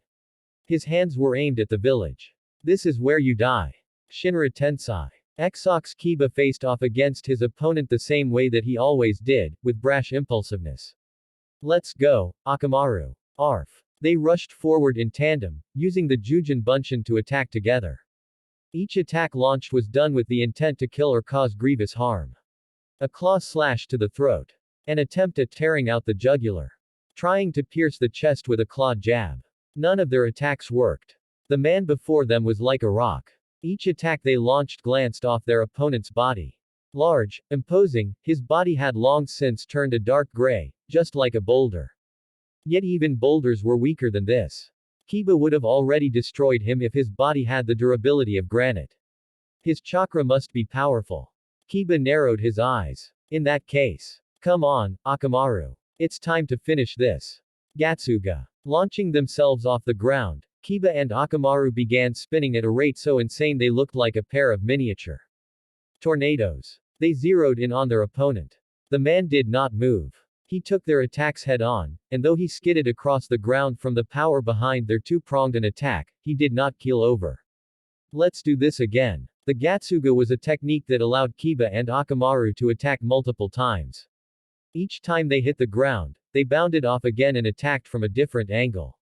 They also didn't remain one-dimensional. Kiba would use the trees as springboards, ignoring the way they exploded as he shot off of them like a cannonball. He drilled into the ninja he was facing over and over again. His opponent still didn't keel over. The only sign of damage was his shredded clothes and the bruises that covered the places where Kiba or Akamaru had hit him multiple times. It seems like my attacks can do damage, but that strange shell of his is incredibly hard. To defeat him, Akamaru and I will have to drill him in the same spot over and over again. This was turning into a pain. You should give up, boy, the large man said. My Iwa no Yoroi is impossible for regular ninja to break through. Yeah, keep telling yourself that. Ready, Akamaru. Arf. Kiba popped a pill into his mouth, crunched, then swallowed. He then tossed Akamaru a pill, which his dog caught in its mouth. The pills were nothing special. It was just a regular soldier's pill. However, regular or not, the temporary boost in power it granted would be useful. Shikyaku no Jutsu. Crouching down on all fours, Kiba felt his hackles raise. His senses became unbelievably acute. He could hear the rustling of the trees, to the point where he could count the number of individual rustles. The minute shifts in air currents were easily felt. Beneath his hands, he could feel the vibrations in the earth from Shino's battle meters away and also from the numerous animals that were hiding around him. Even his opponent's breath could be felt, heard, and smelled, and boy did his breath smell bad. What sort of technique is this? Asked the enemy shinobi. Have you become a dog? Fine, then, dog. Why don't we play fetch? The Kusa ninja wrapped his arms around a tree, and, with a grunt of effort, tore the tree out of the ground, roots and all. He then tossed the tree at Kiba. Of course, even though the tree was moving at an impressive speed, for the ferally enhanced Kiba, it was easy to dodge. He and Akamaru leapt away from each other. The tree slammed into another tree and exploded. They ignored the scene and rushed forward. Kage Bunshin no Jutsu. A shadow clone appeared next to Kiba. Akamaru quickly bounded back over to him. Then all three of them performed hand seals and combined. Jinju Kongo Hench, Santoro, smoke erupted from the three of them, covering the entire field. Kiba groaned in discomfort as he felt his body stretch and elongate and combine with Akamaru and his clone. Bones popped with a crack, muscles tore and reformed. This wasn't the hench, a simple illusory transformation. This was something else entirely. Before the smoke could blow away, Kiba, who was in control of their combined bodies, forced them into a spin. He curled into a ball and rolled along the ground at speeds that were even faster than the Gatsuga. Uiga Gatenga. He slammed into his opponent, crushing the man underneath the rotating force of his spin. Despite this, the man hadn't been felled. He had grabbed onto them. His arms were being shredded apart as he tried to stop their fierce rolling. Kiba could feel blood caking his skin. His vision was painted with a red haze as the crimson liquid splattered against the ground. A loud scream erupted from his mouth as the enemy shinobi tried to push Kiba back, but that was impossible. Kiba had combined with Akamaru and his shadow clone. This man didn't have the strength required for such a task. Orya. With one final push, Kiba increased the speed and power of his roll. Several loud crunches echoed through the clearing. Gurgled screaming came from underneath them. Then Kiba was rolling past the man, shattering a tree that he slammed into before he could stop. White smoke engulfed the area. Kiba disengaged the jutsu, separating himself, Akamaru, and his clone. While the clone dispelled, Akamaru barked and followed him at a trot as he walked over to the downed ninja.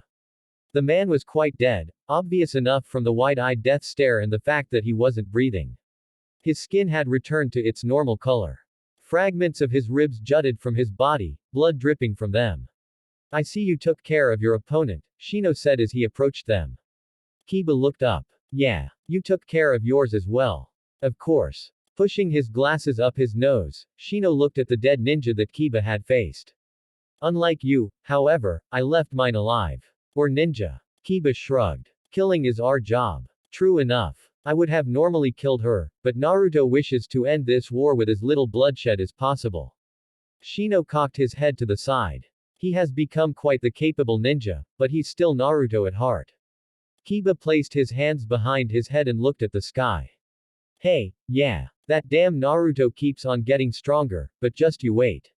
One of these days, I'll surpass him and become Hokage. Keep telling yourself that. What the hell is that supposed to mean? Exox several kilometers outside of Kusagakure, Naruto fell to his knees and vomited blood. His chest heaved as 1,000 stakes pierced his insides, generating a sharp pain with every breath. He had just used the Hiraishin to transport over 2,000 people in a single instant. The Hiraishin worked on the principles of chakra consumption, which meant that the amount of chakra required to activate the jutsu increased based on the length he was traveling and number of people being transported. Normally, a kilometer was nothing for Naruto, whose maximum range was 165 kilometers. However, he had just transported over 2,000 people. Even Naruto, a chakra monster in his own right, couldn't use the Hiraishin to move that many people and not suffer the consequences. Still, if I hadn't tossed that kunai and used this jutsu at the last second, everyone would have been.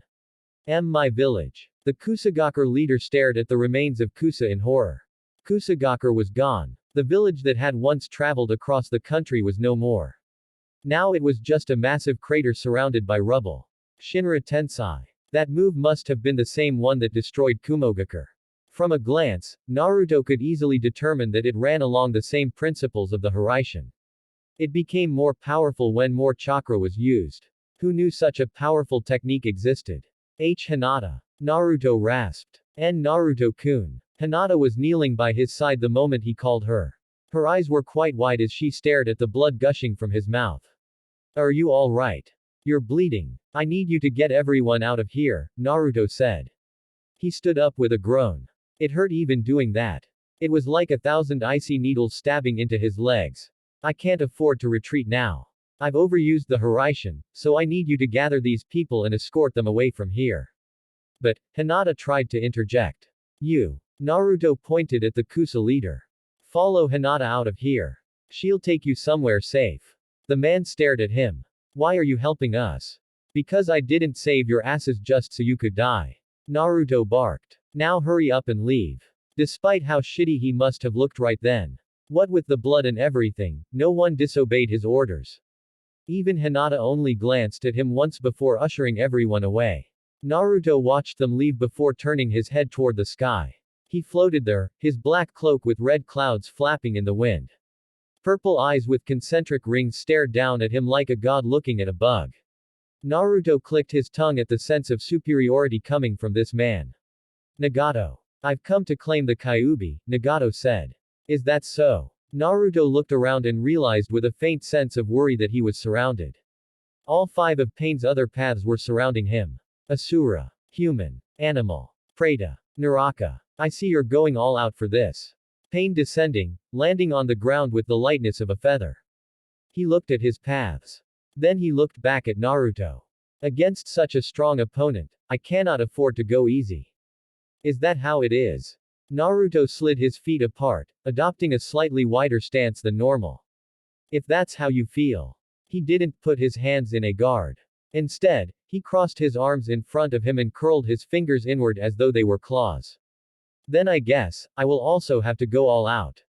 With little thought, the seal that separated him from Kurama turned, and Namikaze Naruto unleashed the full power contained within the seal.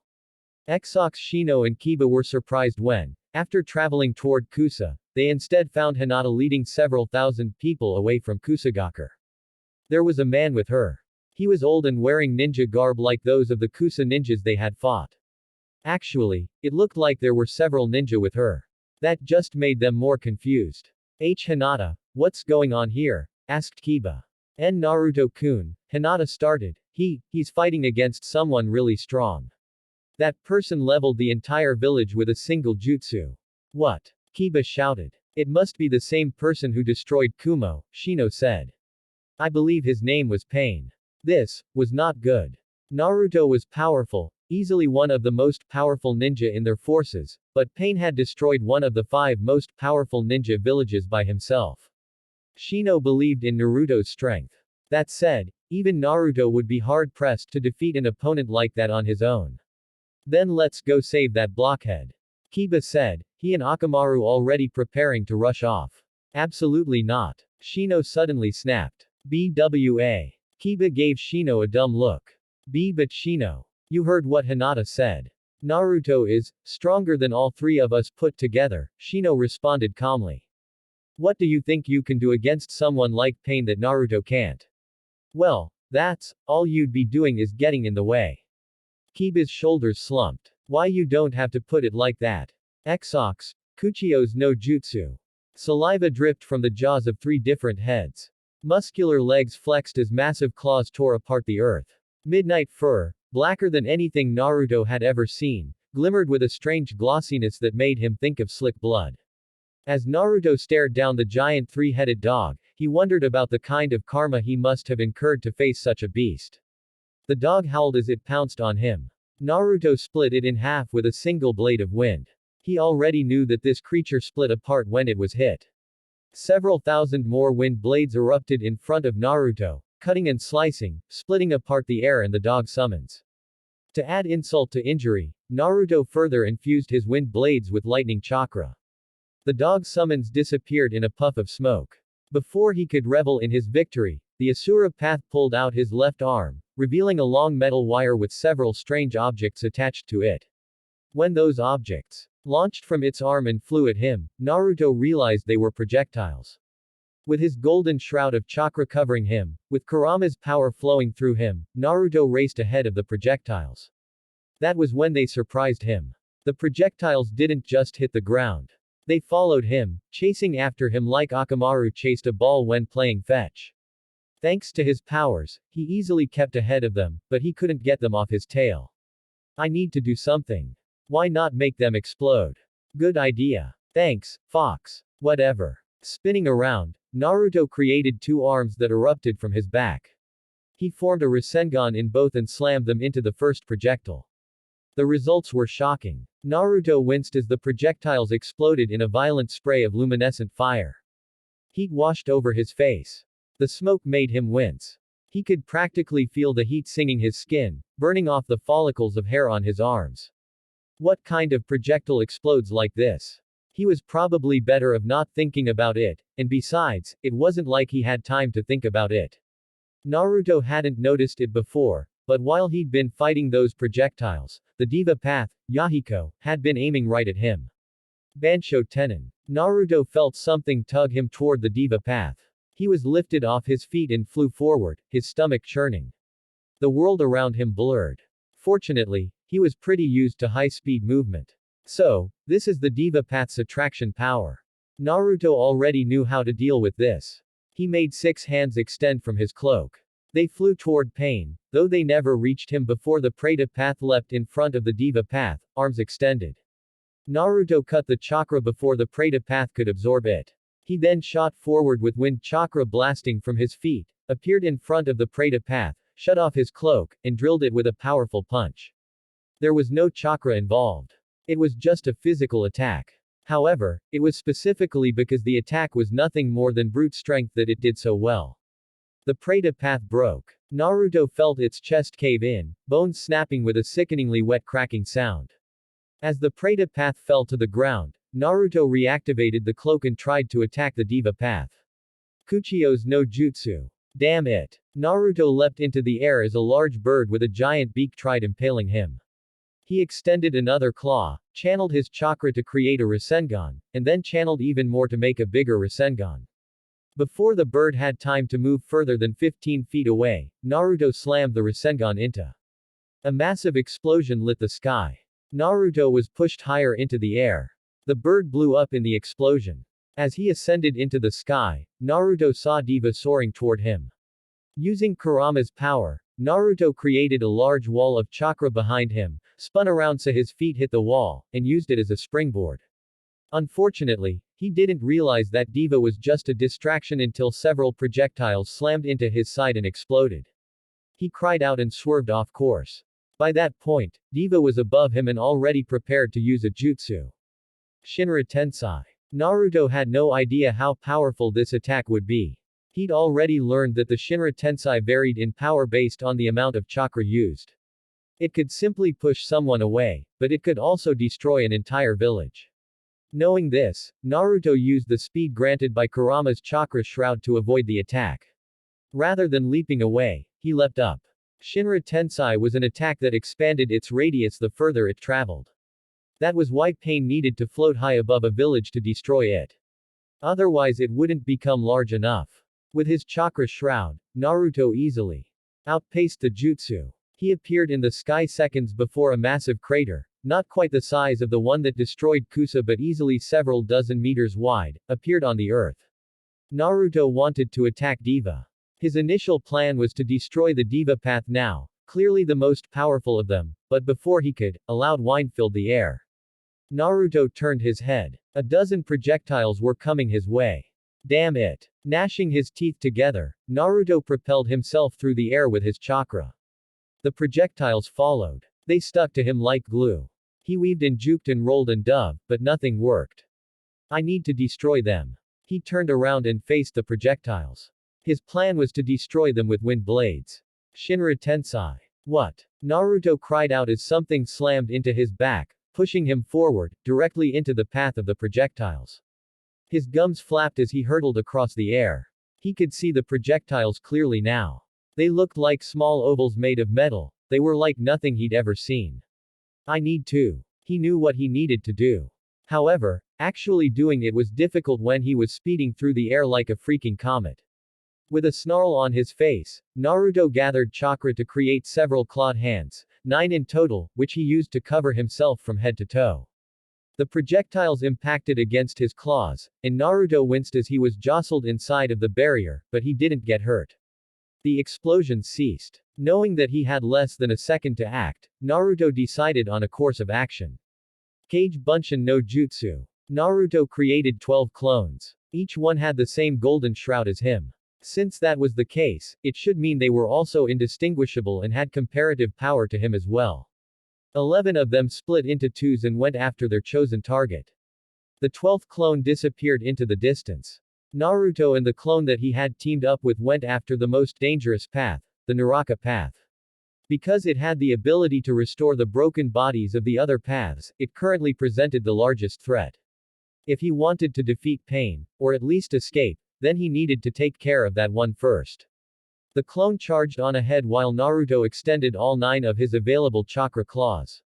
He created a Rasenshuriken on each one, and then, while Naraka was distracted by his clone, he slammed all 9 of them into the path. A massive explosion sent Naruto sailing backwards. He grimaced as dirt, twigs, and rocks pummeled him.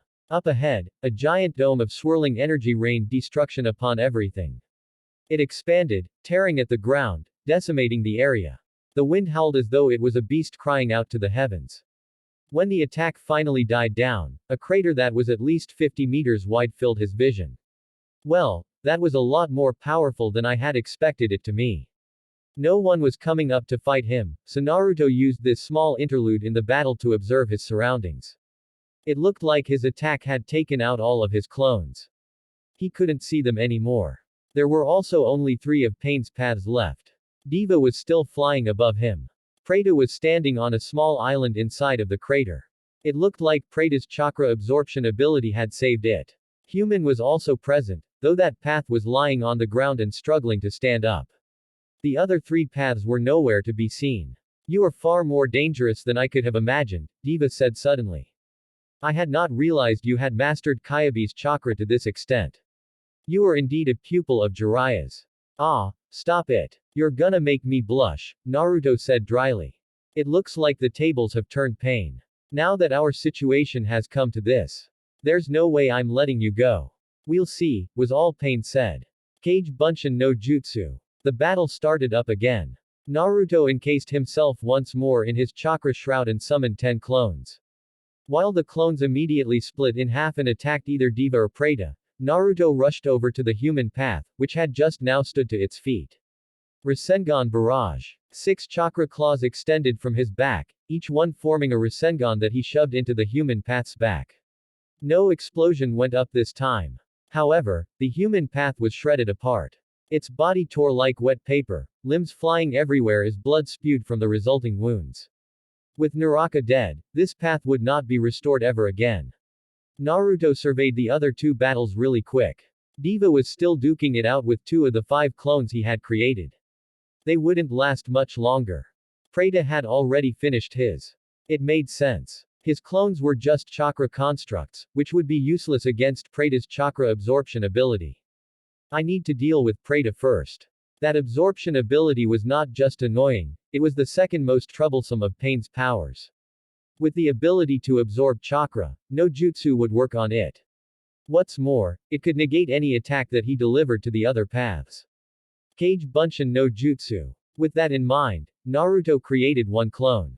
As smoke exploded all around him, engulfing him and the clones, Naruto created another clone, dropped his cloak, and then transformed himself to look like a Rasenshuriken. The 2 clones already knew what to do.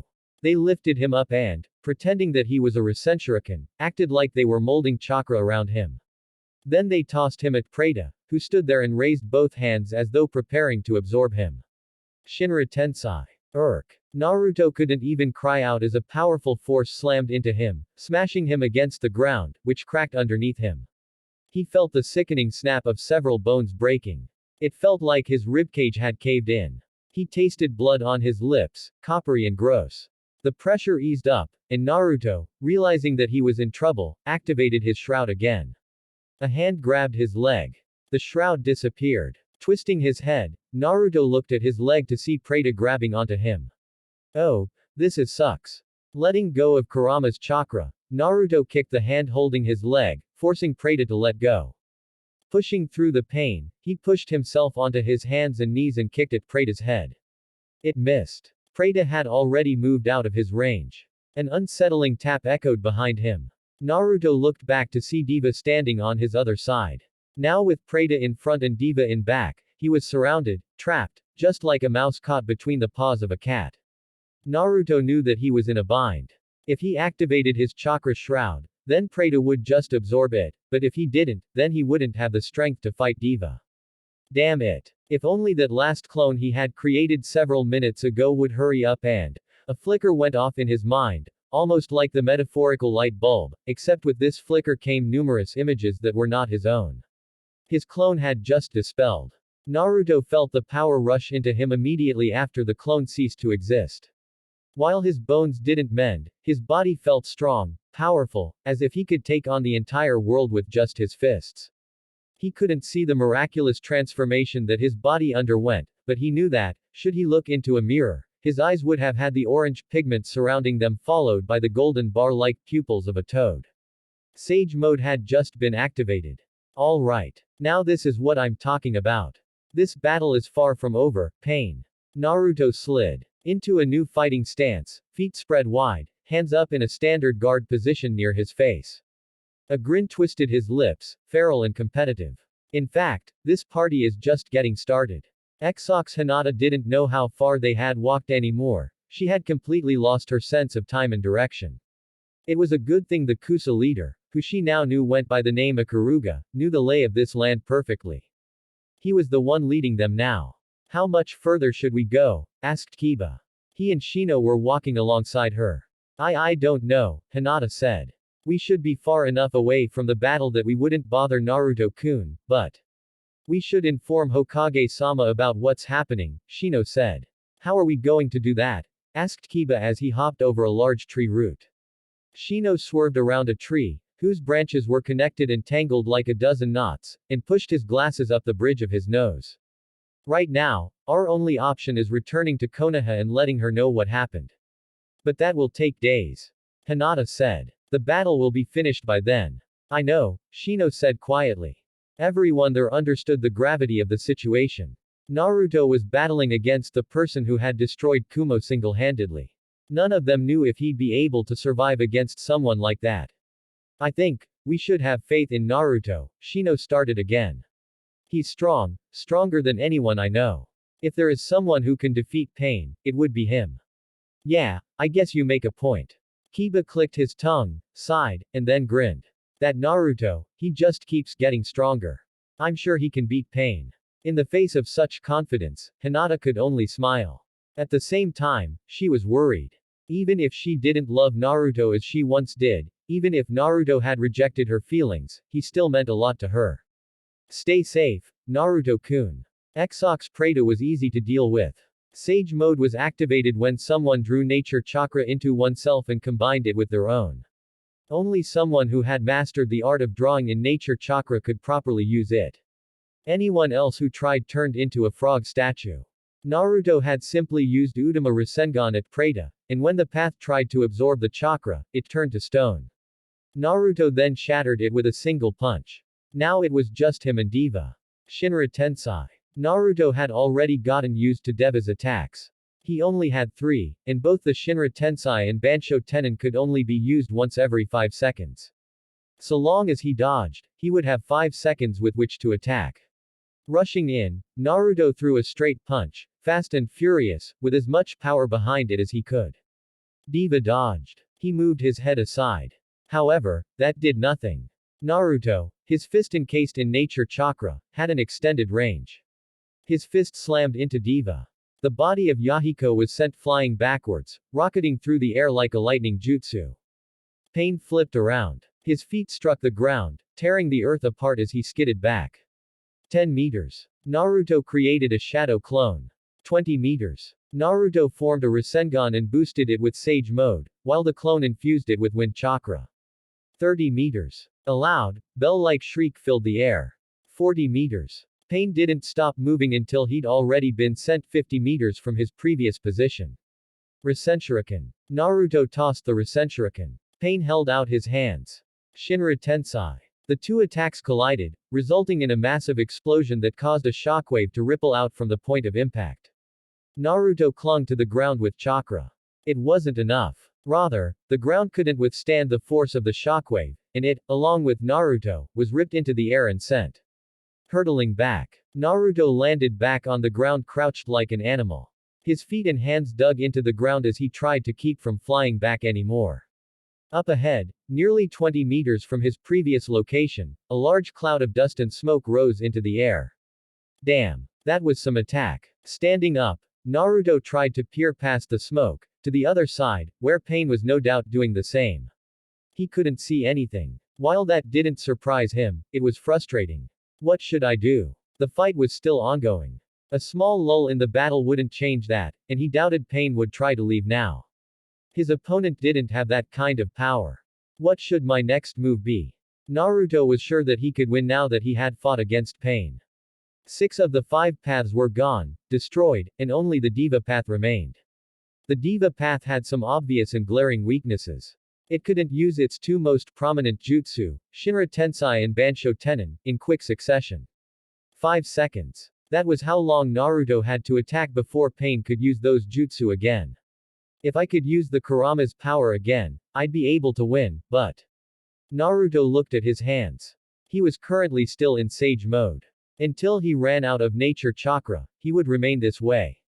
Because of how busy he'd been, Naruto did not have time to really experiment with Sage mode or the chakra shroud. In fact, his battle with Sasuke had been the first time Naruto used that power since defeating Kurama.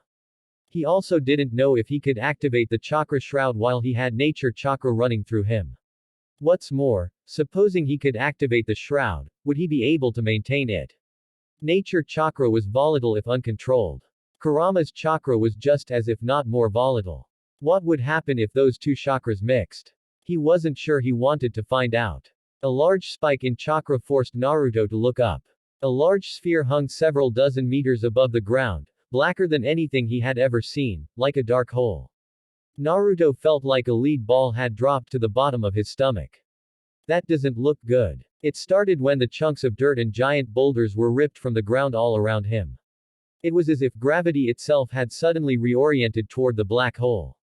Naruto didn't even have time to channel chakra to the bottom of his feet, not that it would have done any good, as the very ground was being gathered into the massive black sphere. Agony slammed into Naruto as his back hit the sphere. Pain overrode his senses as large chunks of earth and boulders crushed him on all sides. He couldn't move, he could barely breathe, and his ribcage had just collapsed. More and more chunks of the earth sailed toward the sphere, which grew larger with every passing second. Darkness consumed his vision. There was no more space, and the oxygen had become practically non-existent. I need to do something. Naruto was in trouble. I have to think of a way out of this. But what could he do? If only I could switch to the chakra shroud, then maybe. He paused. If he switched to the chakra shroud, then he might be able to break free. On the other hand, he might kill himself by combining 3 different chakras inside of his body. However, if he did nothing, then he would surely die. Kurama. Let me guess, you want my help. Yes, please. Fine, but I'm only doing this because I'd rather be stuck with you than stuck inside of a statue. Quote ellipsis. Since when did you become a tsundere? Shut up. Within his mind, Naruto opened the gate that held back Kurama. He could feel the Kyabe's presence, the power, no longer restrained. A pair of paws landed on his shoulders. Chakra flooded through his body. He and Kurama worked together, merging the nature chakra with the powerful chakra of a Biju. Naruto opened his eyes. Chakra exploded from his pores. The ball containing him exploded. Debris rained from the sky, falling to the earth, striking it without mercy. Naruto fell among that debris. He landed on the ground and, zeroing in on Pain's location, he burst forward, becoming a streak of golden light. The world around him blurred, distorted, like what happens when someone looks through a telescope, except instead of black, all he saw were streaks. Colors faded from his vision as tears stung his eyes. This was different than using the Hiraishin. It wasn't an instant transportation technique. It was just speed, raw, unfiltered, speed. Rasengan. Pain could not react in time. Naruto slammed the Rasengan into the Diva path, pushing forward, ramming it as far into the path's chest as he could. The Diva path stood no chance. Its body was flung across the ground, striking the earth and gouging out several chunks, then continuing on to dig a large trench. Every tree in its path was felled. Loud crashes and bangs echoed across the land. A massive cloud of dust rose up, creating a trail starting where Pain had first hit the ground to where he stopped. Naruto stood there for several seconds, back hunched, shoulders heaving. The Senjutsu chakra faded from his body, then Kurama's chakra left as the seal reasserted itself, and finally, exhausted beyond belief, Naruto collapsed onto his hands and knees and coughed up more blood. It looks like using Sage Mode and my chakra puts a lot of stress on your body. That's to be expected, the human body wasn't meant to contain so much power. I suppose not. Naruto recovered himself enough to stand up and begin moving. He walked slowly toward where Pain had landed. He stumbled several times, following the trench, before reaching the Diva path. Yahiko's body was a wreck. It wasn't destroyed, but the limbs were twisted into gnarled pretzels, and its head was bent at an awkward angle. There was a large concave spot on its chest shaped in a spiral. He's dead. Obviously. Naruto pulled out a scroll, set it on the ground, and unfurled it. He placed Yahiko's body on top and sealed it. Konan would want to bury her friend.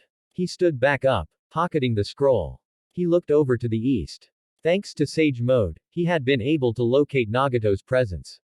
It was that way. Heaving a great sigh, Naruto began the long trek to where his greatest adversary was waiting. It was time to confront the real Nagato. Exox Nagato retched as blood spewed from his mouth, splattering against his mechanical walker. The jingling of cords behind him resounded as he leaned over and retched even more. His chest heaved, his lungs burned, and his heart felt like it had been crushed by the icy hand of fate. All of his paths were gone. Nagato did not feel their deaths, but there was a feedback that lashed out at him due to how much chakra he had been forced to expend. Not that his sacrifice had done any good. Who could have imagined that Naruto would become so powerful, especially not so quickly? Barely 4 years ago, Naruto's power hadn't even been worth talking about, but now he was fighting against S-rank ninja every day. Even he had not become so strong so quickly. What happened during the time Jiraiya-sensei had trained him? He would never get an answer. Look at you, Nagato, a voice called from the entrance of the cave that he was hiding in.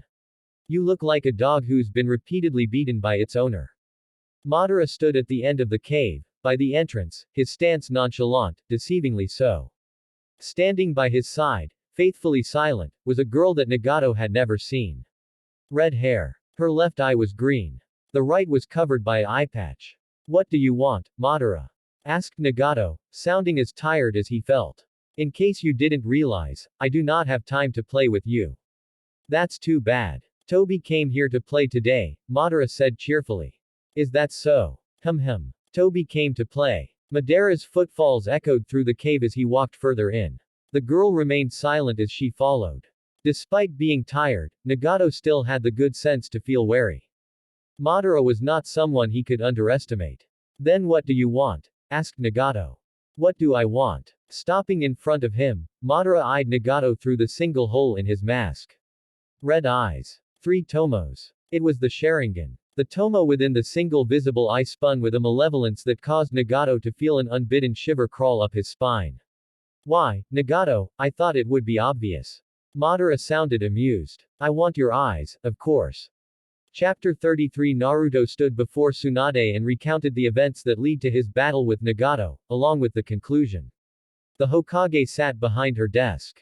She had steepled her fingers as she listened to him, the grave expression on her face one of conflict and pride. I followed Nagato's chakra signature using Sage Mode, but when I arrived at the cave where I last detected him, he wasn't there, Naruto said. It could be that he left and is biding his time. However, there's no way for me to be sure. I see. Tsunade leaned forward and placed her head against her hands. I can't believe you fought against pain on your own. That was an incredibly stupid thing to do, Naruto. Naruto shrugged. I didn't have much choice. It was either fight him or let him kill my teammates. That is true. Tsunade sighed as though releasing all of her pent-up emotions with that one breath. It seems you found yourself in a dangerous situation, but at least you defeated Pain's paths.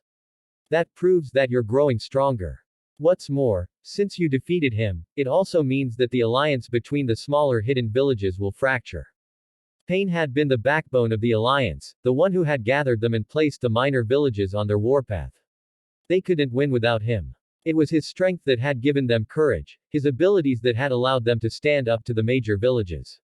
Once word spread that Pain had been defeated, the smaller nations would end the war, even if he was still alive. What should we do about the hidden villages? Asked Naruto. Tsunade leaned back in her chair, cupping her chin as she adopted a thoughtful mien. We'll spread the word that you defeated Pain in single combat and wait to see what their response is. If they decide to end the war, we'll go ahead and create a peace treaty between us and the minor villages. Naruto approved of that idea. He didn't want to kill people who didn't need to die. Eliminating bandits and missing ninja who killed for their own purposes was different than slaying ninja who simply wanted to defend their home. Peace would never come if the hidden villages fought each other. In that case, I'd like to suggest some potential ideas for the treaty, Naruto said. Go ahead. Tsunade waved at him to continue.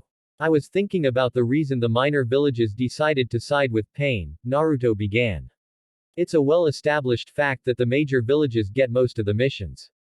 When someone wants something done, the chances of them going to a minor village like Kusa is low because no one truly gets to see the quality of their shinobi. Even so, when war breaks out between the villages like it did during the Third Great Shinobi War, it is always the smaller nations that suffer. Naruto paused a moment to regain his breath. Tsunade, an intent expression on her face, remained silent. This is why the minor villages sided with Pain. I think their dissatisfaction and hatred toward the major nations has always been there, but they couldn't do anything because we were so powerful. Once Pain destroyed Kumo, he made them believe that we could be defeated if they followed him. All good points. Tsunade nodded. And all essentially true. So, what are you asking of me? That I should be lenient with the smaller nations. Shaking his head, Naruto said, I'm saying that instead of just forming a peace treaty, we should begin the process of creating a true alliance between all of the hidden villages, big and small. If we create a system where every nation has an equal opportunity to represent their village, we might be able to avoid needless wars and bloodshed. The way Tsunade stared at him made Naruto feel slightly uncomfortable. It was the hard stare of someone who looked like she was seeing right through him. That expression on her face, combined with her piercing eyes, made him stand straighter, as though he were trying to feign that he wasn't bothered by it. Eventually, however, the look left, and Tsunade gave him a weary smile. You sound just like Jiraiya. She paused, the smile becoming more dry. Well, a slightly smarter version of Jiraiya. He always talked about ending the bloodshed between nations when he was younger, but he could never figure out how to do that. Reaching underneath her desk, Tsunade pulled out a bottle of sake and 2 saucers. After uncorking the lid, she poured some sake in each glass, and then slid one across the desk. Naruto picked it up and took a sip. He let the warm liquid slowly run down his throat and warm his belly. Your idea actually sounds more plausible than all the ones he's come up with. However, Tsunade tossed back her drink in one gulp, unlike him, and then filled her saucer again. I don't think bringing about a lasting peace will be that easy. The elemental nations have been at war since before the founding of the hidden villages. Even when we're not fighting, we're in a constant state of Cold War, always preparing for the next massive battle. Getting every village to agree to an alliance isn't going to be a simple task. Naruto nodded. I know that, but if we don't at least make the attempt, then nothing will ever change. Tsunade leaned back and blinked several times, her wide eyes revealing her shock. Naruto gave her the most determined look he could muster.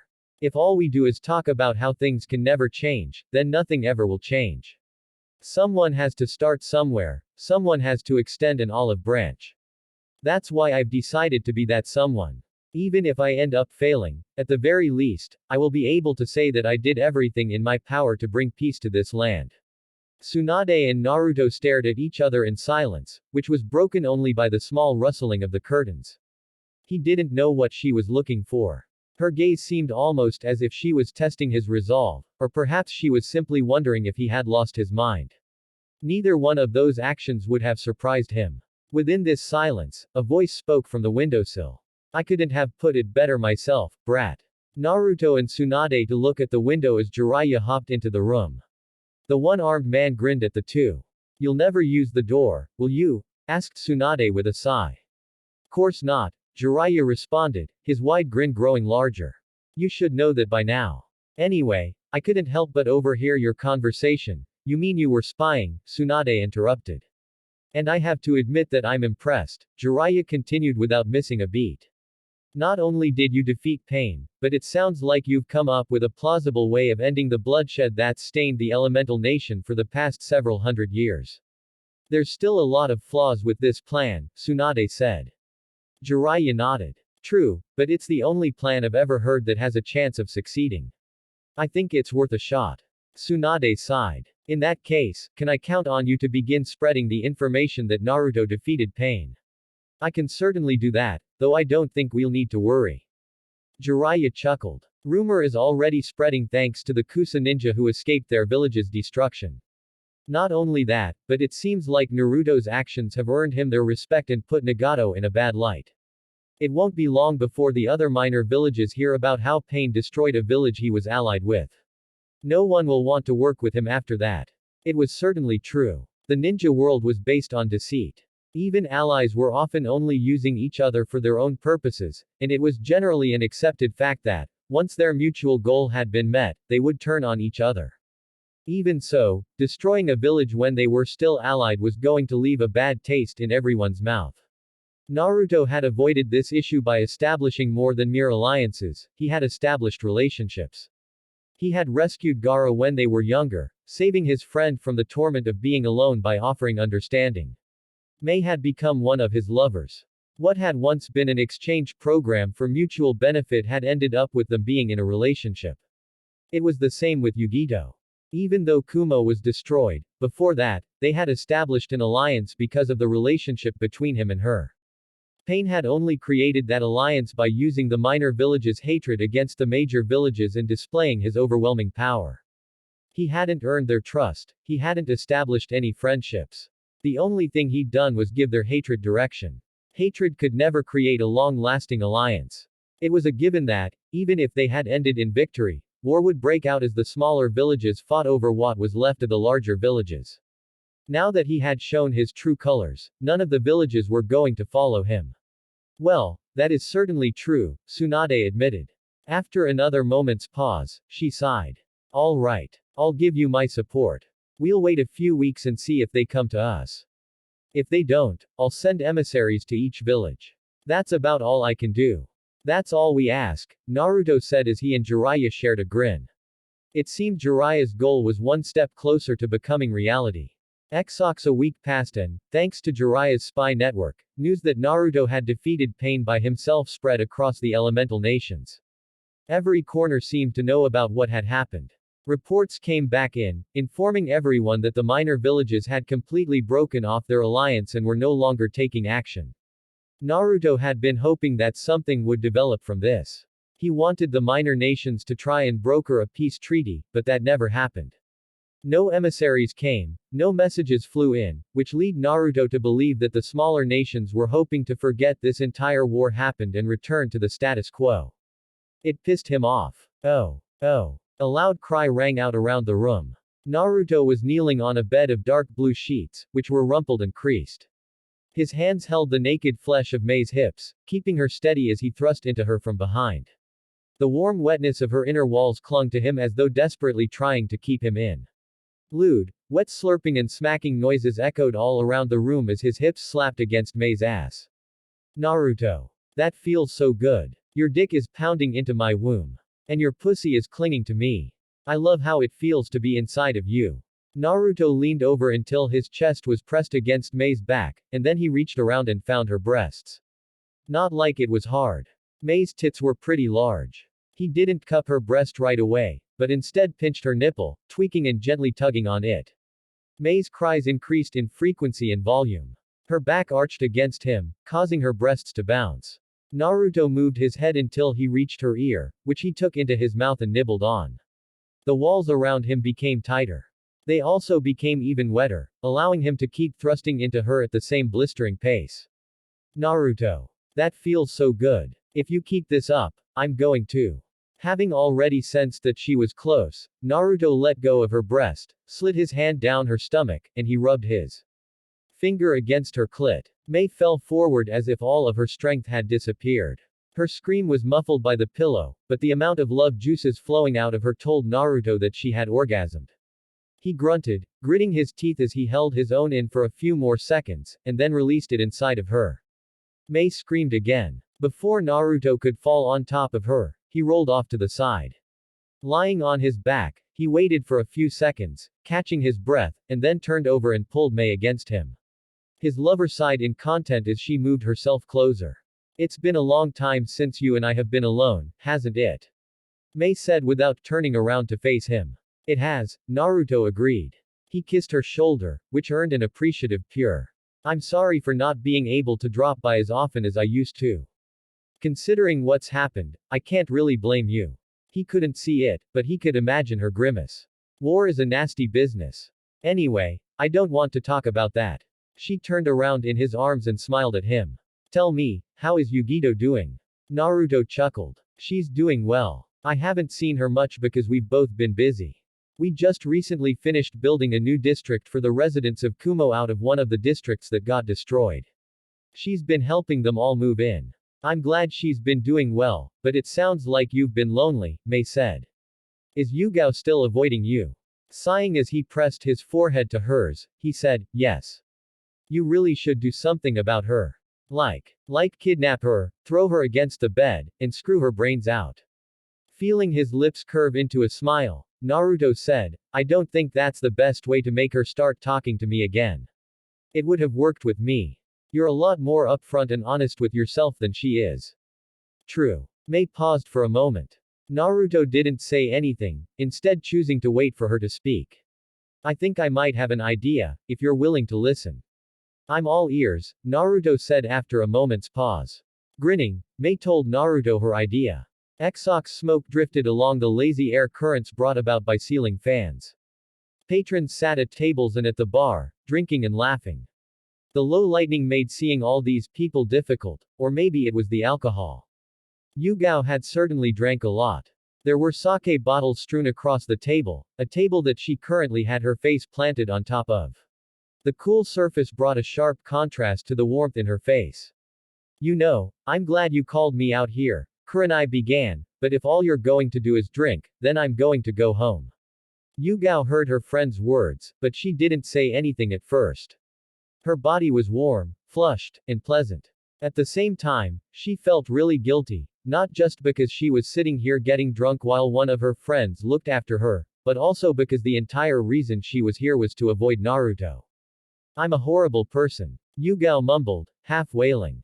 Kurenai sighed and started rubbing Yugao's back. There. You're not a horrible person. You're just confused. I'm an awful girlfriend. Yugao's muttering gained volume, to the point where several of the people around them looked in her direction. I wouldn't say. Kurenai paused, shook her head, and began again. Actually, you know what? You are a horrible girlfriend. Naruto is worried sick about you, and here you are getting wasted and wallowing in guilt and self-pity. What the hell are you doing? Yugao looked up at Kurenai, her eyes already watering. I don't know. I just don't feel like I can face him after what happened. And what happened? I don't know. Kurenai twitched. You don't know. I can't remember. Yugao wailed. Oh, for the love of, Yugao didn't remember much of what happened after that. Everything had become a blur of colors and muffled voices. She thought she remembered beating some people up, and then Kurenai dragging her out of the bar, but even that was nothing but streaks of color and sound. Cool air hit her back, which made Yugao jerk. She must have fallen asleep at some point. Where was she? She couldn't see anything. Kurenai-sensei? A voice asked. It was familiar, but for some reason, Yugao couldn't quite place it. She wondered if that was because of the ringing in her ears. I'm glad you're here, Kurenai said. Is that Yugao? It is. Would you like to take her? She's being a pain in the ass. I think that's the first time I've ever heard you swear. Yeah, well, I'm pretty pissed off right now. What were these two talking about? Yugao would have frowned, but her facial muscles weren't working as she wanted them to. She heard more talking, but it was too muffled for her to make out anything aside from the occasional word.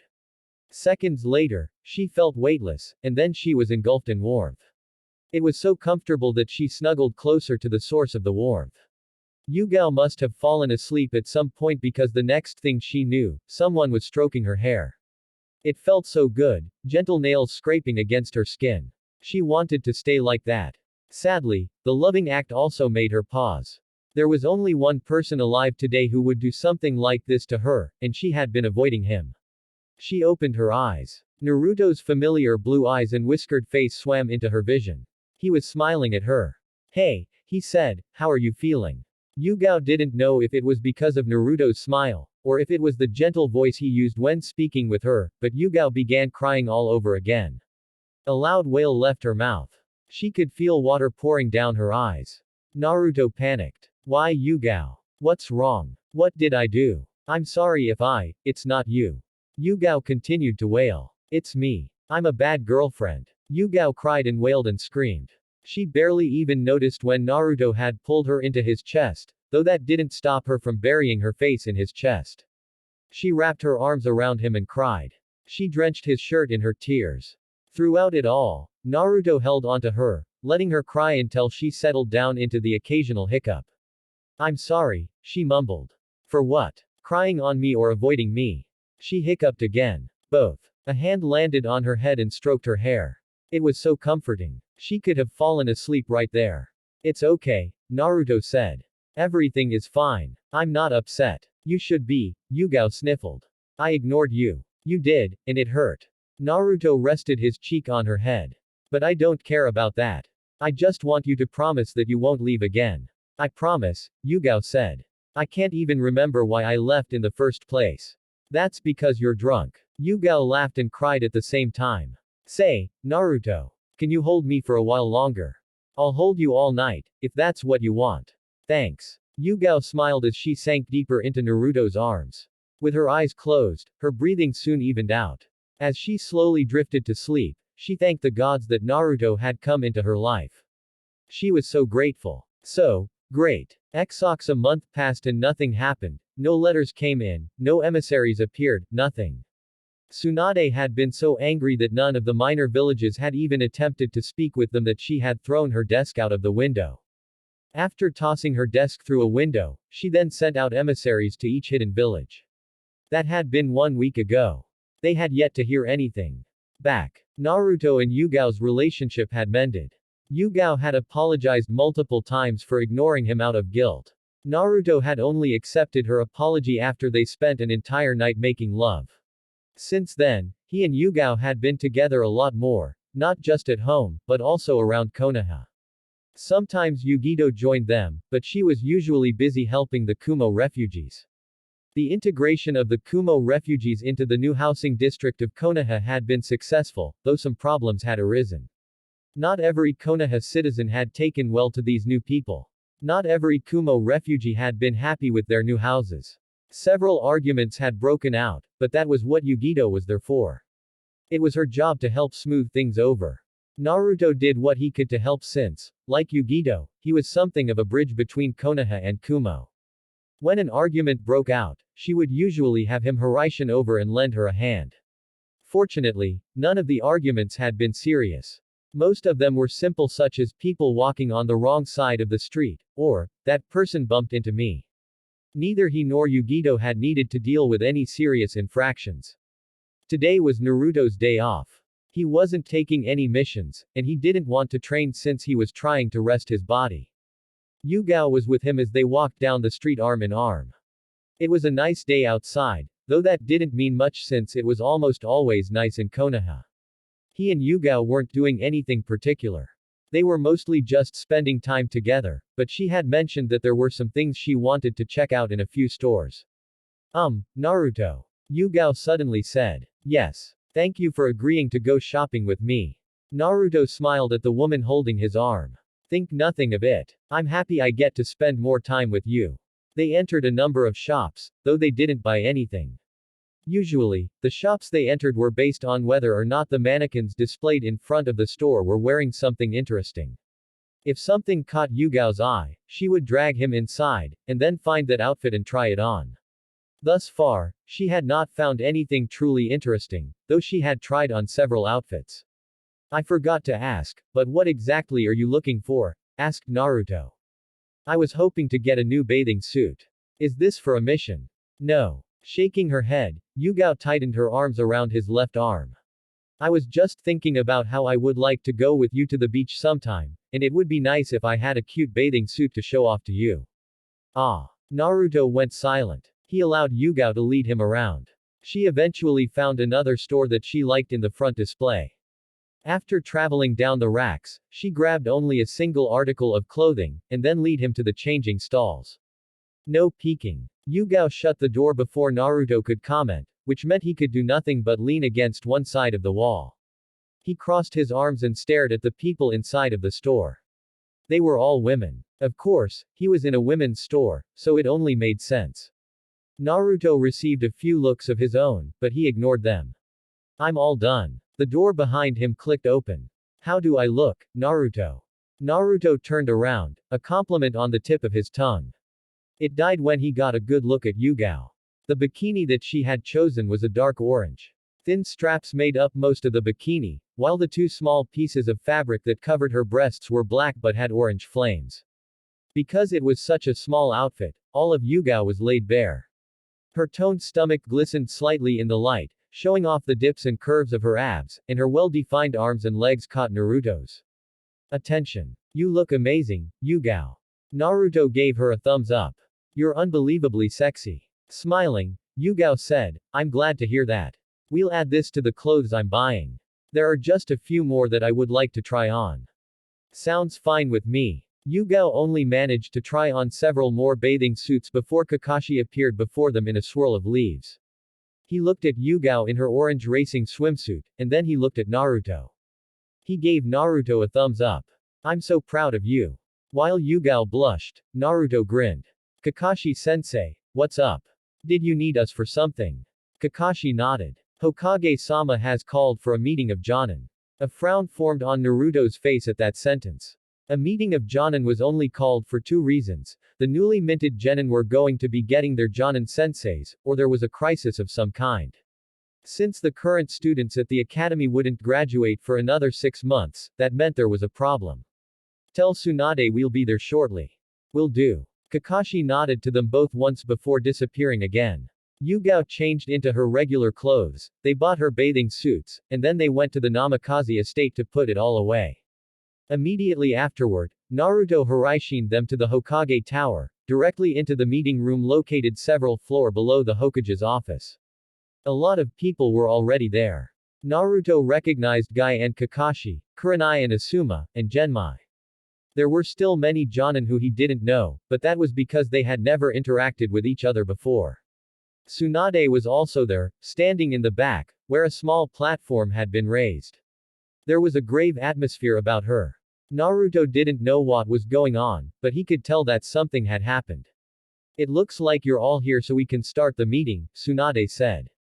Several hours ago, 6 of the 22 emissaries I sent out came back with grave news. The hidden villages they were sent to have been wiped out. Everyone down to the last man, woman, and child was brutally killed. Her words caused a stirring among the ninja. No one said anything, though, for they were still ninja, well-trained and indoctrinated in when it was and wasn't appropriate to say anything.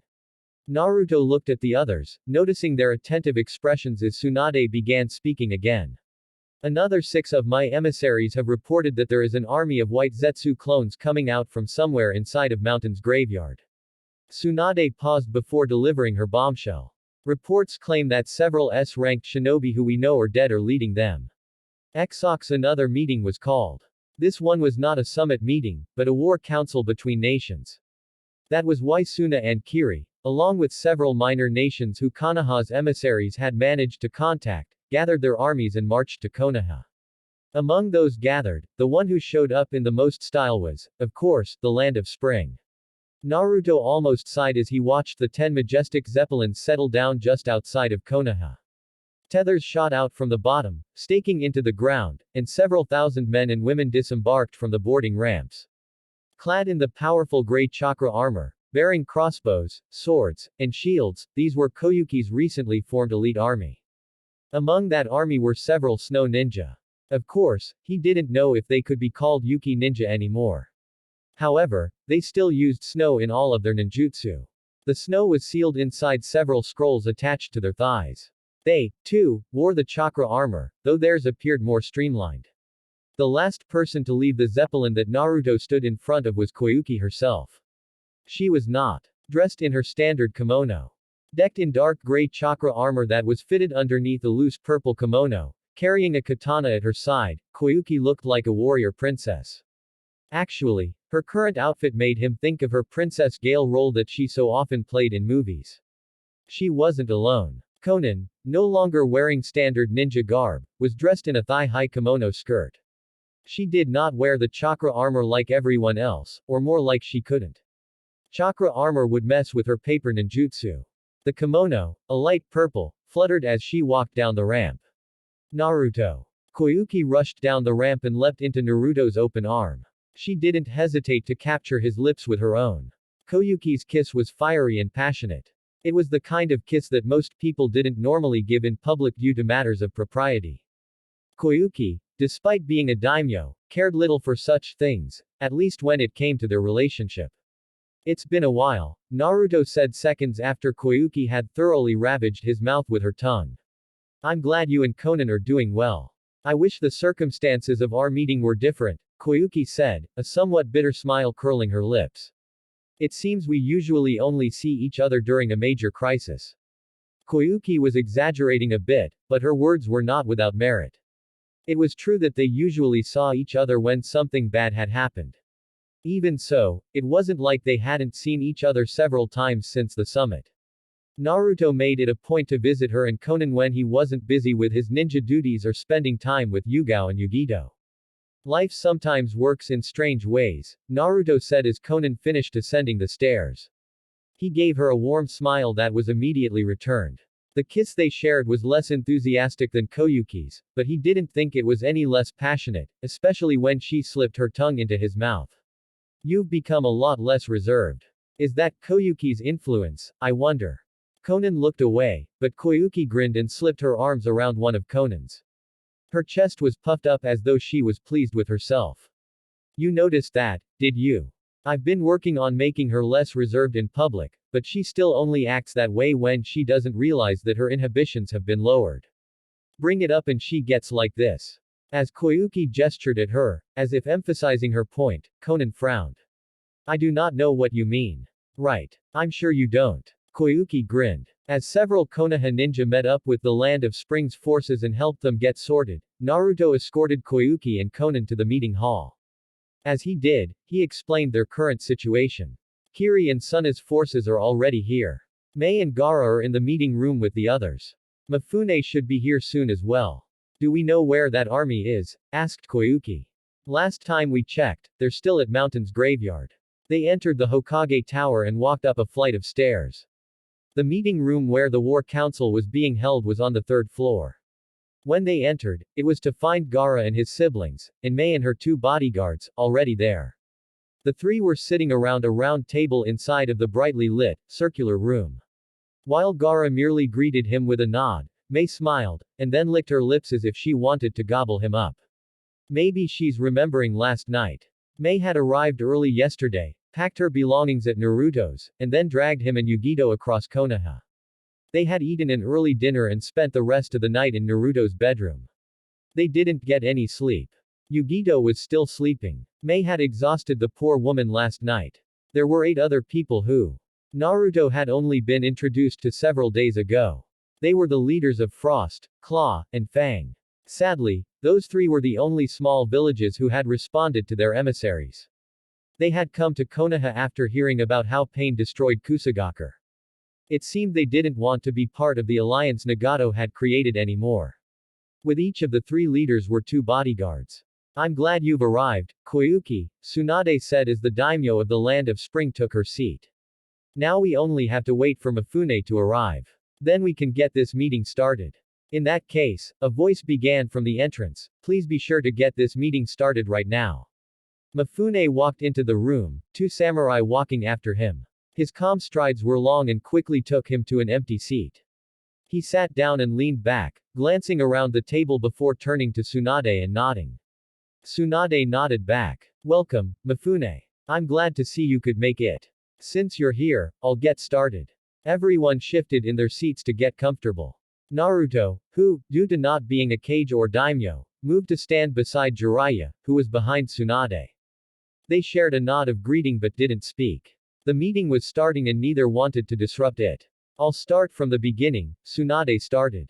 Exactly 1 week ago, we received reports of White Zetas clones gathering around the mountain's graveyard. For those of you who are unfamiliar, Zetsu is a member of Akatsuki. He looks like a man with a Venus flytrap on his head. Half of him is black, and the other half is white. We've learned recently that he can split himself in half and has several thousand clones of him that are capable of fighting. The clones are indistinguishable from the real thing, and they have the ability to mimic a person's chakra signature. Tsunade coughed into her hand. In either event, the White Zetsus are gathering. We can only conclude that their purpose is to begin a war. That, or they're trying to goad us into a war. Any actions we take will end with war anyway, so we've decided that joining forces to fight against this threat is the best option possible. Tsunade finally sat down and, to the surprise of Naruto, Gaara stood up. He looked at everyone in the room, making eye contact with each person. Then, and only then, did he begin speaking. We've been analyzing the enemy's movements for several days now, thanks to Koyuki lending us one of her newest zeppelins. From their movements, we can determine that they are going to attack by 2 methods. Gaara pressed a button on the table and, with a soft flicker, a light shot from a projector onto the wall. Everyone turned to look at the wall, which now had a light projected map illuminated on it. It was a map of the elemental nations. Several sections were circled in red ink, while several others were marked by arrows in blue ink. First, their main contingent is going to cross through the mountain's graveyard and make their way south toward the land of fire. This means cutting through the land of iron. Mountain's graveyard was located on the tip of the peninsula for the land of iron. However, it was also blocked off by a deep ravine. The map being displayed was topographical, so it mostly showed shifts in elevation. Mountain's graveyard was at a lower elevation than the land of iron everywhere except for the mountains that dotted that particular region. We also believe they will split up their main forces and try to attack us from 3 different locations. As he continued, Gaara pointed to the blue arrows traveling toward Takigakure and Otogakure.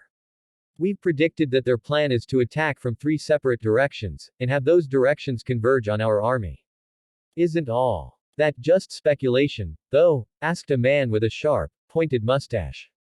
Naruto knew him as Metsuki Nanashi, the leader of the land of fangs. It is. Gaara nodded. However, it is also the method of attack that makes the most sense. By splitting up their forces like this, they make it impossible for us to destroy them in one fell swoop. What do you mean by that? Asked Kimura Natsuki, a young and brash lord with blonde hair and purple eyes.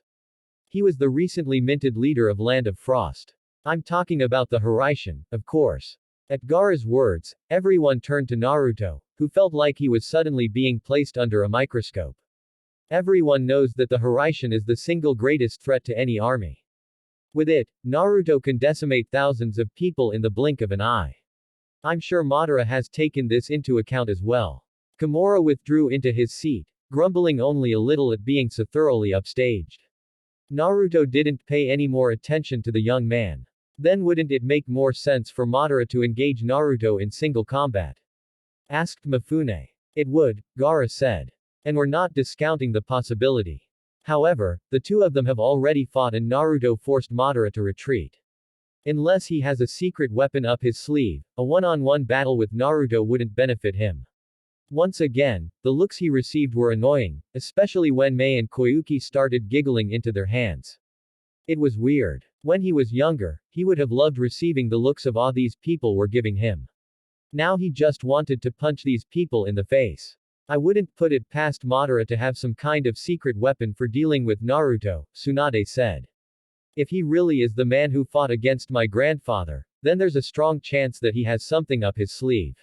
And that's why part of our plan involves having Naruto confront him, Gaara said, finally getting to the main point of this meeting.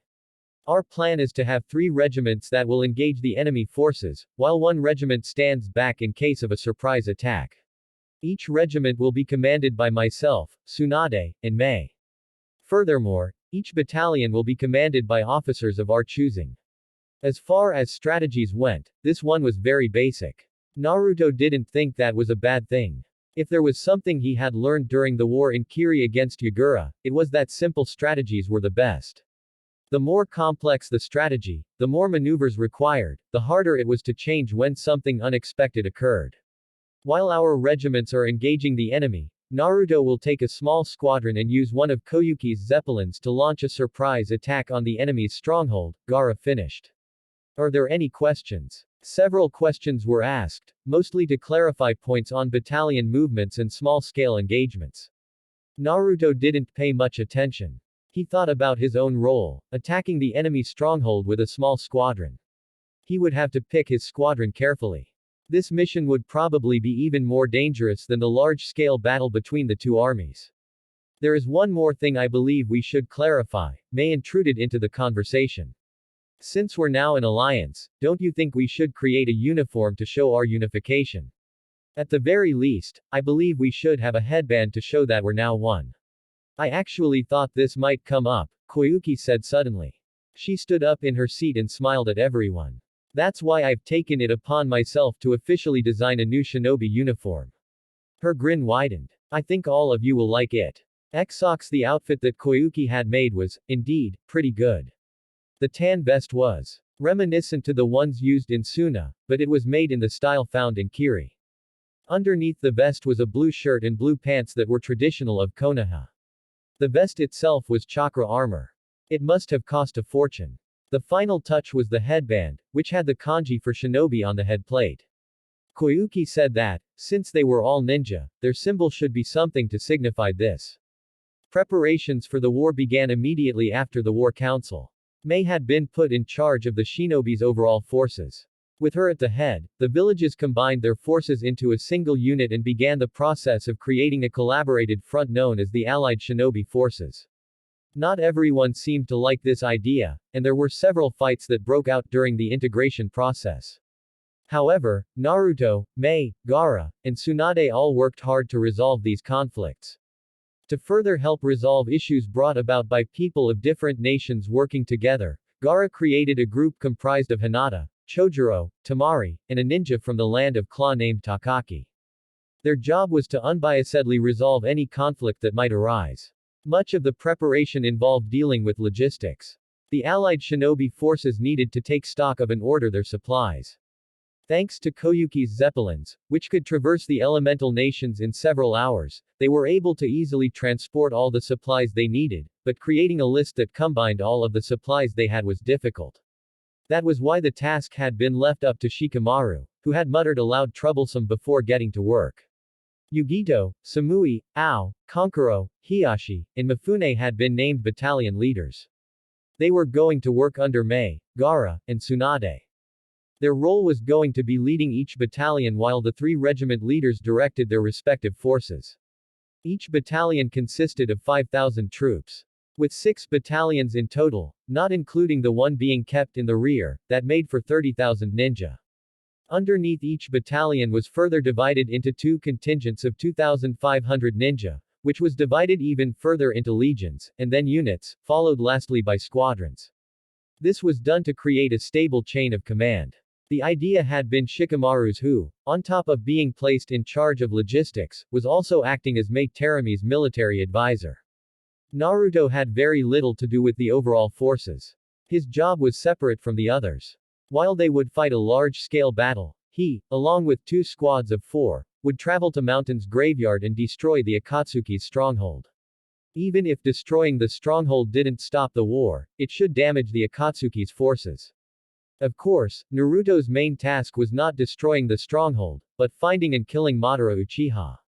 For this mission, Naruto had selected 7 other people to accompany him: Neji, Konan, Yugao, Tenten, Rock Lee, Sakura, and Kakashi. Since they were going in as 2 squads, he was leaving Kakashi in charge of Sakura, Rock Lee, and Tenten. Meanwhile, Naruto would be going with Konan, Yugao, and Neji. While their goals in this were the same, they were going to be going about it in different ways. That was why, 1 week before their forces would move out, Naruto had gathered the 2 squadrons that would be going with him. They stood inside of the zeppelin they would be using. The room, a large space made of metal and wood, had been cleared of everything except for a round table, which sat in the center. Several circular windows on one end gave them a glimpse of the world outside. Naruto and the other 7 stood around the table. Resting on top was a map of Mountain's graveyard. The paper, new parchment with very few wrinkles, made crinkling sounds as Naruto smoothed it out. Because there are no flat plains around Mountain Graveyard, we'll be dropping out from the Zeppelin while it's in flight. Koyuki has prepared hang glider packs for us. We'll be practicing aerial maneuvers today and tomorrow to prepare for the operation. Is it too late to admit that I'm afraid of heights? Asked Tenten, raising her hand. Yes, it is, Naruto said. I selected you for this task specifically because of your ability to use every kind of weapon in your sealing scrolls. Should we run into a small army or something, I'll need you to unleash my kunai. No one can do that but you. Fine, Tenten muttered, looking away. I'll do it. Just don't expect much since I'll probably be too busy throwing up. Do not worry, Tenten. Rock Lee gave her a thumbs up. If you get sick, then I will carry you on my back. Tenten sighed. Well, thanks for that. I guess I'll be counting on you then. Yash. Perhaps we should continue, Neji said. Naruto, have you planned what we should do once we're in Mountain's graveyard? Naruto nodded. I have. We'll be splitting up into 2 teams. One team's job will be to find where the white Zetsu clones are being manufactured and destroy it. I am not sure I understand. Rock Lee scratched his head. What do you mean by manufactured? Sakura. Kakashi gestured for her. Coughing into her hand, Sakura said, the white Zetsu clones are not real people. After doing a thorough analysis of several white Zetsus, we've discovered that they're actually artificially created beings. Each white Zetsu is identical, and they all have the same genetic makeup. This leads me to believe that they're being manufactured in secret somewhere. As Sakura took a step back, Naruto began talking again. There are only a few places where the white Zetas could have been created. Out of all those places, the mountain's graveyard is the only one that hasn't been thoroughly explored. What's more, the army couldn't have traveled there without alerting the Land of Iron. They could have gone by sea, Neji interjected. Then we would have received reports of a large armada sailing through the ocean, Naruto countered. In order to reach the mountain's graveyard by sea, you have to pass by the Land of Spring. The white Zetsus showed up a month ago. Koyuki has been having Zeppelins travel across the ocean for over 2 months. It would have been impossible for them to miss an armada the size of the white Zetsu army, which at last check, numbered over 100,000. Smiling in a way that said he was satisfied, Neji said, you bring up a good point. So, let's say the white Zetsus are being created in Mountain's graveyard. There is still a lot of land that we must cover. Do you think 2 squads will be enough? They will be for what I have planned, Naruto said. We're not going in blind. Before we drop ourselves off, I plan on creating 1,000 shadow clones to explore Mountain's graveyard. With that many clones, it shouldn't take more than an hour to locate the entrance to Madara's hideout. Neji nodded and backed down. Everyone else around the table had been silent until now. Konan stood beside him without speaking. She seemed to be preparing herself for the upcoming mission. Kakashi was reading his book, but Naruto didn't doubt that he was listening to every word said. Consequently, Sakura was glaring at Kakashi for reading smut in her presence. Tenten, Rock Lee, and Yugao also seemed relatively calm. Well, Yugao and Tenten did. Rock Lee was. Yash. This is so exciting. It has been far too long since you and I have gone on a mission together, Naruto. Yeah, it has been a long time, hasn't it? I am so excited. Now you and I can finally revel in the passionate flames of our youth. Come, Naruto. Let us begin practicing with those hang gliders. I shall master using them in 1 hour, and if I cannot do that, then I shall do 1,000 push-ups on my thumbs. And if I cannot do that. As Rock Lee began listing challenges that he would do if he failed to master the hang gliders in a single hour, Naruto turned to Tenten and Neji. They both just gave him resigned sighs. It seemed not even the test of time could extinguish Rock Lee's enthusiasm. Exok's 1 week of training was enough for almost everyone to become at least semi-competent with the hang gliders, everyone except Tenten. That girl, no matter how much she tried, could barely get herself to jump out of the Zeppelin. In fact, Naruto and Neji had taken turns pushing the girl out. Their hopes that a trial by fire training method would help went up in flames before it could even begin. Tenten and Sakura had beaten the snot out of them. Since Tenten couldn't use the hang glider, she would be traveling with Konan. As an S-ranked paper ninjutsu user, Konan could create wings to fly with. The paper wings, hardened by chakra, were enough that she could carry Tenten's weight along with her own. He just hoped it wouldn't hamper her maneuverability. He didn't know if Madara had any long-range attacks that could be used to shoot them down, but he wanted to be on the safe side. After their last day of training, which consisted of them practicing aerial drop formations, Naruto, Konan, and Yugao returned home. As they entered the door, footsteps echoed from ahead. Yugito, dressed only in a pair of white shirts and cotton panties, walked into the entrance hall. You 3 have finally come back, she said. Hey, Yugi, Naruto greeted. Konan and Yugao also gave her their greetings. Mei and Koyuki are in the hot spring, Yugito informed them. I told them to wait until you 3 came back, but they said they couldn't wait. Konan sighed. Those 2 are like peas in a pod. They're definitely on the same wavelength, Yugao agreed.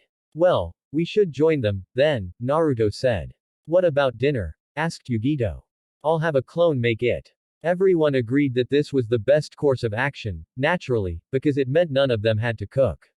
As ninja they were trained in the basics. They could cook. However, none of them actually enjoyed it. After stripping down and folding up their clothes, Naruto and the girls wandered into the hot spring. It wasn't an open-air hot spring. They couldn't do that since Jiraiya could peek on them. Even so, the hot spring was large enough to easily fit 50 people. There were two pools, one that appeared man-made, and another that was built to look like a lagoon, with trees, plants, and boulders sticking up from the surface. Naruto and the girls almost always chose the lagoon. It's been a while since all of us have gotten together, Mei said as she leaned back against a sloped boulder. Naruto eyed her breasts, which bobbed up and down with the water. Right. I don't think all of us have been in one place since. Koyuki tilted her head. 5 months ago, I think. That reminds me, the last time all 5 of us stayed here, didn't we get really drunk? Asked Yugito. She crossed her arms under breasts. As they were squished together, a small pool formed in the valley between her breasts. We did. Mei grinned, and, leaning into Yugito, she gently wrapped her arms around the other woman and placed nibbled on the Jinchuriki's ear. As I recall, the 6 of us had a lot of fun together. 24 hours of it. Yugito's face was already red from the heat, but Naruto and the others were able to see her skin become an even darker hue. Her skin grew even darker when a moan passed through her lips. You shouldn't bring up the past like that. Yugito snapped. Why? Because you're embarrassing her, Conan said in a calm demeanor. Isn't that the whole point? Mei asked. Don't you think Yugito is cute when she's embarrassed? Koyuki cupped her chin and, with a faint thoughtful hum, slowly nodded her head. She is pretty cute when her face lights up like that. Hey! Yugito shouted. But I think Conan's the cutest when embarrassed. Koyuki finished, slipping behind Conan and fondling her breasts. What are you? Besides, check these things out. Aren't they amazing? Koyuki flicked Conan's nipples with the kind of skill that could only come from hours of practice. Her breasts are so big and sensitive. Even the softest touch makes them hard. That's not something you're supposed to tell others. Conan stuttered as she tried to get Koyuki off of her. It was to no avail. Most of her strength was leaving thanks to Koyuki's ministrations. Ha! You think that's amazing? Look at this. Mei quickly pulled Yugito's arms away from her chest and hefted up her left breast. These might be smaller than average, don't call my breasts small. But what they lack in size, they make up for in shape, Mei continued before flicking Yugito's nipples. The Jinchuriki squealed. Also, they're a lot more sensitive than anyone else's, and when you suck on them, Naruto sat on the sidelines and Koyuki and Mei bragged about Conan and Yugito's breasts, with each woman trying to one-up the other. Sadly, this meant Conan and Yugito were subject to some pretty erotic stuff. It even got to the point where Mei cupped Yugito's crotch, causing the blonde woman's back to arch as she cried out. I'm not even sure what they're trying to prove anymore, Naruto said to himself. Me neither, Yugao admitted. Unlike the others, she was not getting involved. A small tray floated in front of her, and she drank sake from a small saucer. I think they're just having fun embarrassing those two. You're probably right, Naruto agreed. Are you feeling okay? Yugao asked as she poured him a saucer of sake. You seem to be lost in thought. I'm fine. Naruto accepted the saucer with a grateful smile. Despite saying that he was fine, the truth was that Naruto was deep in thought about the upcoming war. He was worried about what could happen. The last war that he had been in was short, consisting of no more than a few battles before he finished off Yagura. He didn't know if the battle with Pain could count, since that had only lasted a few months. This time he would be going up against someone far stronger, and, if Mei was to be believed, the man they were going to be fighting might be the reason Yagura became a monster in the first place. He didn't say anything about his worries. They had a strict no-work policy when at home. The home was a place to relax, to recover from the stress of work, not to bring up work-related issues. I suppose we can't just talk about whatever we want to hear, can we? Yugao said, smiling as though she understood what he was getting at. He smiled back. That's right. For now, let's just relax and leave tomorrow's worries for tomorrow. He and Yugao clinked their glasses together, but before they could take a drink, Yugito and Konan judo tossed Mei and Koyuki into the water. The large splash their actions kicked up caused water to splash all over him and Yugao. Naturally, the sake was washed away. Oh, that does it, Yugao muttered as she and Naruto stood up.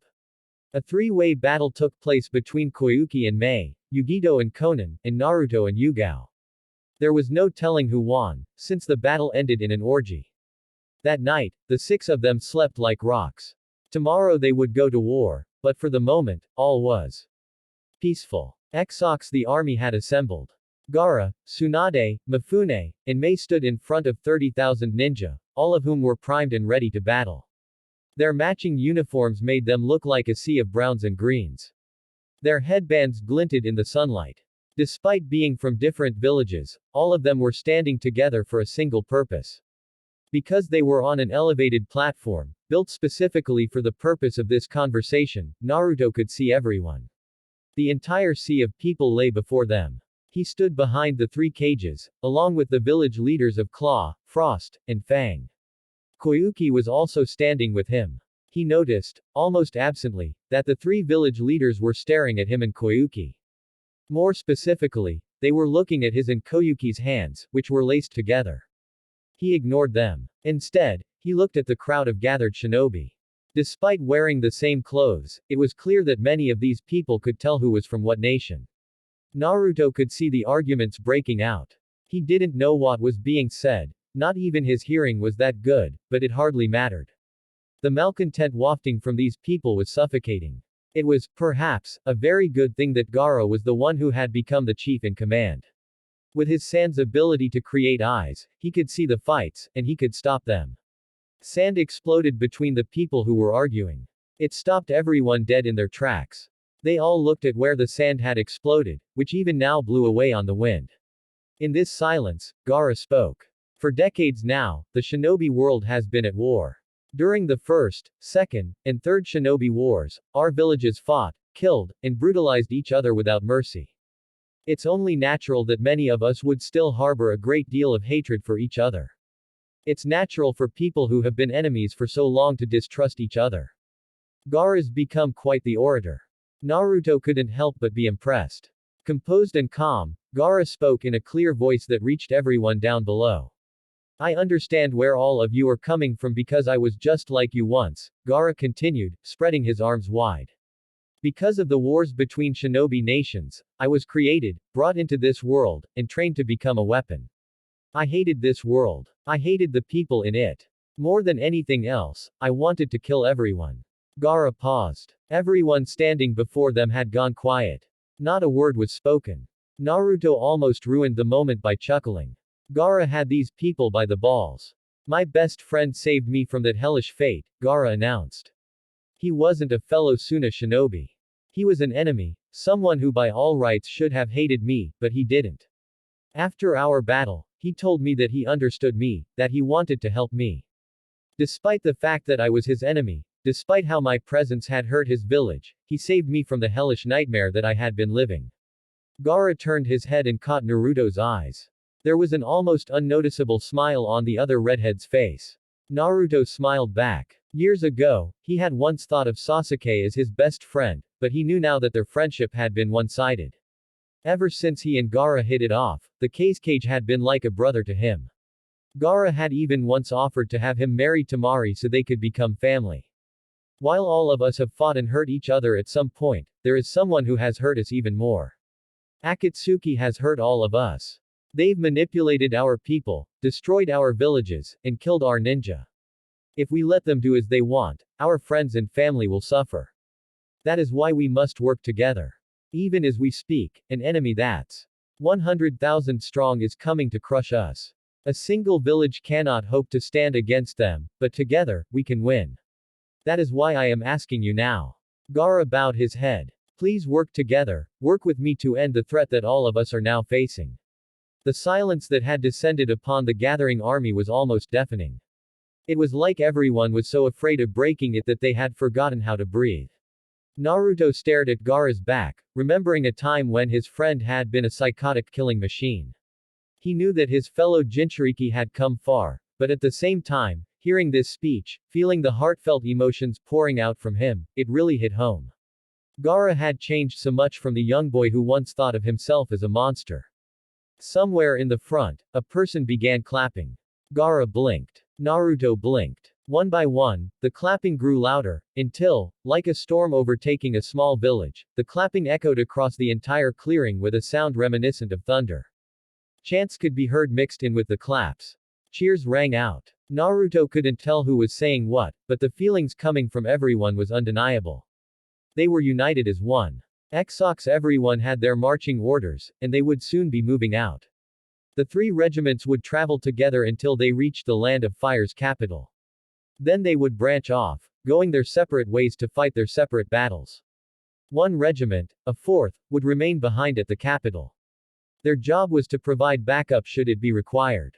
All four regiments would be kept in constant contact with each other via the intelligence division of the Allied shinobi forces, who were being led by Inoichi Yamanaka. The intelligence division was in charge of keeping a communication line going. They did this with chakra transmission devices, which were much more reliable than radio transmissions. Naruto and his team would not be part of that chain of communication.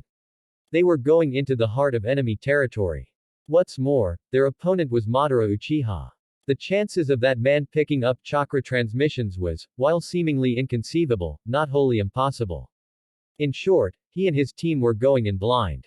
It's a good thing I can Hiraishin everyone to safety if need be. Standing next to the boarding ramp, Naruto looked at Gaara, Mei, Tsunade, and the few others who were seeing him off.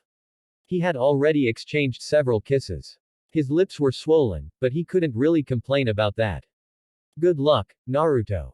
Gaara extended his hand. I hope that the next time we meet, it will be after our inevitable victory. Naruto grinned and took Gaara's hand. Of course it will be. Who the hell do you take me for? Madara won't know what hit him. Gaara's smile, while not large, had a genuineness to it. I'm sure of it. If you're the one fighting him, then his days are already numbered. After Gaara's goodbye came Jiraiya's. He hopped around with a goofy grin and slapped Naruto on the shoulder. The sleeve of his missing arm wiggled. It was disturbing. Well, I'll be seeing you in a few days, brat. Try not to miss me too much while you're out on your mission to save the world. Who'd miss a perverted old bastard like you? How harsh. That's no way to speak to your sensei. After glaring at each other for several seconds, the two broke into similar smiles. Jiraiya pulled Naruto into a hug. Be careful. I know you're strong, but so is Madara. He's bound to have some tricks up his sleeve. I know. I'll be careful. Don't worry. The last person to give him a goodbye was Tsunade. She didn't even say anything at first. She just pulled him into a bone-crushing hug. Naruto could actually feel his bones snapping. From the strength of her grip. You be careful, okay brat. Alright. Don't be too reckless. Oh, okay. And promise me you'll look after yourself. See can't breath. Oh, sorry. Tsunade let go of Naruto and stepped back. He glared at her, though there was no heat behind it. If he was honest with himself, Naruto did not want this moment to end. He wanted to stop time, to separate this moment from reality and remain there for an eternity, like this, with some of the people who mattered most. Time waited for no one, however, and so with a final wave and a grin, Naruto went up the boarding ramp. He walked down the hall, his feet thunking against the wooden floor. He went up a flight of stairs. The last stairway opened into a large room. His companions were there. They greeted him with a smile, or an eye smile, as the case was with Kakashi, and he returned their greetings with a bright grin before walking to the edge of a platform. Down below, sitting dutifully at their stations, was the bridge crew charged with piloting this Zeppelin. Naruto turned around. Is everybody ready? He received a chorus of affirmatives and, with an ever-broadening grin, he turned around and pointed at the glass window several meters in front of him. Then let's go, he commanded as Yugito and Yugao came to stand on either side of him. It's time for our mission, the one that will help end the war. And bring peace to this land, he said, though not out loud. As the Zeppelin lifted off, Naruto wondered what would wait him and the others in Mountain's graveyard. Danger, certainly. An enemy of unknown strength, definitely. Even so, Naruto wasn't afraid. He had his friends standing beside him, two of the women he'd pledged himself to next to him, and an entire army standing at his back.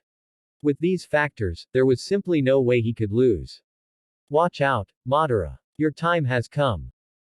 Chapter 34 Gaara stood near the northwestern coast of the Land of Lightning, which was where they had predicted the White Zetsu army would come from. They couldn't go through the Land of Iron because it was heavily guarded by that nation's samurai. Because they were on the peninsula of the Land of Iron, it meant they would have to travel by sea, and since Kumogakure had been annihilated, it was the safest route for them to take. Commander Gaara, a shinobi, called out to him.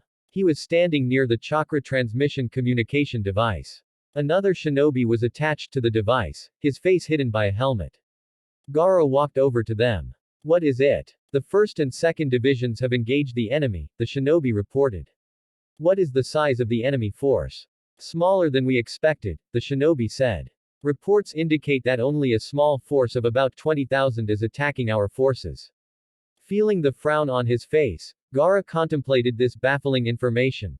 20,000 troops wasn't large, especially when compared to the 100,000 that they had estimated the enemy to possess. That amount also wouldn't be sufficient to contend with the 40,000 that had been dispatched to deal with them. A feint. This could be a feint, but if that was the case, then where would the real attack come from? There were 3 possibilities, provided this was, indeed, a feint. They could attack somewhere else, they could launch a surprise attack, or this could be a feint to lure the 1st and 2nd divisions into a false sense of security and overwhelm them when they grew overconfident. Mei is currently guarding all of the feudal lords with a contingent of elite ninja. We have 2 divisions available for backup, including my own 4th division. I think we'll be fine for now. Have our forces keep an eye out for anything unusual, Gaara commanded. Report to me the moment something happens that's outside of our predictions. With Shikamaru in charge of planning out their engagement, they had created numerous predictions on how this battle would go.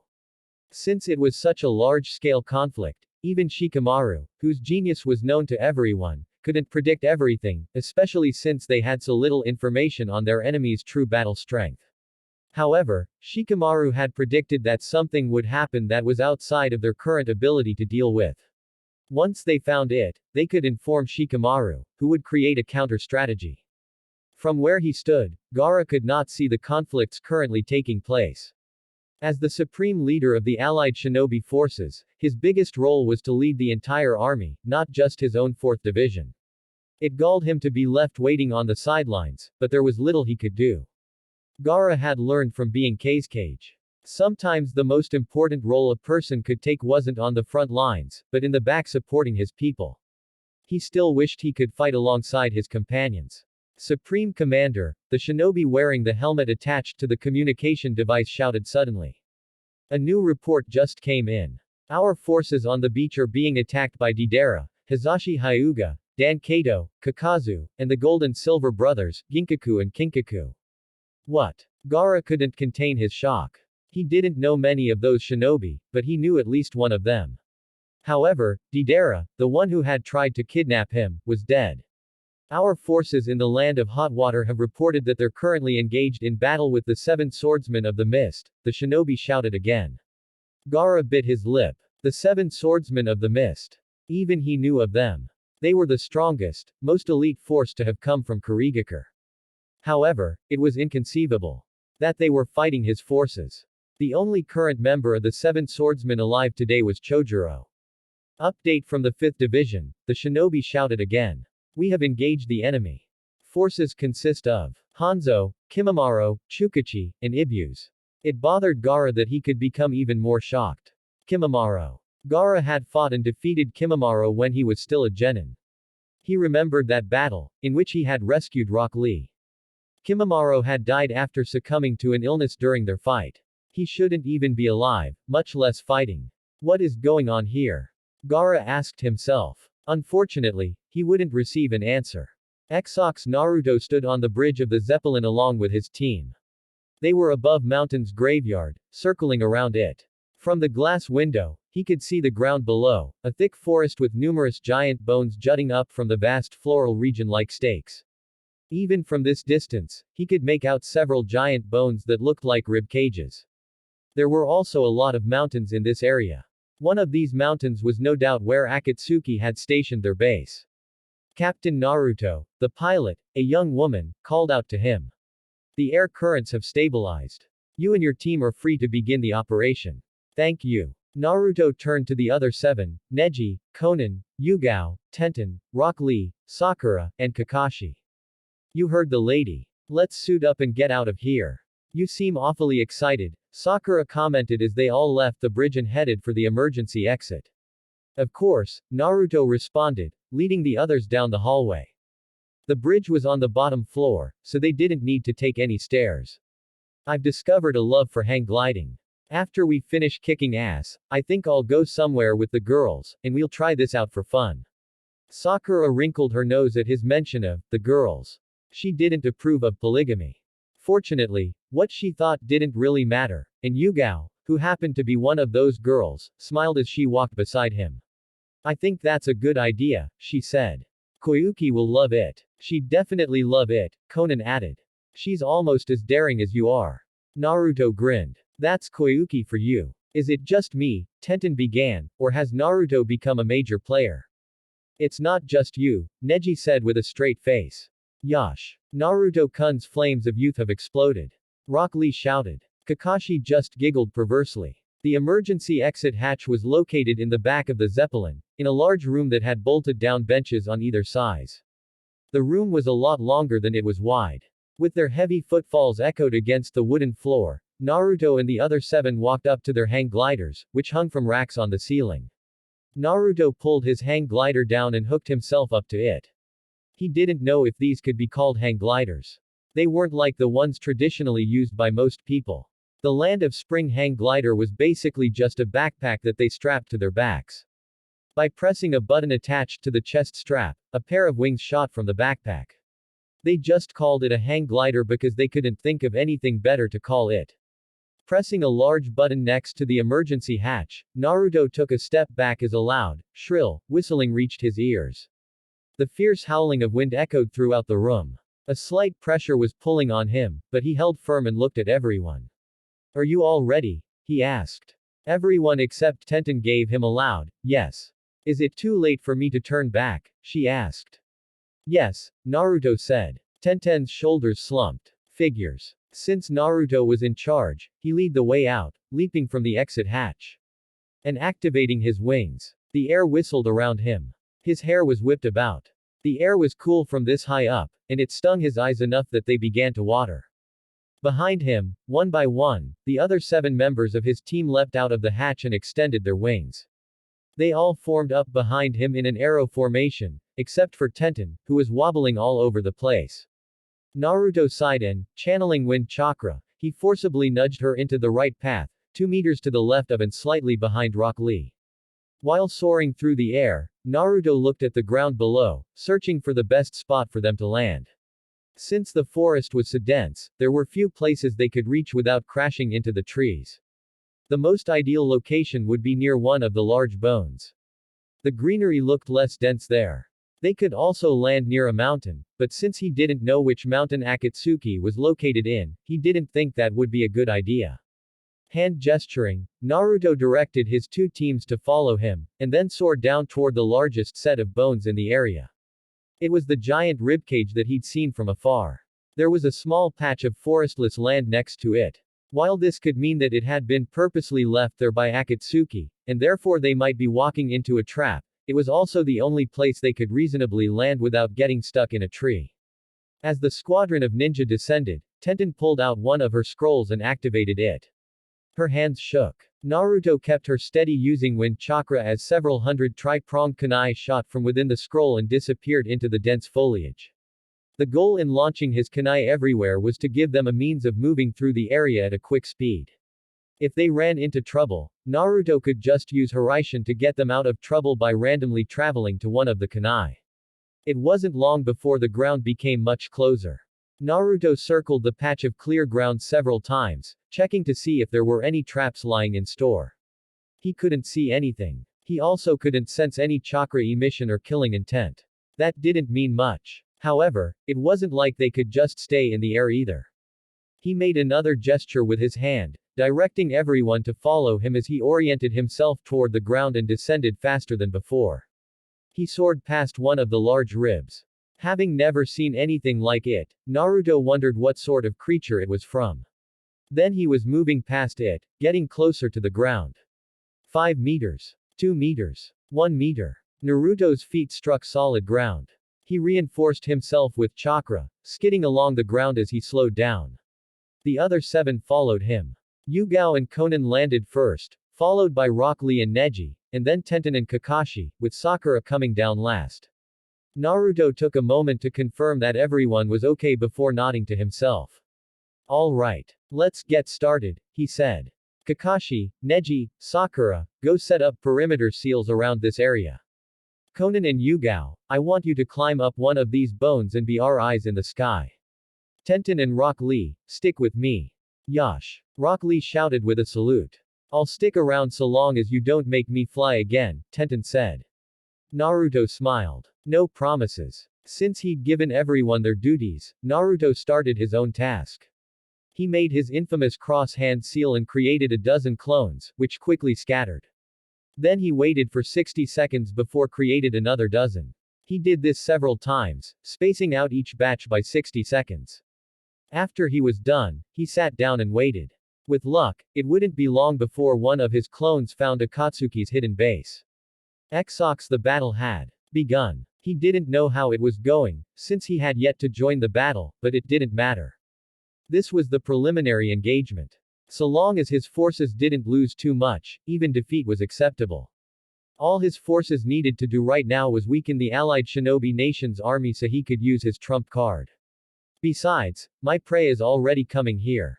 Victory would not be determined by which army won, but by whether or not Madara acquired the remaining Jinchuriki. Nothing mattered except for that. Madara stood in the epicenter of his base. Situated in the center of the room was a massive tree, which was further surrounded by large walls that connected it to the floor above. It was from this tree that the white Zetsus were being born. The process was still slow. He was using old Hashirama cells to create the white Zetsus. It was thanks to this tree that he had been able to build his army of 100,000 strong within the last several decades. He was not alone. A girl stood next to him, her red hair vibrant and marking her as a member of the Uzumaki clan. Both of her eyes looked different. One was red with multiple tomos. The other was purple and had rings in it. Toby, a voice said from behind him. Madara grimaced as he turned around. The person standing before him had pale skin that was mostly hidden by a large black cloak. What little he could see of the man's skin was not just chalk white, it was covered in scales. Reptilian. Like a snake. Vibrant yellow snake eyes stared at him from within the hood and a wide smile was stretched across the man's face. Kabuto, how are things proceeding? He did not trust Kabuto, but so long as this man proved useful, Madara would continue to use him. That said, he was sure that Kabuto had his own agenda. Once his goal had been met, he would probably have to kill Kabuto before he was betrayed. Our forces have engaged the allied shinobi nations, Kabuto said. I've sent out most of our reanimated shinobi to take charge of the battle.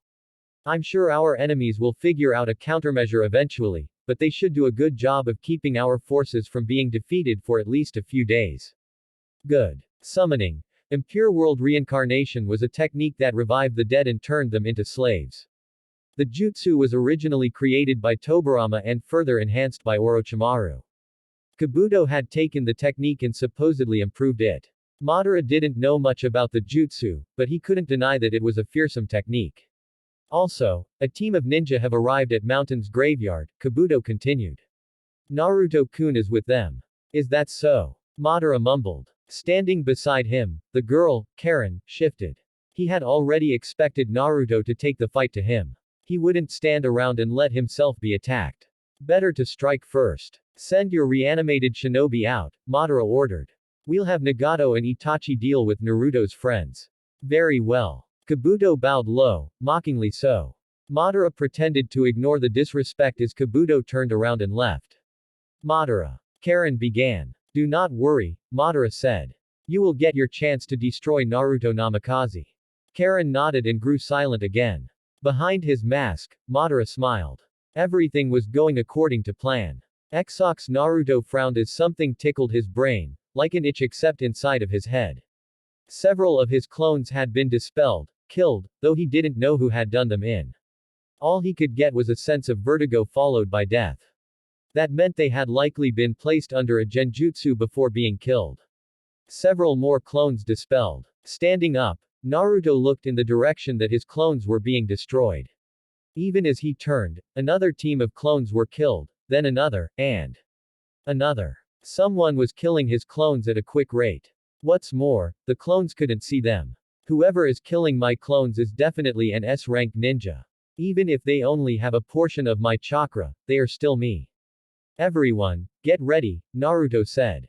Someone is killing my clones and they are coming this way. Everyone tensed. Tenten unsealed a pair of swords, Neji activated his Byakugan, and Rock Lee pounded his fists together. Up above them, Konan and Yugao remained on standby, looking in the direction Naruto indicated. It didn't look like they could see anything.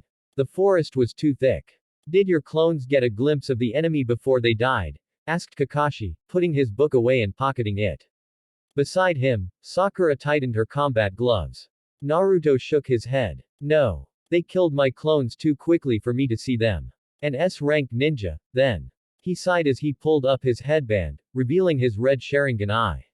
Sounds like we might have quite the fight on our hands. As though Kakashi's words were prophetic, a black shadow leapt from within the foliage. Naruto and the others reacted instantly, leaping away from their previous locations, which was a good decision. The ground exploded seconds after they jumped. Landing back on the ground, Naruto looked at the 6-meter-wide crater that had suddenly appeared. Two people sat back down on the ground several meters away. One of them was emaciated, his face gaunt and hollow, framed by bright red hair. The other had black hair and red Sharingan eyes. His face had creases in them, making him look older than he was. They both wore a black cloak with red clouds. Nagato, Konan mumbled in shock.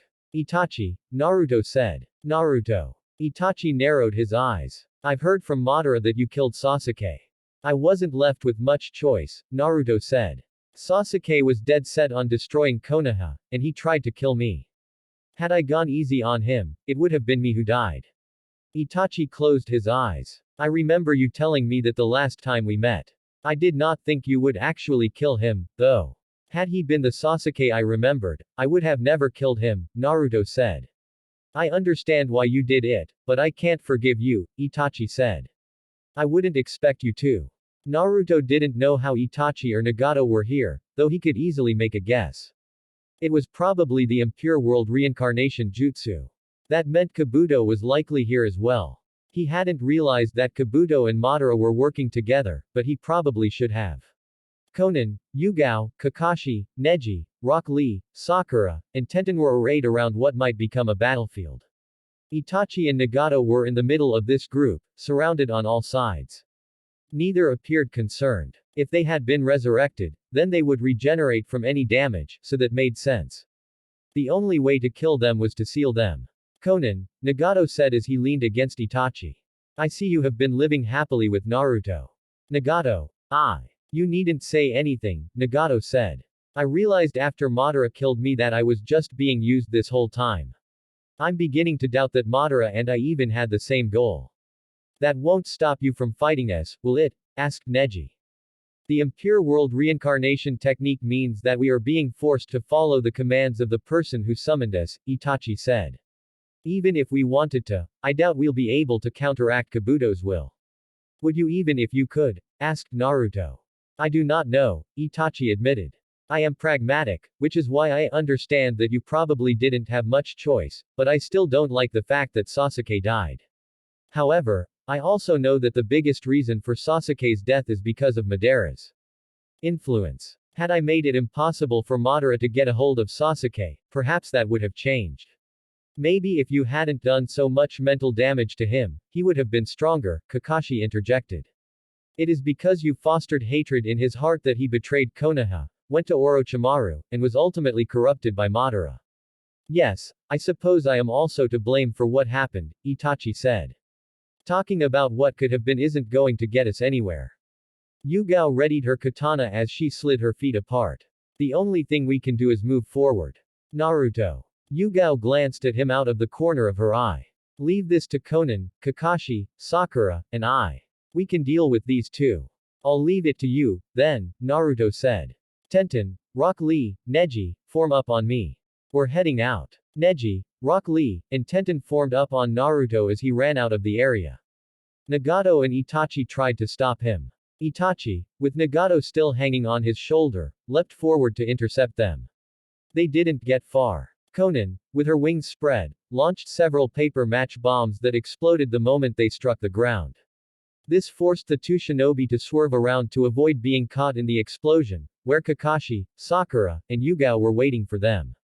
The last thing Naruto saw was Kakashi, Yugao, Sakura, and Konan engaging Itachi and Nagato in a fierce life-or-death battle. Exox Jiraiya knew from the moment word had spread about former S-rank ninja being brought back to life that the impure reincarnation technique had been used.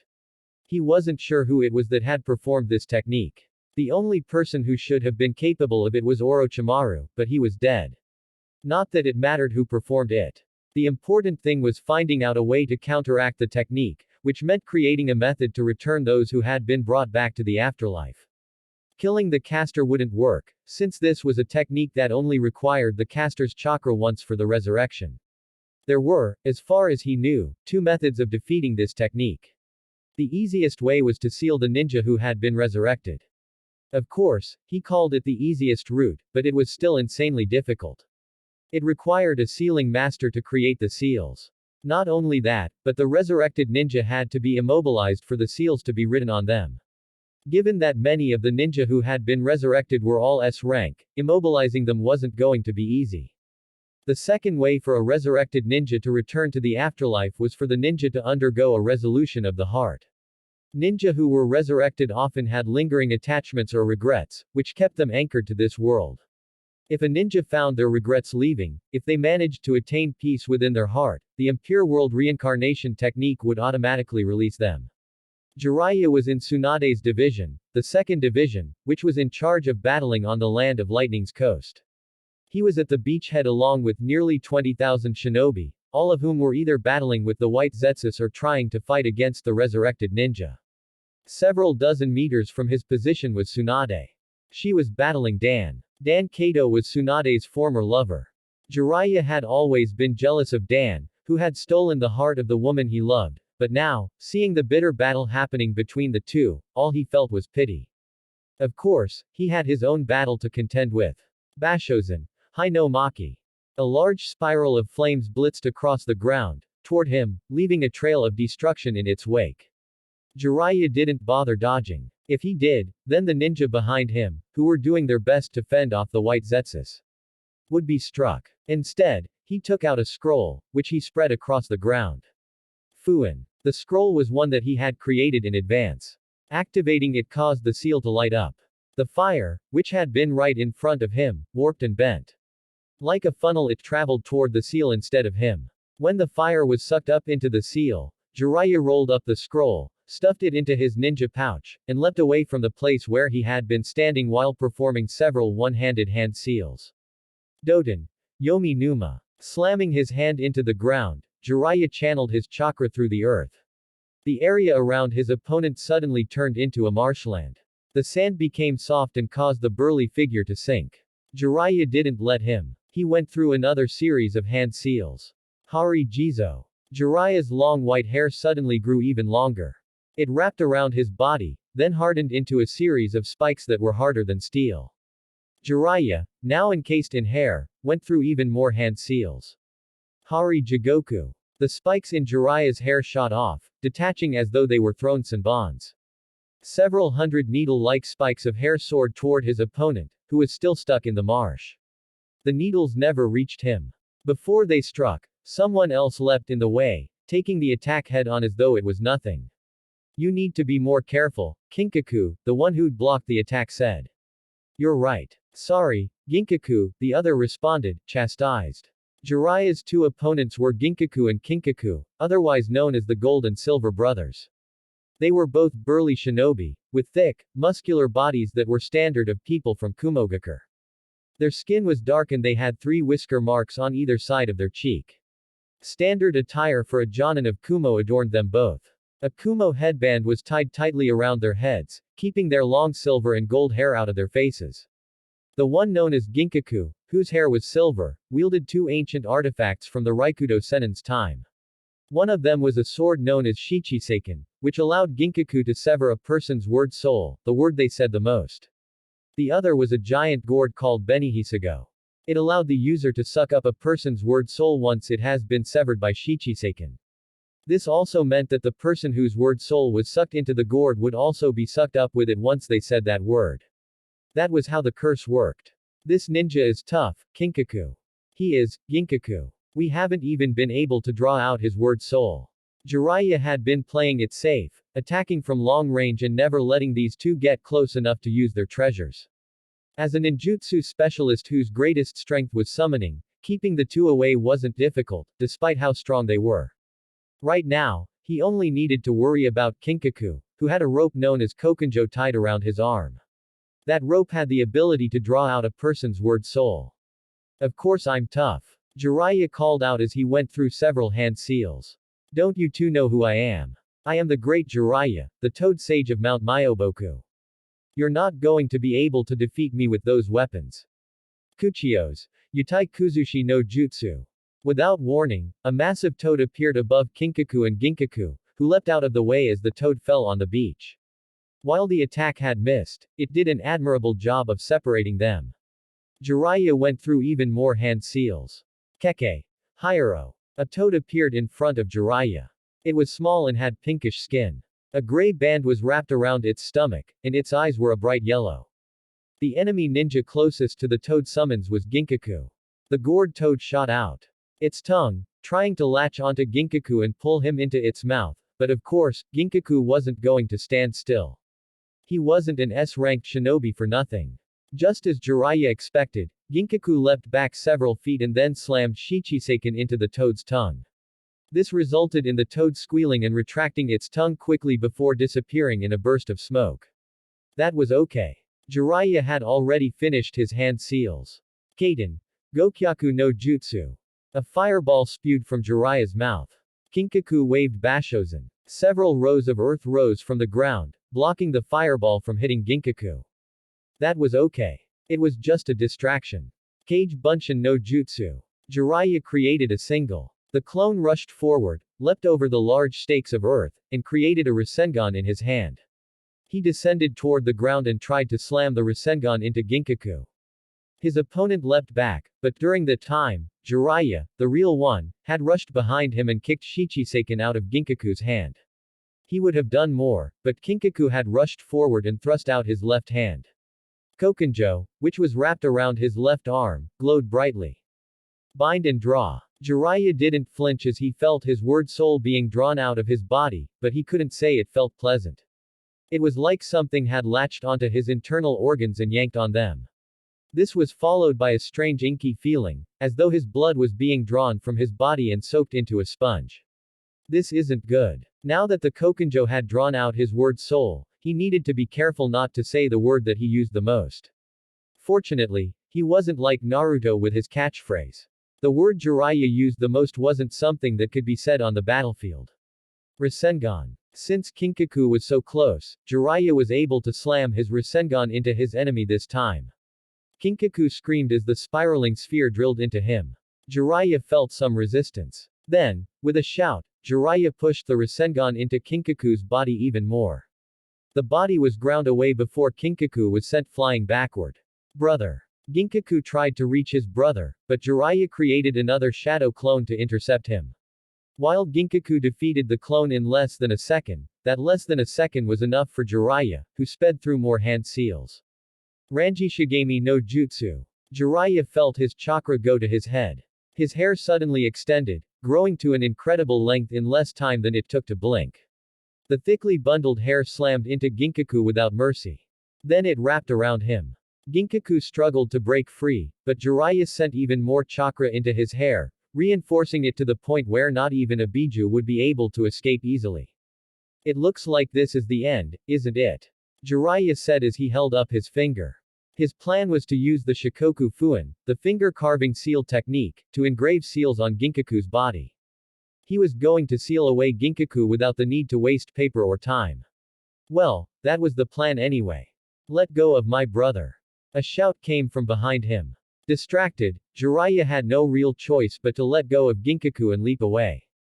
As the ground that he had been standing on cratered, Jiraiya looked at the large cloud of dust being kicked up inside. He was not surprised to see a fully healed Kinkaku when the sand dispersed. That impure reincarnation technique sure was troublesome. You two are real pieces of work, Jiraiya said. Anyone else would have lost by now. Of course, part of the reason he wasn't doing so well likely had to do with the fact that he only had one arm. Even though he could now use most of his jutsu via one-handed hand seals, it still took him longer because he was so used to having two hands. His brain was hardwired to use regular hand seals. HMPH. I could say the same to you, geezer, Ginkaku said. You're a real pain in the ass. Why don't you just hurry up and die? No can do, Jiraiya said. The only one who is going to the afterlife are you clowns. Jiraiya had been trying to think of a way he could defeat these two, but it was hard. They would obviously not return to death themselves. That meant he had to seal them. However, sealing two S-rank ninja who didn't want to be sealed was a tall order. His only silver lining was that neither Kinkaku or Ginkaku were any good with regular jutsu. They relied so heavily on the Raikudo Sennin's artifacts that they didn't have any jutsu to use. You think you can beat us? Ginkaku asked. I think this geezer needs to realize that he's outclassed, Kinkaku added. A strange wind blew across the battlefield, an ominous wind, which sent chills down Jiraiya's spine. It was only now that Jiraiya remembered something he'd heard about the Silver and Gold brothers. Long ago, these two had been eaten by the Kyuubi. Rather than give up and die, they gorged themselves on the Kyuubi's flesh and were eventually spat out. It was their eating of the Kyuubi's flesh that gave them such incredible chakra capacity, and also dark red chakra bubbled from Kinkaku's and Ginkaku's pores. The chakra took shape. Red fox ears sprouted from their heads, two tails sprouted from their backs, and their posture changed. They no longer stood up straight. They were hunched over like a pair of animals. It wasn't long before the red chakra covered their bodies entirely, to the point where their original bodies were no longer visible. It reminded Jiraiya of Naruto's previous Stage 2 form. It's time to show you the power we gained when we were inside of the Kyuubi, Kinkaku said. We're gonna kill you, Ginkaku agreed. The air around the two shinobi had become heavy, dense, and filled with malice. Jiraiya's bones creaked from the pressure these two were emitting. It wasn't quite as bad as Naruto when he went four tails, but these two had at least enough chakra to match three-tailed Naruto. Well, this looks slightly problematic, Jiraiya muttered. I don't support we could talk this out. It's too late for that. Ginkaku roared as he tried to slam his tails into Jiraiya. Being the nimble old guy that he was, Jiraiya hopped back, avoiding the attack. Not that avoiding it meant much. A mass of superheated sand slammed into Jiraiya, searing his face. If it weren't for him activating his Haro Jizo in time, he might have very well gotten his face burned off. Even with his hardened hair surrounding him like a barrier, Jiraiya was buffeted and sent flying through the air from the shock wave that the tail kicked up. Skidding across the ground, Jiraiya went through another set of hand seals. Kaiten. Enden. After gathering oil in his mouth, Jiraiya spat out several tiny pellets that instantly ignited after leaving his mouth. The small fireballs didn't strike Kinkaku or Ginkaku. It wouldn't have done anything. They hit the ground around the two ninja, kicking up more dust and smoke. Jiraiya used this moment to take out a scroll, set it on the ground, and activate it with a hand seal. Poof! Smoke burst from the scroll. When it cleared, another Jiraiya was found sitting on the scroll. It was a clone. After getting his arm ripped off by Nagato, Jiraiya had gone back to Mount Myoboku, where he'd retrained himself in the use of Sage Mode. It had taken a lot of work. It had taken many lumps from old man Fukusaku's cane. However, Jiraiya had finally mastered Sage Mode, and, using the same method that his godson had thought up, used a summoning scroll to summon a clone that could be used to activate the mode for him. That brat sometimes comes up with the best ideas. The clone dispelled, sending all of the excess chakra straight into Jiraiya. He felt his muscles strengthen. His body became far stronger, his chakra surpassed what it had been, and his senses became enhanced beyond the norm. In short, he felt like he could kick the ass of any ninja nearby. Ginkaku and Kinkaku, seeing their attack fail, charged at Jiraiya, who remained calm as he watched them come closer. The two were fast. No doubts about it. With Kyuubi's chakra enhancing them, they were even faster than Mitogai when he opened his gates. However, with Sage Mode, it didn't matter how fast they were. I have to finish this in 30 minutes. Jiraiya slid his feet apart as he adopted the frog kata stance. The gold and silver brothers were barely 5 meters away. He took a deep breath. 3 meters. Preparing himself, Jiraiya counted down in his head. 2 meters. It was time. 1 meter. Kinkaku and Ginkaku tried to attack him in a pincer maneuver, coming in on his left and right. Jiraiya leapt into the air. The two stopped themselves before they could hit each other, but they could do nothing as he launched a kick at their heads. Bang! Ginkaku and Kinkaku were blown away. Even though Jiraiya's feet didn't hit them, the effects of Sage Mode ensured that they were hit anyway. As he landed back on the ground, Jiraiya decided to go after Ginkaku first. Shikoku Fuin. As master at sealing, Jiraiya's skills when it came to seals was second only to Naruto. Carving seals into someone else's skin was an easy task for him. That's exactly what he did here. Emitting chakra from his index and middle finger, Jiraiya carved a seal into Ginkaku's back. He needed to use more chakra than normal, and his finger burned like it was being set on fire as he touched the corrosive chakra, but he managed to complete the seal thanks to Sage Mode. What is this? Ginkaku shouted. A seal that I made up 2 seconds ago. Jiraiya shouted back, grinning as he slammed his only remaining hand into the seal. Edo Tensai. Fuin. Grraaaa. Brother. The seals on Ginkaku's body rapidly spread from Jiraiya's hand to the rest of his body. They formed a series of chains that wrapped around him like snakes of ink. It wasn't long after the seal spread that the Kyabe's chakra receded back into Ginkaku, withdrawing and leaving the former Kumo ninja in his original state. The seals continued moving, continued expanding, until they eventually covered his entire body in black ink. Ginkaku flopped several times as though trying to escape. It wouldn't do any good. Jiraiya might not have been able to release the impure resurrection technique, but that seal would keep his enemy from breaking free regardless of how strong he was. Damn you! Kinkaku roared as he tried to crush Jiraiya with his tails. Jiraiya dodged the tails, hopping back and forth as he created a shadow clone and then created a Rasengan. The clone worked in sync with him. The Rasengan in his hand became bigger, much bigger. It expanded in size until it was nearly 2 times the size of him. Once it was that large, Jiraiya leapt into the air, the clone sacrificed itself to provide a distraction, and he descended toward Kinkaku with his hand thrust out. Senpo. Chudoma Rasengan. Jiraiya had never used this jutsu before.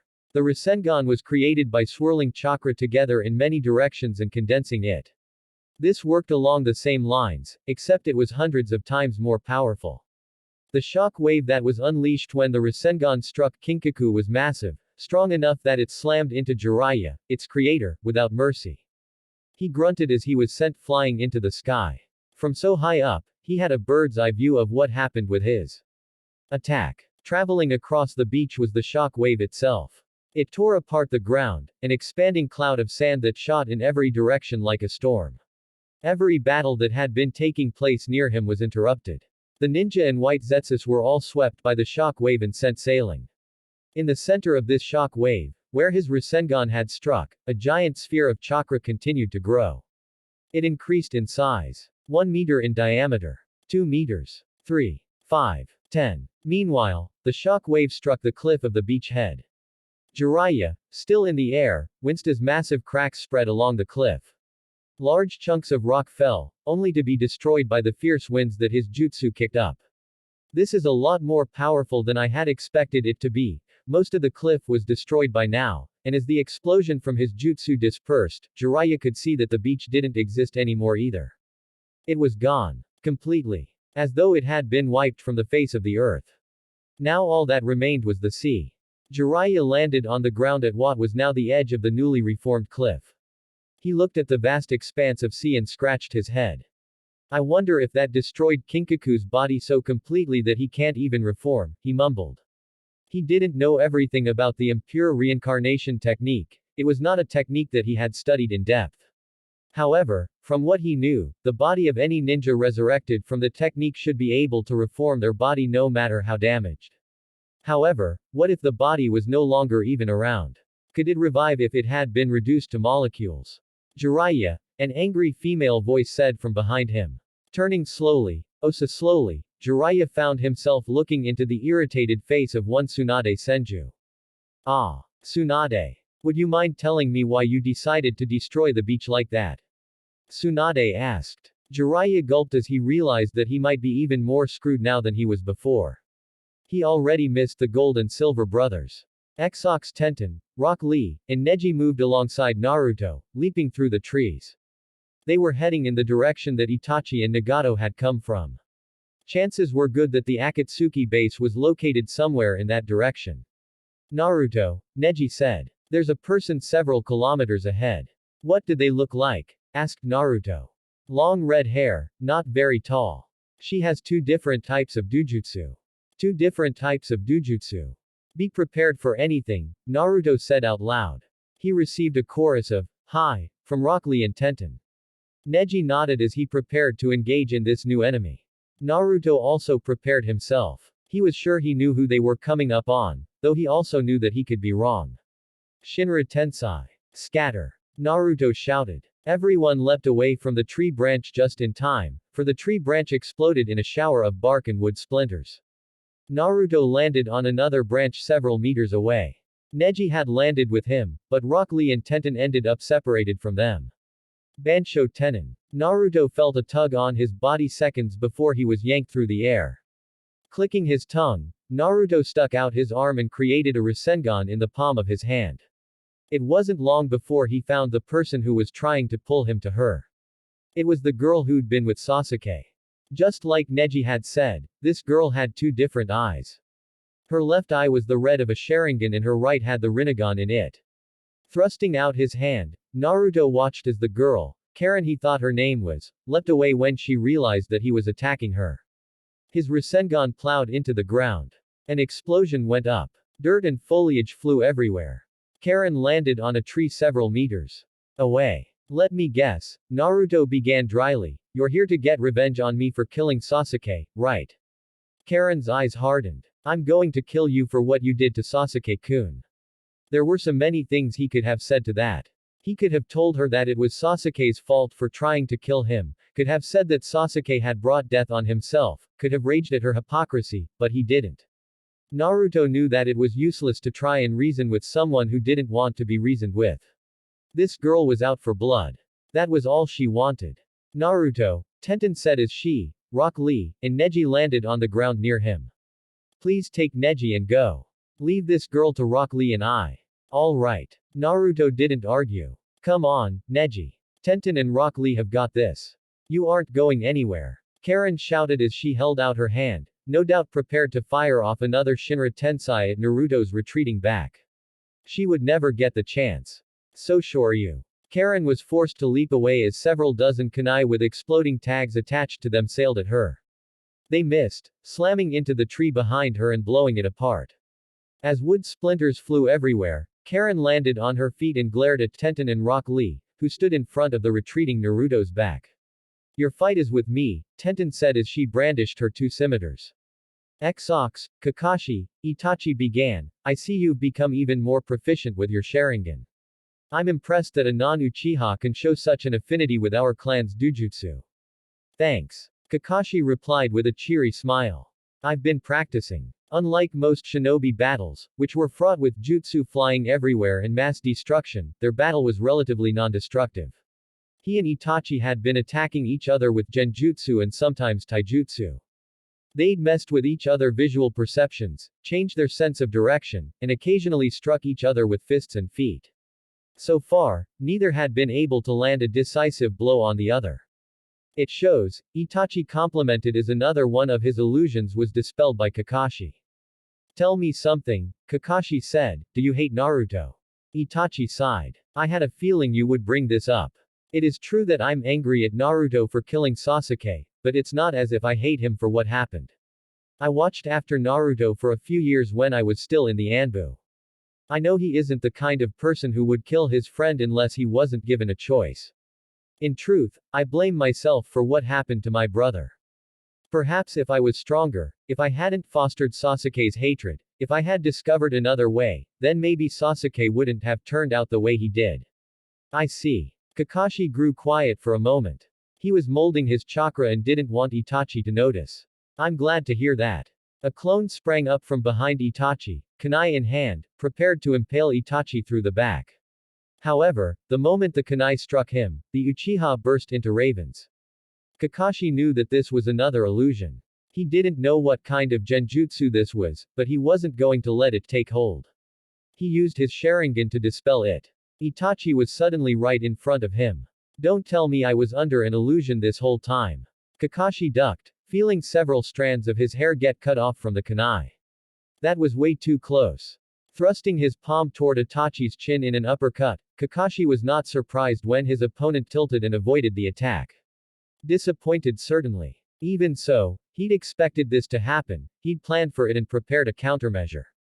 Before Itachi could move far, Kakashi leapt back as Sakura descended from the sky and slammed into him. The earth around her fist exploded. The ground was shaken, cracks spreading, large chunks breaking apart. Itachi had burst into ravens again. Another genjutsu. As Itachi reappeared, Sakura kicked up several of the broken chunks of earth and punched them. Each chunk flew forward at Itachi, who was forced to evade them.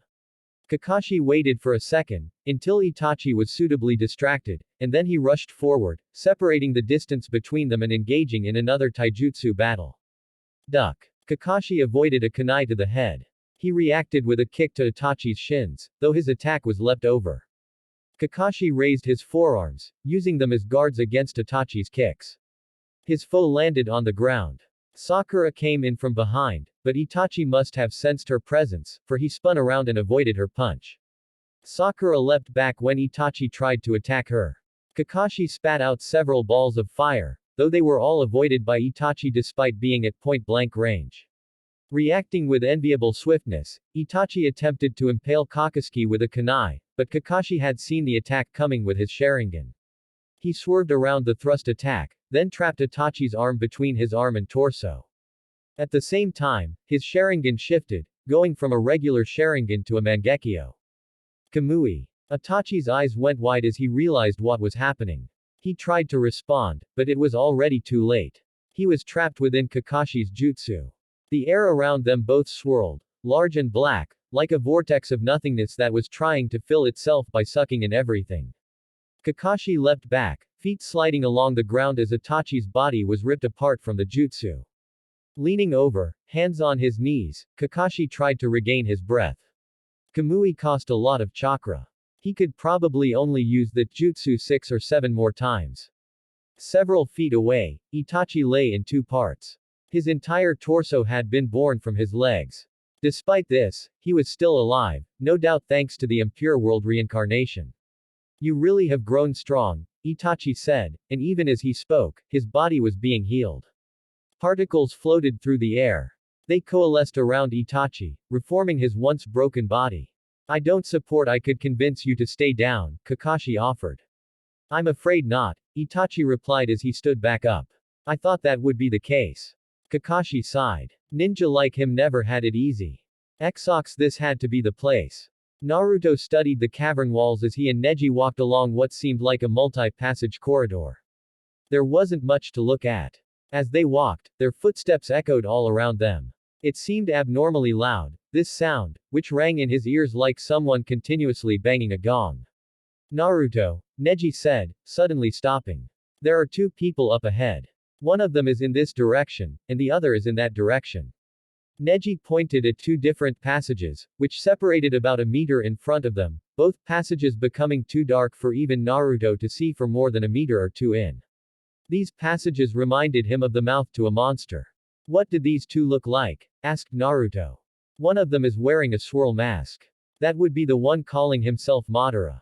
Naruto nodded at Kurama's words. And the other? He's wearing a hood. Neji narrowed his eyes. He has snake-like patterns on his skin, almost like his skin is made of scales. He also has a tail. A tail. Naruto thought that sounded familiar, but he couldn't place who it might be. What's he doing? It looks like he's staring at a board with pebbles on it.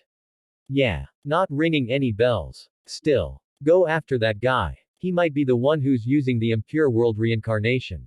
If possible, make him release the jutsu. If not, capture him alive so we can have someone else force him to release it. All right. Neji nodded. Be careful, Naruto. Yeah, you too. Exox Konan had been doing her best to keep Nagato's attention on her, flitting about through the air, making him attack her with his jutsu. Yugao was somewhere within the forest. The reason Konan was trying to keep his eyes on her was so her partner could sneak up and attack. Nagato's aim wasn't as good as it could have been. This Nagato was crippled, his body emaciated. He looked up at her with his Rinnegan eyes visible through parted red hair. He held out a single hand, finger splayed. Bansho Tannen. Konan felt the tug as Nagato's technique yanked her toward the ground. She knew more about this jutsu's flaws than anyone save Nagato himself. Instead of trying to fight it, she flew forward, toward Nagato and prepared one of her own jutsu. Kami Shuriken. Thanks to Nagato's Bansho Tannen, all of the shuriken flew at him far faster than they would have otherwise, though this was Nagato. He probably knew she would do this. Indeed, after he finished his first attack, he raised his other hand at her. Shinra Tensai. Konan swerved out of the way, barrel rolling through the air like a mad woman. All of her shuriken sliced through the airspace she'd been flying. Paper chakram. Holding her hands over her head, Konan gathered paper, large quantities which swirled around her head, forming a large chakram. These slips weren't regular paper but paper bombs. She threw the chakram at Nagato, who didn't even bother to move. His body opened up as though he were made of machine parts instead of flesh and blood. Then several dozen missiles shot from him, striking the chakram and exploding. The paper was shredded. It tried to scatter, blowing to the four winds, but Konan channeled her chakra and exerted influence over the paper. She moved her hands like a conductor leading an orchestra. The paper quivered before shooting at Nagato, who leapt backwards just in time to avoid the massive explosion that followed. He knew I was using paper bombs. Of course he did. This is Nagato. Konan sent more chakra into her paper bombs, launching them at Nagato in groups of 2 and 3s. Rather than dodging, Nagato raised his hands and a shield sprang up around him. The paper bombs exploded against the shield, detonating with an earth-shaking rumble. Konan didn't stand still as Nagato was consumed by flames. She flew away, knowing better than to assume he'd been defeated by something like this, and indeed, a second later, she heard a shout from within the fire. Kuchio's no jutsu. The smoke and fire cleared away, revealing a large bird with a number of piercings, a giant beak that resembled a drill, and Rinnegan eyes. It was the giant drill-beaked bird. This was one of Nagato's summons. With a loud caw, the bird flapped its massive wings. It flew into the air and shot straight for her.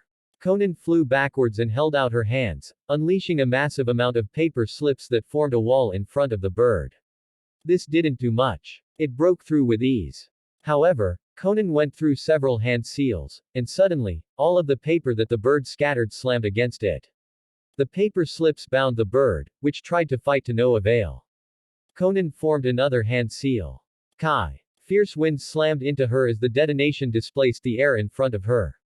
Konan flapped her wings to keep steady, watching the fireball from her paper bombs. She hoped that would be enough to defeat this thing. As the fire dispersed, Konan saw that the bird was gone and breathed a sigh of relief. That was too close. Now to deal with Nagato. Konan looked down to discover that Nagato was already in combat with Yugao, who must have tried to launch a sneak attack while she'd been fighting the summons. The woman was doing her best. Her blade struck at Nagato swiftly and without pause, a mere blur of silvery luminescence. This did very little. Nagato was using the Asura path. His body glistened with augmented mechanical parts. He raised a hand, which split apart and revealed several dozen metal wires that sought Yugao. Though she managed to dodge each attack, one of the wires wrapped around her blade and attempted to yank it out of her hands, while the others came in from behind. They would impale her. Konan wouldn't let that happen. Manipulating her paper to create 6 chakrams, she sent them all sailing at the wires. Nagato was so busy fighting Yugao that he didn't notice them until they had already sliced through the wires. He jumped back, but Konan sent her chakram at him while Yugao threw the wire off her sword and attacked from the front. Shinra Tensai. Spinning around, Nagato released a large shock wave of chakra that slammed into Konan's chakram and sent Yugao flying. As her partner skid along the ground, Konan landed next to her, the wings on her back retracting. I'm impressed by how well you two work together, Nagato said. Konan, it seems you and she have become familiar with each other. We have. Konan allowed. Yugao is a part of my family, so it's only natural that we would. I see. Nagato closed his eyes and smiled. You've found happiness. I am glad. I have always wanted to apologize for what I did. I pushed you and everyone else away. I allowed Madara to use me. In the end, all that did was make me susceptible to betrayal. I'm glad you left before that happened. Conan felt an acute pain in her chest, like a stake being driven through her heart. She took a slow, shuddering breath, and said, I had been hoping to save you. Naruto and I had been so sure we could do it, but then the war happened. That was my fault, Nagato told her. You can't blame yourself for what happened to me. I was the one who lost my way. Nagato. It seems this battle will not end unless you manage to seal me, or the person who resurrected me releases the technique, Nagato said. I am sorry, Conan. I wish we didn't have to battle. Me too, Conan said before. Once more, the entire area became engulfed in the sounds of combat. Exox Rock Lee charged at Karen while Tenten unwound a scroll from which several dozen weapons were stored. Kaifu no Jutsu. Nearly a dozen weapons of varying size flew at Karen. Swords, kunai, shuriken, maces, scythes. Their sharp tips gleamed brightly in the sparse amounts of sunlight that filtered through the canopy. Karen raised her hands. One was pointed at the weapons. The other was pointed at Rock Lee. Shinra Tensai. Rock Lee knew of this technique, but even though he knew what it did, that didn't mean he could dodge while moving at this speed. Something invisible slammed into him. It was an incredible force. Rock Lee would have screamed as he was pushed back by the powerful invisible attack, but he couldn't even do that much. He was slammed into a tree, which shattered under his back. Then he hit another, and another. Despite how his body ached from that attack, Rock Lee didn't give in. He reoriented himself. Landing on the ground, he skidded backwards for several meters before stopping. Crossing arms, he took a deep breath, and then released his power. Kaiman. Kai. He felt the constraints in his brain disappear. Power flooded his body as his muscles, held back by his own mind, gained their full strength. Kuman. Kai. More power. Rock Lee's body was rejuvenated. Energy flowed through him, unlimited and powerful, like a mighty hurricane. Over by Karen, Tenten was using Sogu, Tensasai, a technique where she tossed a scroll over her opponent's head and unleashed hundreds of weapons, which rained down from above. They didn't seem to be doing much. Karen had both her hands raised. A barrier of some kind was keeping the weapons at bay. They struck the invisible shield.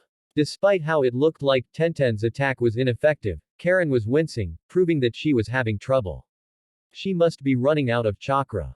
Simon. Kai. Blood pumped through Rock Lee at an accelerated rate. Like a mighty river, it flowed through his body, moving swiftly to increase his power. Were he to look in a mirror, he knew that his skin would have been dark red. This should be enough. Bending his knees, Rock Lee shot forward. He was on Karen within seconds. She noticed him. She was looking right at him with her Sharingan eye.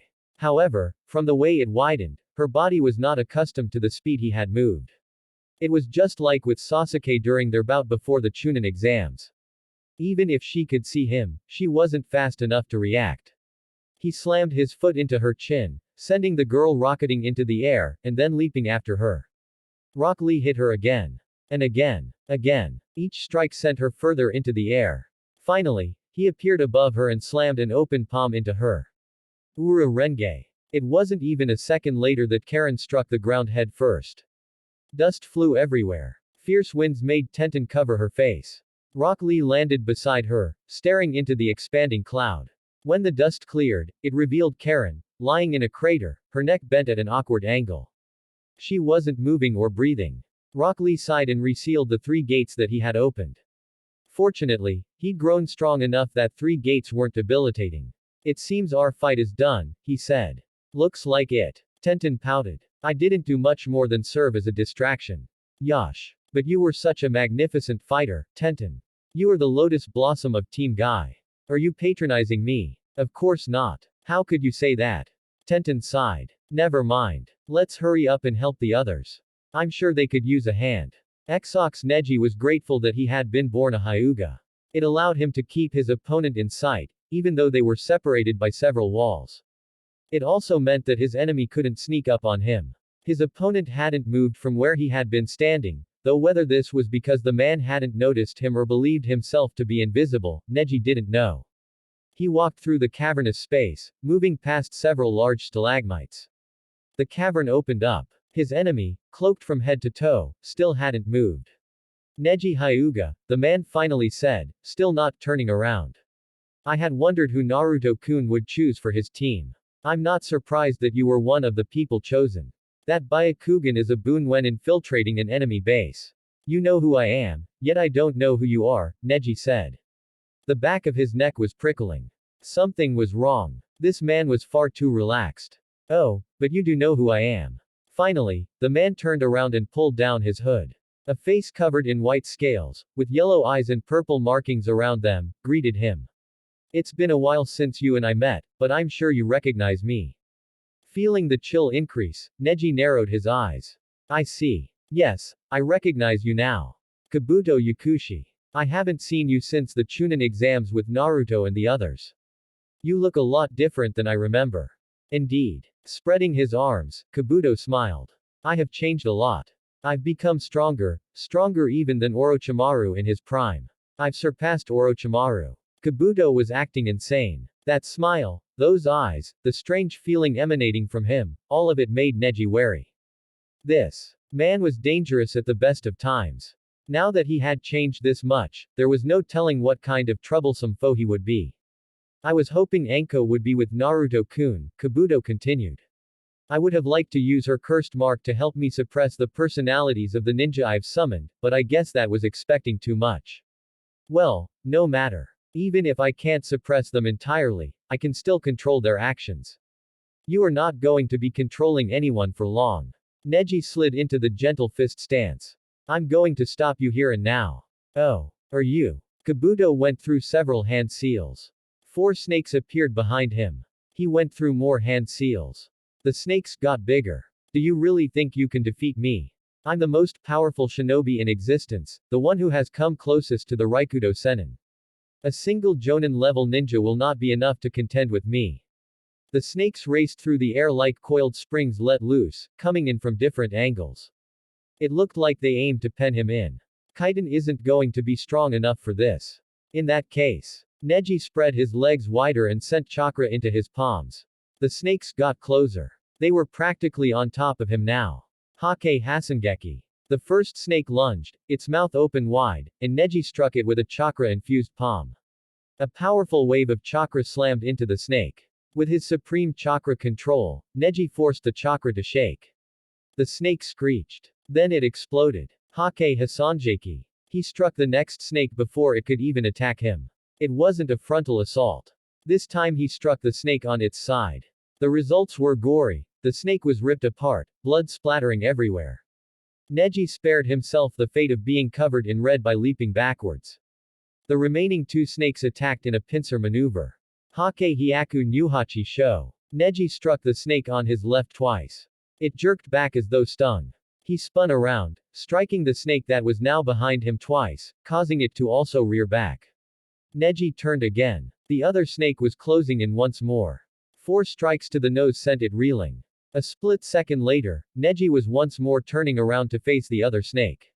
8 strikes. 8 large red welts appeared on the snake's face as the chakra did its damage. 16:32. Neji continued assaulting the 2 snakes with increasingly fast palm thrusts. Red welts appeared all over their scales, signs that the chakra he was injecting into them was doing damage. His attacks weren't attacking the outside, but the inside. Capillaries were bursting. Blood was boiling. The snakes screeched as he attacked them over and over again. Finally, Neji launched his 128th strike, making for a total of 62 strikes per snake. While the snakes remained whole, they were no longer able to battle. They fell to the ground with a massive crash. The earth shook. Neji leapt over them and rushed toward Kabuto, deciding to take the fight to him. Only Kabuto wasn't there. Neji stopped, frowned, and tried to find him with his Byakugan, except he couldn't. It wasn't because he simply couldn't find Kabuto. That would have been impossible. However, it looked like there were multiple Kabutos. Much like Naruto's shadow clones allowed him to mask his presence by having clones that evenly split his chakra, Kabuto had some method of evenly splitting his chakra to make it impossible for Neji to locate the real one. I see you have more tricks up your sleeve, Neji said. Just what I expected from a snake. You flatter me, Kabuto's voice reverberated across the cavern. It was impossible to tell where it had come from. You are indeed talented, worthy of the title, genius, in every sense of the word. However, you should know that being a prodigy doesn't mean you are strong. Neji kept his eyes peeled. With the Byakugan, nothing escaped his notice. He had a 360-degree field of vision, plus the ability to see chakra. While right now it looked like there were several Kabutos around him, that would eventually change once the real one attacked, and when he did, Neji would be ready. I have been working hard. Yes, ever since Orochimaru was killed by Sasuke, I have been training to surpass Orochimaru. Several meters to Neji's left, numerous snakes appeared. They coiled around a pillar. Neji spun and rushed over. Hake Kusho. A vacuum flew from his hand. It struck the pillar, decimating it, but it didn't strike the snakes. As the pillar crumbled like a house of cards, the snakes slithered away. You see, Hyuga Neji. My abilities are not something that just anyone can gain. Among the many ninja who exist in this world, only a few are granted the special privilege of receiving the training that I have undergone, and of those ninja, none have taken their abilities as far as I have, not even Naruto Namikaze. It was becoming obvious that there really was nothing he could do while Kabuto was not fully revealed. Neji consigned himself to waiting. He wouldn't attack until Kabuto attacked first. Once that happened, he would end this battle quickly. Do you know what Sage Mode is? Asked Kabuto. Neji didn't reply. It is a technique that one can only learn from two different places. Mount Myoboku and Ruchi Cave.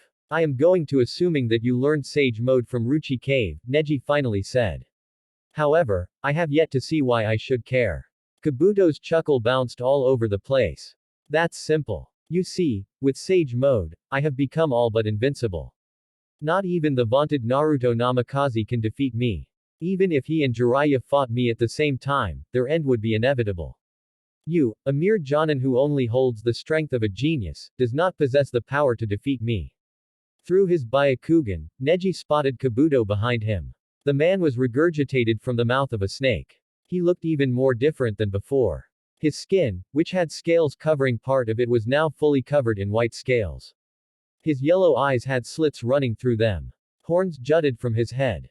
Kabuto went through a set of hand seals, then his stomach expanded, as though it were a balloon being filled with oxygen. Senpo. Hakugeki no Jutsu. A strange, dragon-like entity spewed from Kabuto's mouth. It was a violent red with ethereal flames engulfing it, and it carried a purple orb in its left claw. Neji didn't know what that orb was, or what this creature was, but he knew better than to let it finish its attack. He turned around and rushed forward. The dragon coiled itself tightly around the orb. Neji screamed as he was assaulted by both light and sound.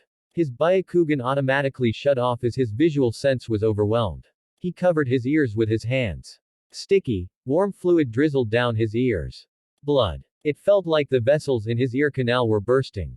He couldn't hear anything, he couldn't see anything, which meant he was open to attack. In the event something like this happened, Neji had only one option left.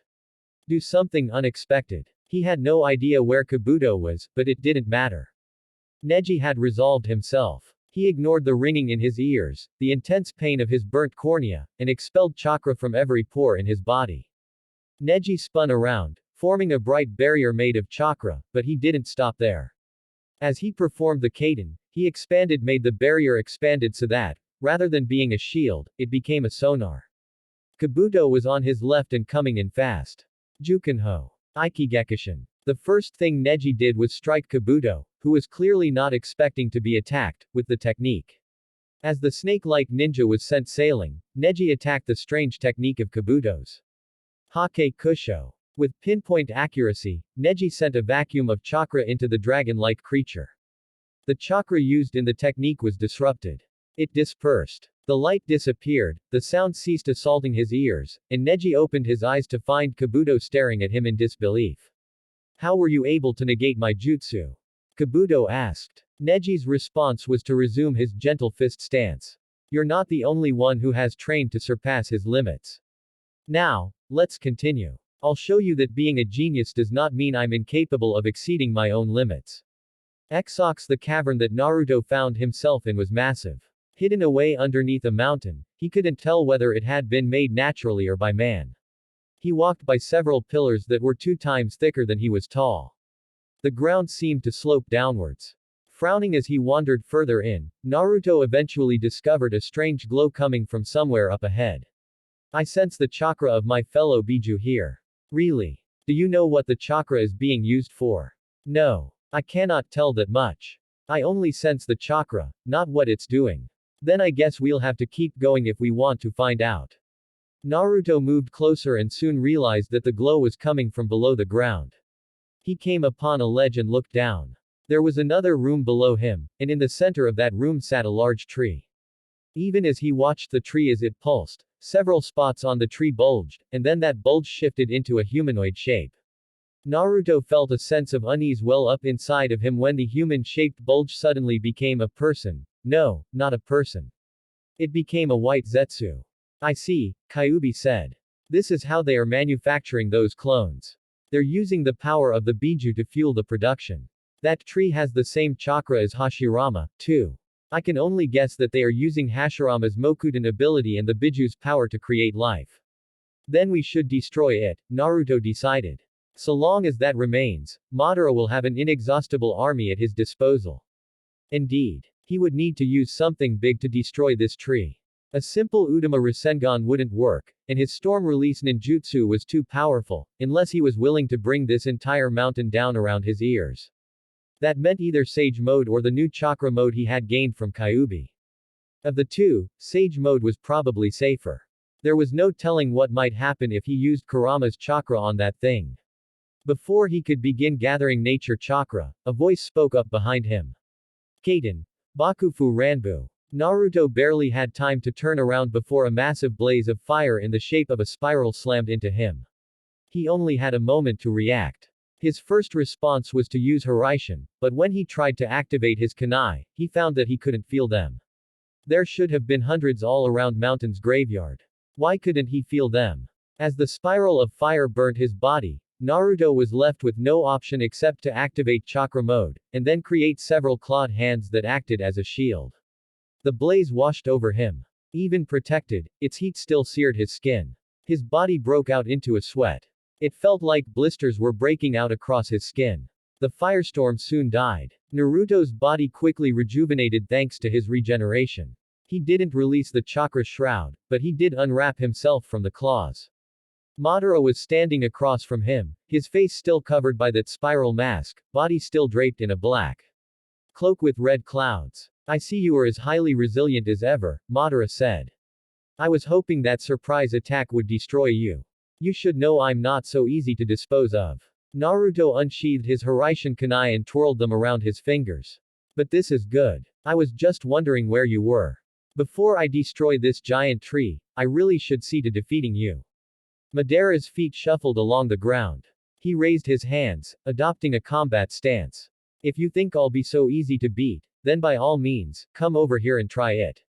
Naruto started off the battle by tossing one of his tri-pronged kunai at Madara, while at the same time pointing a finger at his foe and gathering chakra. Rantan. Sen. A large beam of white light blasted from the tip of his finger. It quickly bypassed the Hiraishin kunai. Madara leapt away from the beam, which struck a pillow behind him and detonated. Meanwhile, the kunai had finally reached him. Naruto tried to activate the kunai and Hiraishin right in front of Madara.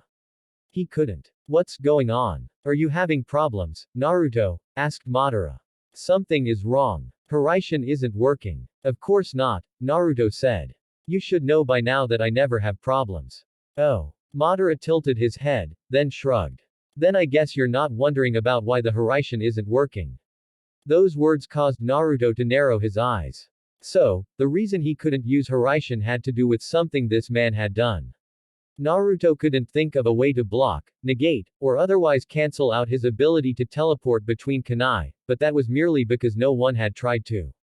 There could have been a manner of making it impossible to use Hiraishin via a seal that disrupted the Shiki on the kunai, or perhaps destroyed the flow of chakra between him and the kunai.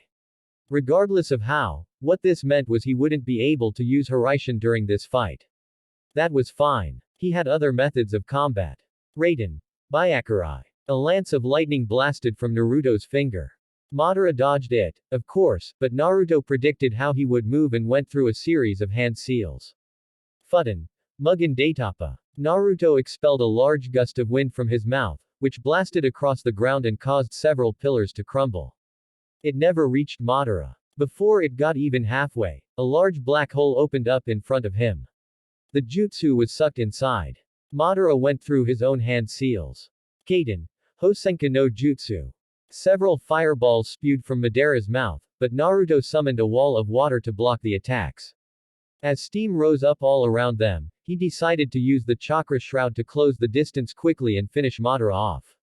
Shinra Tensai. What? Naruto was not prepared for the powerful force that slammed into him. He was blasted off his feet, crashed back first into a pillar. Pain exploded in his back. Due to the force, bile rose up in his throat, which he coughed out, along with several globs of blood.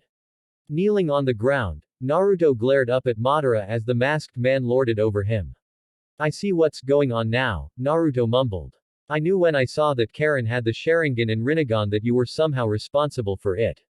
I should have known you would implant a Rinnegan into yourself. You really should have, Madara agreed. That you didn't only proves how stupid you are. Says the man who lost to me last time we fought, Naruto retorted. Our battle will be different this time, Madara said.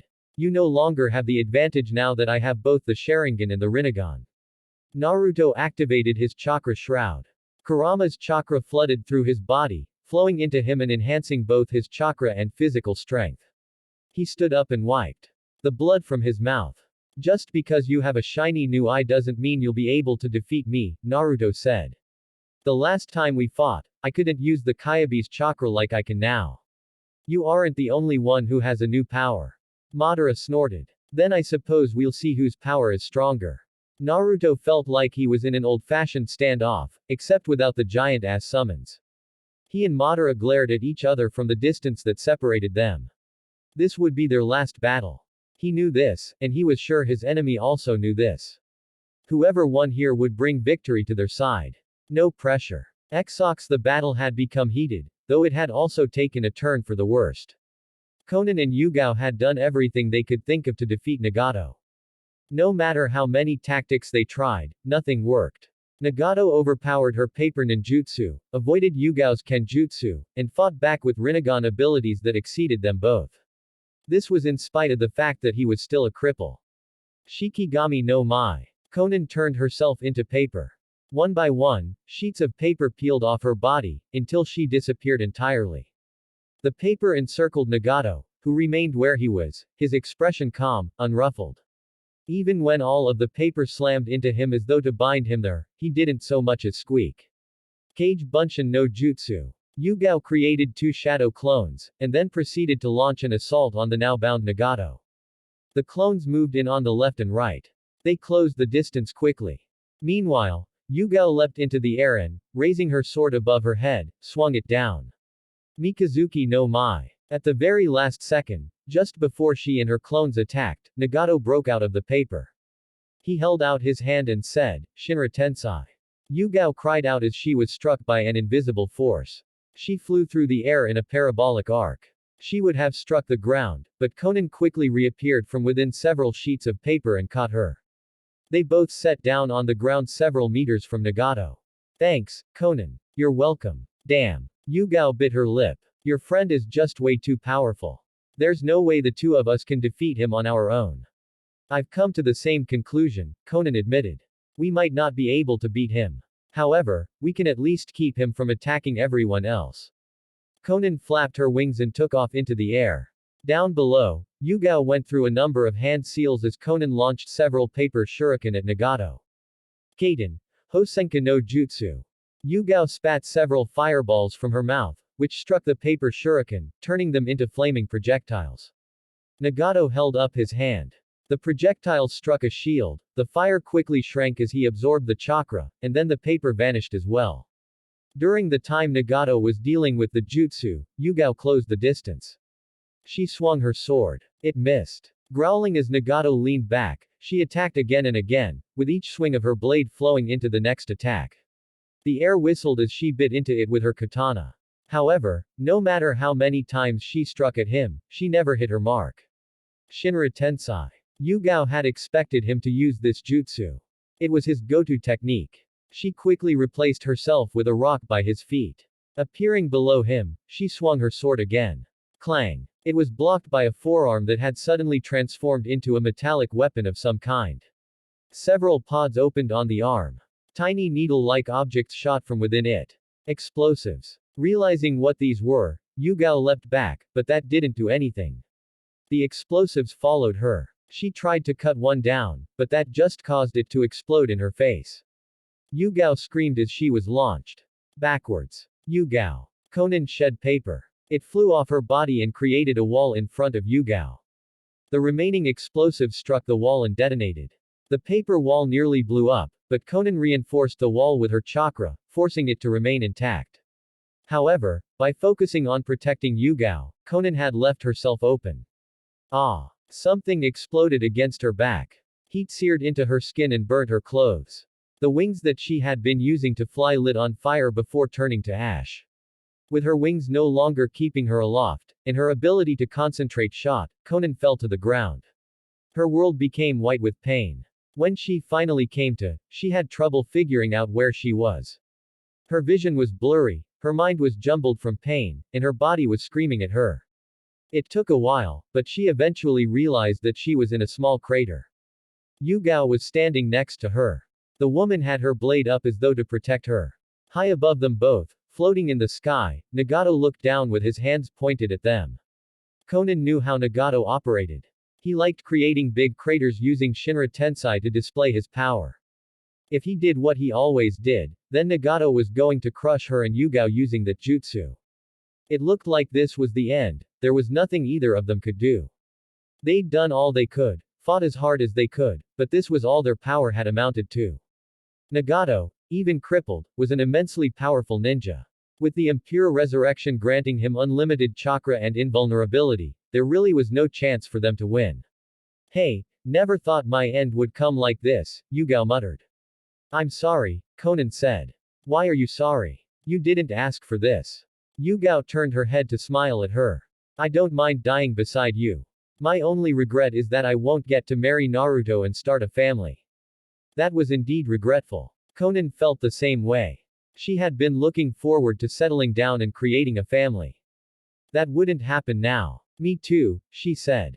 Still hovering above the sky, Nagato channeled so much chakra that even Conan, who had no sensor abilities to speak of, could feel the intense wellspring of energy. Shinra, he began. Tense, Dynamiku Entori. Oof. Conan and Yugao were silent as Rock Lee somehow appeared next to the floating Nagato and jump-kicked him in the face. Nagato, having obviously not expected this, went soaring away like one of his missiles. He disappeared in a twinkle of light. Rock Lee landed on the ground. Yosh. That takes care of that. Are you two all right? You haven't lost your flames of youth, have you? Conan and Yugao were so stunned that they couldn't say anything. What the fuck just happened? Exox Kakashi blocked Itachi's kick with his forearm, cushioning the blow and using the resulting strength to push his foe away. As Itachi stumbled backwards, Sakura leapt into attack. She threw several kicks and punches. However, Itachi, with his Sharingan predicting how she would move, easily avoided her attacks. After Sakura's last kick, Itachi's Sharingan spun and Sakura suddenly grew glassy-eyed and stopped moving. Genjutsu. Knowing that Sakura was perfectly capable of breaking out of a genjutsu, Kakashi attacked, leaping into the air and launching a series of swift kicks that struck against Itachi's defending arms. He landed back on the ground. Itachi tried to pin him in place with a genjutsu, but Kakashi broke it with his Sharingan. I've been meaning to ask this for a while now, Kakashi said suddenly, but this battle is way too easy. You wouldn't happen to be holding back, would you? Itachi nodded. An astute observations, Kakashi. You are correct. I am holding back. I didn't know you could do that when you've been resurrected. A lull took place in the battle. Itachi seemed to be in no rush to continue. He was even polite enough to explain how Kabuto's jutsu worked. It wouldn't have been possible with Orochimaru's old version of the Impure World Resurrection, but Kabuto has modified it. Along with bringing someone back at their full strength, this technique also lets them retain their personality. This means that we're more powerful than we would have been. However, since our personality is intact, it means that we can resist his orders to some degree. Sounds like more trouble than it's worth, Kakashi said. Sakura had broken out of the genjutsu by now and was standing at his side. Itachi shrugged. It's a trade-off. I believe Kabuto allowed us to retain our personalities so we would suffer by being forced to attack the people we loved. We're actually lucky. If he had someone with him who had Orochimaru's cursed seal, he would have been able to force us to fight at our full strength. So what now? Asked Kakashi. I imagine we'll keep fighting until Naruto comes back, Itachi admitted. I've placed a crow with Shisui's Sharingan inside. I had originally given it to him so he could help Sasuke, but I never expected Sasuke to descend so far into darkness on his own. If he comes back, it will activate and allow me to break free from Kabuto's mind control. Then we just continue to fight until that happens. More or less. Kakashi wanted to sigh. Why couldn't Naruto have waited for a little while before running off? Exox, Hakusho Kaden. Releasing chakra from every pore in his body save the bottom of his feet, Neji spun around to create a large dome of chakra. Several snakes that tried to attack him were shredded apart. He stopped spinning, revealing a line shaped like a perfect circle around him. Bravo! Bravo! Mocking claps echoed across the cavernous room. You truly are worthy of your title. Indeed, it seems I have greatly underestimated your abilities, but you know, with that kind of strength, don't you think it's unfair that you'll never become the head of the Hyuga clan? Neji felt something prickle at the edge of his mind. Why was this man bringing that up now? Why here? Was he getting desperate, or was this one of Kabuto's many ploys? What are you getting at? Asked Neji. Kabuto chuckled. Don't act so naive. You know what I'm getting at. You've worked so hard, come so far, but because your father was born a few minutes later than Hiashi, you were branded with a seal that you cannot escape from. The Hyuga clan cursed you to live a life of servitude. Don't you think that's wrong? What's more, the Hyuga clan exemplifies everything that is wrong with Konoha. They force people to do their dirty work, and then force them to live in dishonor and disgrace. Even you are being forced to comply with Konoha and the Hyuga clan against your will. You are a caged bird, Neji, but I can set you free. Raising a single hand, Kabuto smiled at Neji as though beckoning him over. Join me, and I will break the curse that was cast on you. Neji wondered if this guy was for real. Break the curse. Did Kabuto really think that he would fall for something like this? The man's words were so funny that Neji couldn't stop himself from laughing. What is so funny? Asked Kabuto. You are, Neji said. You just spent several minutes trying to convince me to betray my family and village without knowing the truth. I haven't been caged for years. Ever since my battle with Naruto during the Chunin exams, I have been free to make my own choices. Even if I had the bird-caged seal on my forehead, I was still treated with dignity and respect. However, your information is a little outdated. Neji reached behind his head, grabbing the knot that tied his headband to his forehead. A single tug released the knot. He pulled the headband away. Kabuto's eyes widened. Neji looked down at his headband, saw his own face reflected on the metal surface, and grinned. There was no bird-caged seal on his forehead. Thanks to Naruto Namikaze, the bird-caged seal is being dissolved. Neji looked back up at the stunned Kabuto. It hasn't been announced yet, but the Hyuga clan has been slowly removing the seal in order to make way for a new seal that Naruto has created, which will go on every Hyuga member regardless of whether they are from the main branch or not and cannot be used to cause pain. Sorry, Kabuto, but if you think pretty words from an ugly snake is going to sway me, then you're sadly mistaken. Kabuto's shoulders twitched several times. It was like he was barely holding back the anger and frustration Neji imagined he was feeling. So I see, Kabuto said. I guess it was a mistake to try and sway you. To be fair, it has been a long time since I was able to spy on Konoha. My information is a little out of date. I would say a lot out of date, Neji said. Fine. A lot out of date, Kabuto said. However, this doesn't change anything. You cannot beat me. I don't have to beat you, Neji told him, smiling. I just have to keep you occupied long enough for Naruto to defeat Madara. Exox Konan knew, instinctively, that Nagato would come back after being jump-kicked in the face. She didn't expect him to return quite as fast as he had. However, she had been expecting it and therefore wasn't surprised when he arrived again.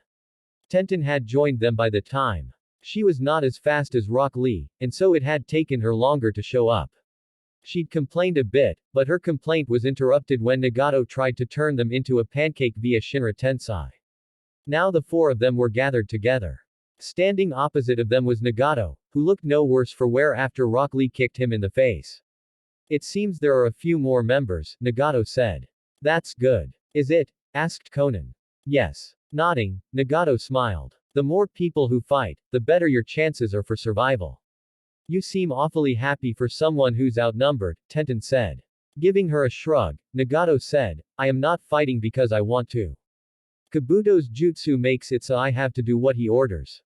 The most I can do is resist him, but I will still fight in the end. I knew you were holding back, Conan said.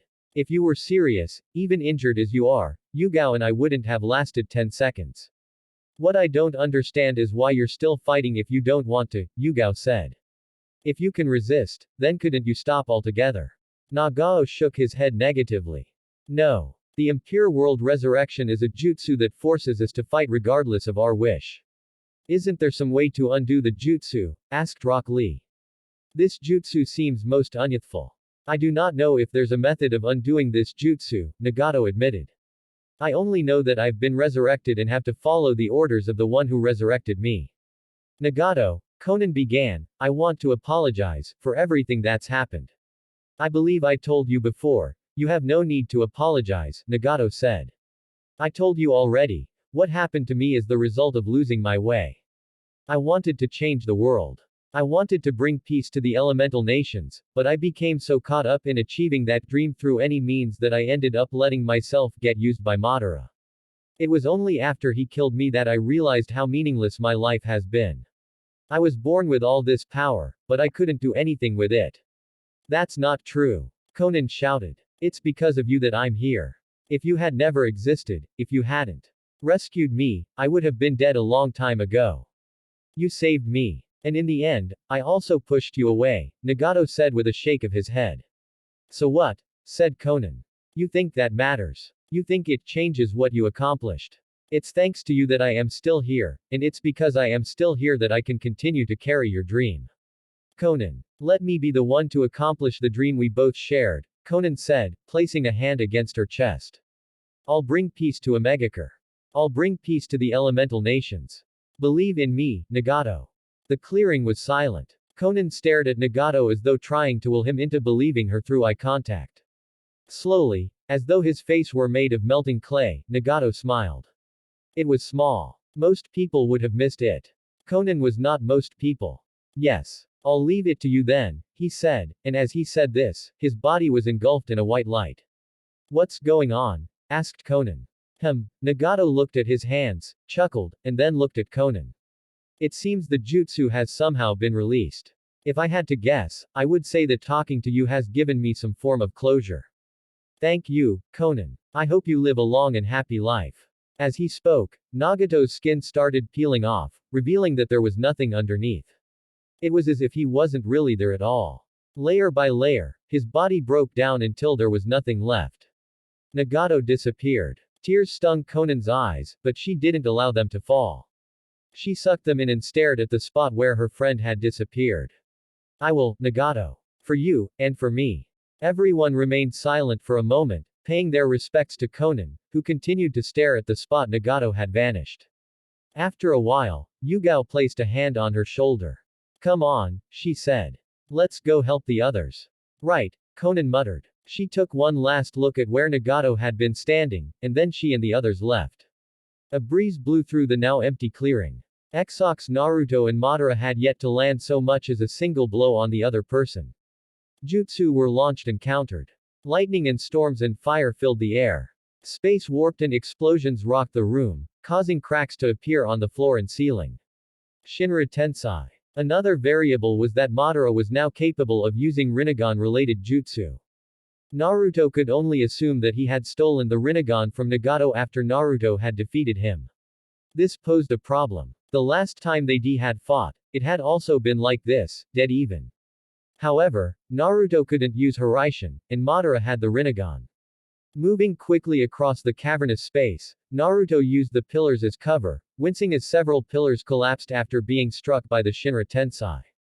Dust clogged the area around him. It gave him something of a smoke screen, though he didn't know how useful that was since Madara had both a Sharingan and a Rinnegan. Raiden. Byakurai. Pointing his finger at where Madara had been last, Naruto sent a beam of lightning at him. He waited for 1 second, then 2. An explosion went up. It shook the earth. Naruto activated his chakra cloak, created 2 shadow clones, and then rushed out alongside one of the clones. The other went elsewhere. He and his clone rushed at Madara. They didn't use any fancy tactics. It was a straight-up frontal assault. Several large claws extended from his back and shot at Madara, who activated Kamui to create a black hole that sucked up the claws before they could reach him. Naruto flinched as he felt some of Kurama's chakra get sucked into the Kamui, but he retracted his claws and leapt back. The clone was already in position anyway. Fudden. Rasenshuriken. A loud, shrill whistle echoed all around them. The Naruto clone, who was above Obito and falling from the ceiling, extended the 9 claws jutting from his back. Each clawed hand held a Rasenshuriken, a miniature one. The combined screech of each one created a threnody of clashing noise that was like dozens of steel swords grinding against a rock. Madara looked up. A vortex suddenly appeared above him. The clones wasn't able to stop himself from falling into the vortex, which quickly consumed him.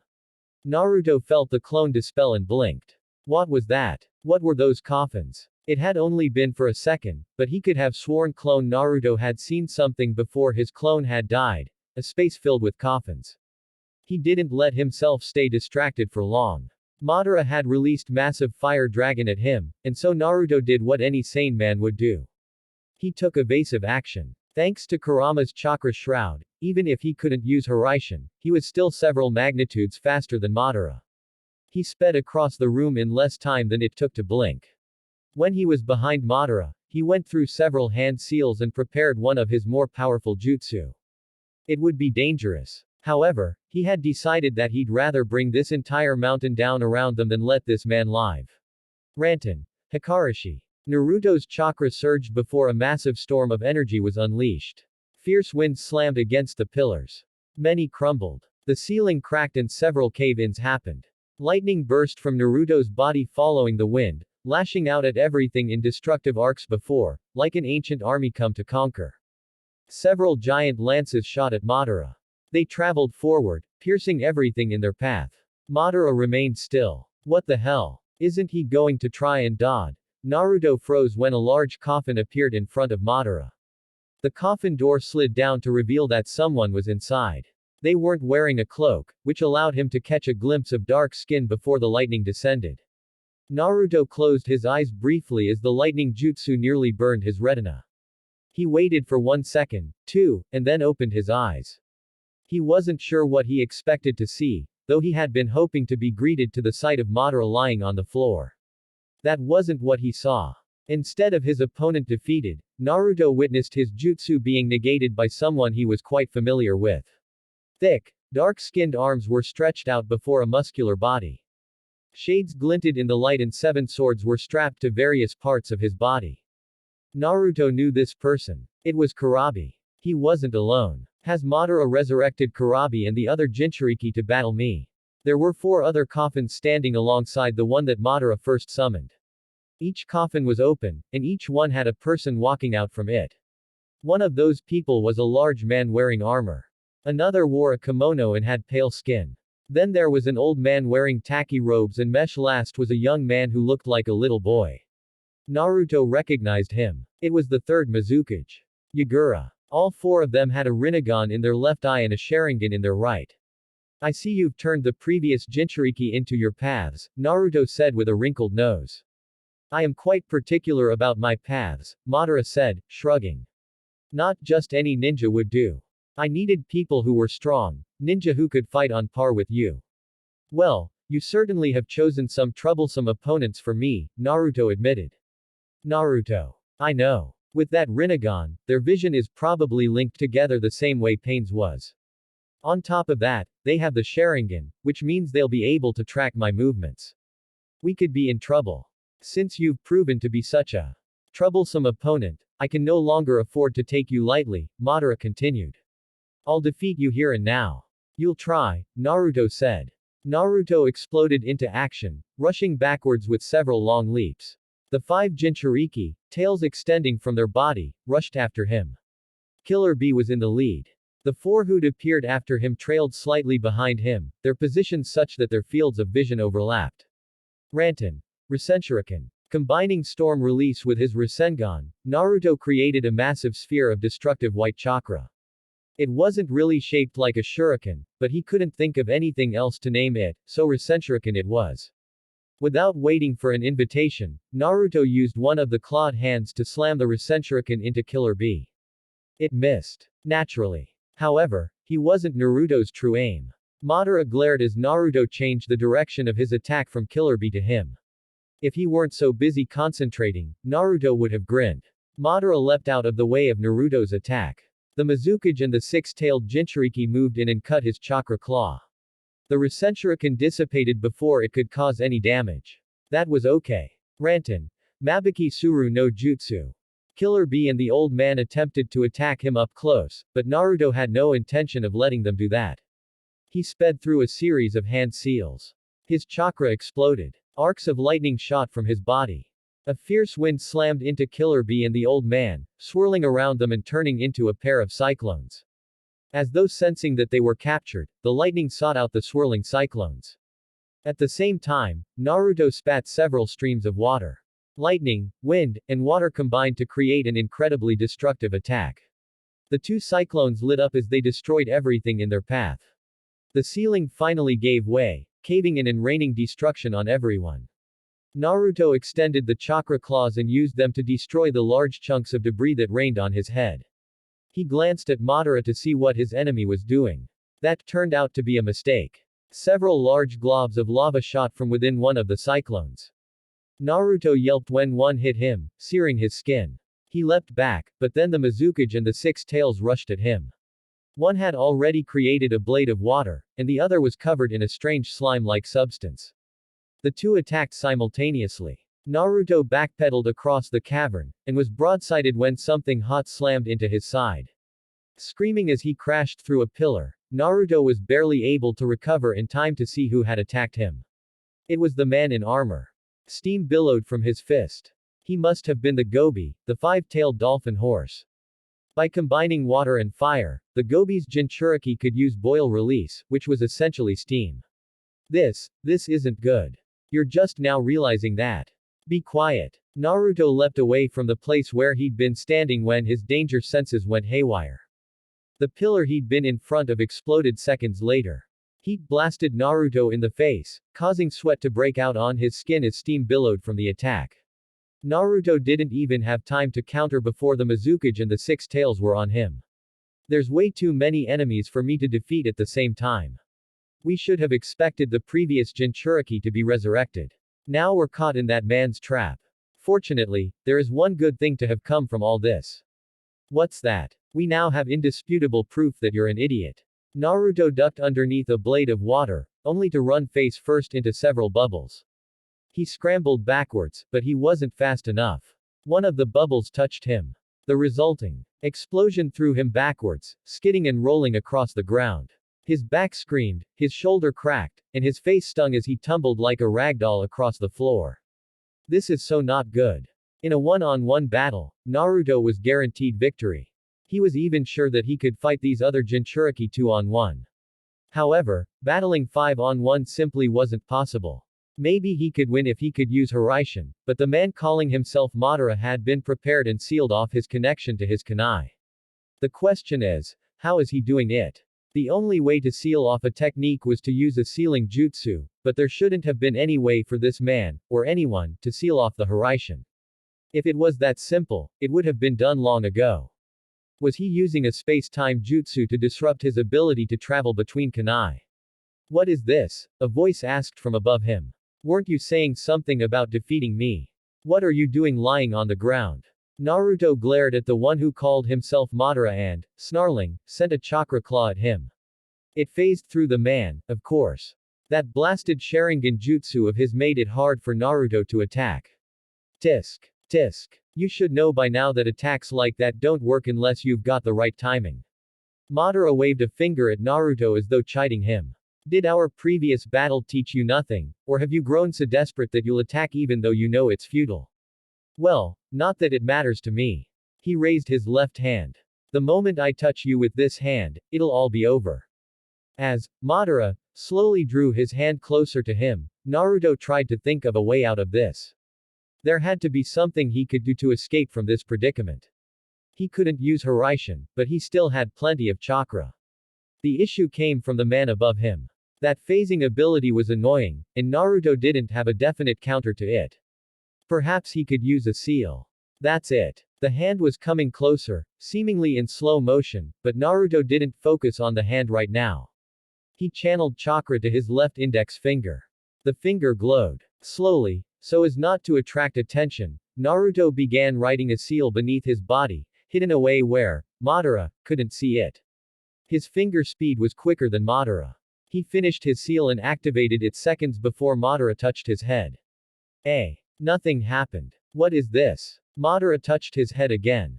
Nothing happened. Grinning, Naruto kicked Madara in the face. Unlike the last time when his attack went through the man, this time, the one calling himself Madara received the shock of his life.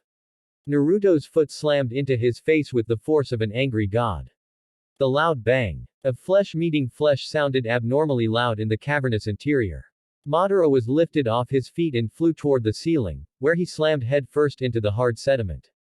Chipped rock fell on Naruto's head as he clambered to his feet. He wobbled, his legs feeling precarious as though teetering on the edge of exhaustion. Shaking his head, Naruto looked up.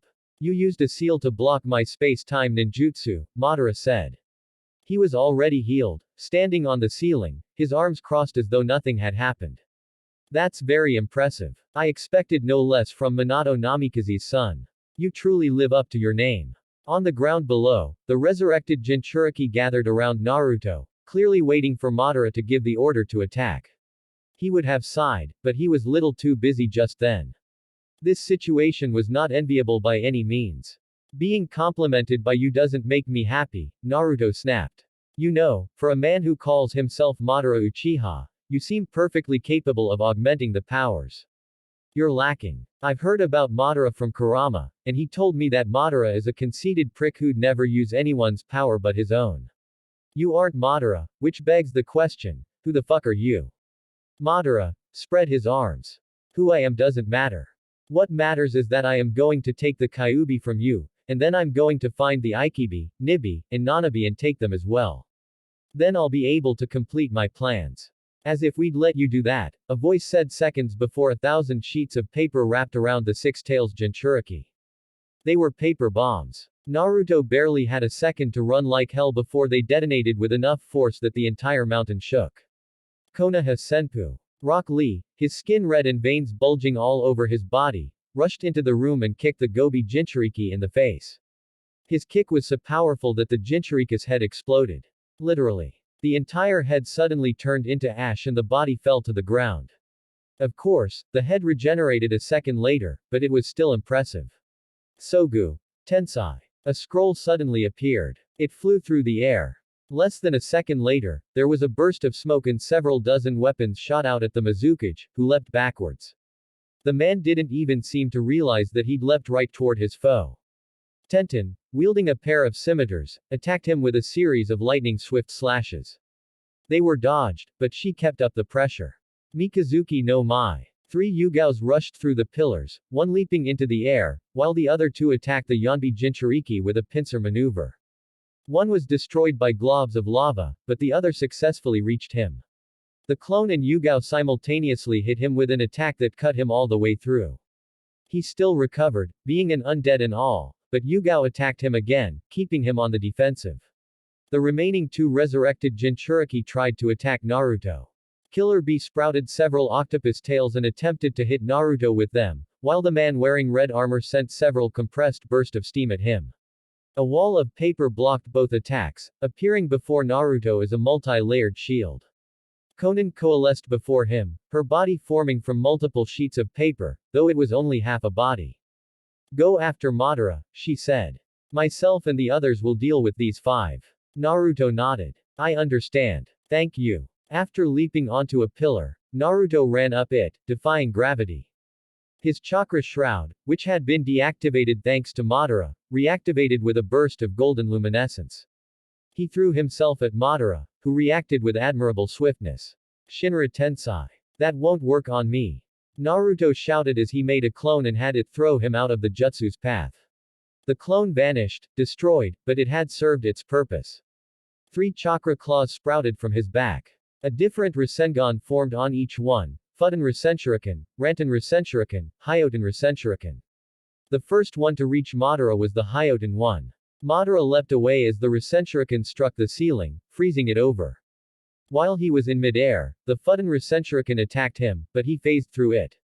He also phased through the Ranten Rasenshuriken. He didn't see the chakra claws returning from behind him. NNNGG, GGGAAAA. Naruto grinned as Madara, or whoever he was, became engulfed in a massive sphere of destruction. It wasn't until the sphere quickly expanded that he realized he may have a problem. Everything within the area was getting destroyed. The fierce, howling winds rent the air and caused the ground, ceiling, and pillars to break apart. This wouldn't have been so bad, but everything was also getting sucked into a vortex that swirled around the sphere, which was growing larger by the second. His team, who'd still been fighting with the reanimated Jinchuriki, also became a part of this vortex. Well, fuck. Reacting with haste, Naruto launched all 9 chakra claws. 4 latched onto his teammates. The other 5 dug into the ground and pulled him down. This was harder than it looked. The ground kept getting ripped out and fed into the vortex. Naruto used his 5 claws to continuously pull himself further away from the sphere and destructive winds. Thanks to the power of his 2 jutsu, the walls of the mountain were destroyed. Naruto rushed outside with the others still caught in his grasp. When he was a suitable distance away, he set everyone down and turned around, watching as the mountain became engulfed in a massive dome of maelstromic energy. The chakra soon dispersed with a loud shriek. A shock wave flowed out from it, causing him and the others to raise their hands to their face. The shock wave died down. Everyone lowered their arms and looked at the mountain. Except there was no mountain. All that remained was a crater. That was a seriously powerful jutsu, Tenten said. Yash. Rock Lee shouted. Naruto-kun's flames of youth are so powerful he can destroy mountains. I must train so that I can destroy mountains, too. Yeah, sure. Whatever. I had no idea you had such a destructive ninjutsu, Yugao mumbled. If we're being honest here, neither did I. Shrugging, Naruto continued to frown at the scene. He was forgetting something, or rather, someone. Where's Neji? I'm right here, a voice said behind them. Everyone turned around. Neji was walking over to them, scratches and lacerations covering his body. Despite this, he looked none the worse for wear. Being dragged behind him by a giant snake tail was. Is that Kabuto? Asked Naruto. Yes, Neji said. Huh. Scratching his head, Naruto frowned. I completely forgot about him. What's he doing here? He's apparently the one who resurrected all of these shinobi, Neji said. I didn't kill him because he said his death wouldn't break the jutsu. He could have been lying, but I thought it would be better to be safe than sorry. Good call, Naruto agreed. Do you think Madara is dead? Asked Konan. Naruto tilted his head. I can't see him surviving that. Don't know about those reanimated Jinchuriki, though. Maybe we should confirm whether or not he's gone. Yugao suggested. Opening his mouth to say that was a good idea, Naruto was unprepared for the sudden pain that speared his back. It was as if someone pierced him with a spear. His world vanished as it was overridden with pain. He thought he heard someone scream, but he couldn't be sure. Everything sounded as if it was coming from across a vast distance. His last thoughts were trying to figure out what had happened. And then he was in a familiar chamber, staring down a familiar furred face. Kurama, aka the Kyuubi, looked down at him with a grin. It looks like you got careless, brat. Naruto frowned. What do you mean? Flicking his tails with a lazy swish, Kurama rested his head on his hands. I mean that fake Madara just stabbed you in the back. Honestly, how could you let yourself be surprised like that? Aren't you supposed to be the master of surprise? Huh, so that's what happened. Looking down at his hands, Naruto narrowed his eyes and looked back at Kurama. Am I going to die? Don't be stupid. Kurama snorted. An injury at this level isn't going to kill you. That said, you should pray that you wake up soon. Your friends are fighting in your place, but even 5-on-1, they're not match for that faker. It seems like I'm not much of a match either. Because he had nothing better to do, Naruto sat down and crossed his arms.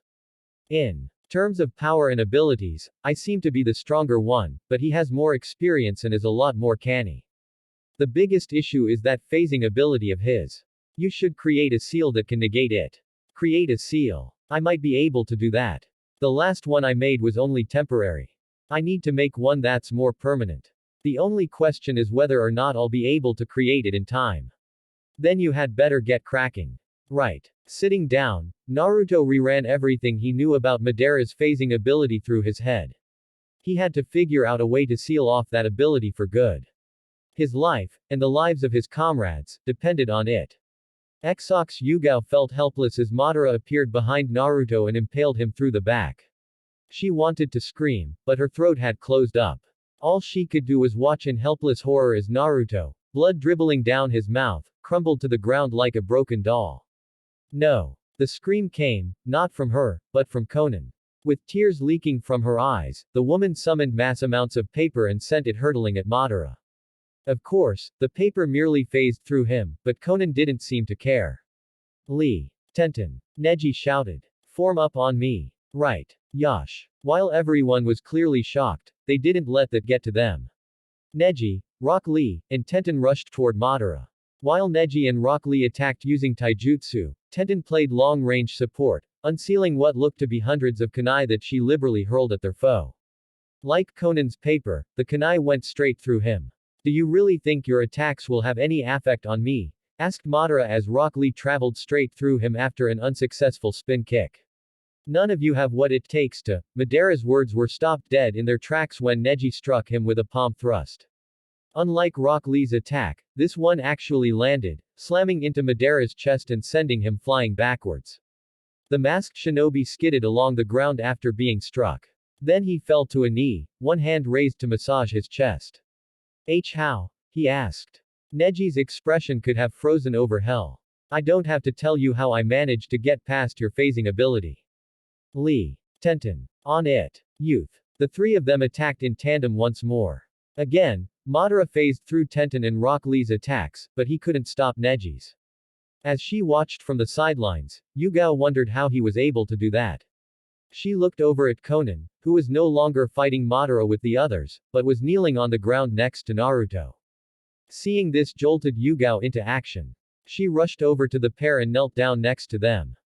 Is he okay? She asked. He should be, Konan said, much to Yugao's relief. The wound in his back is already healing, so he's not in any danger.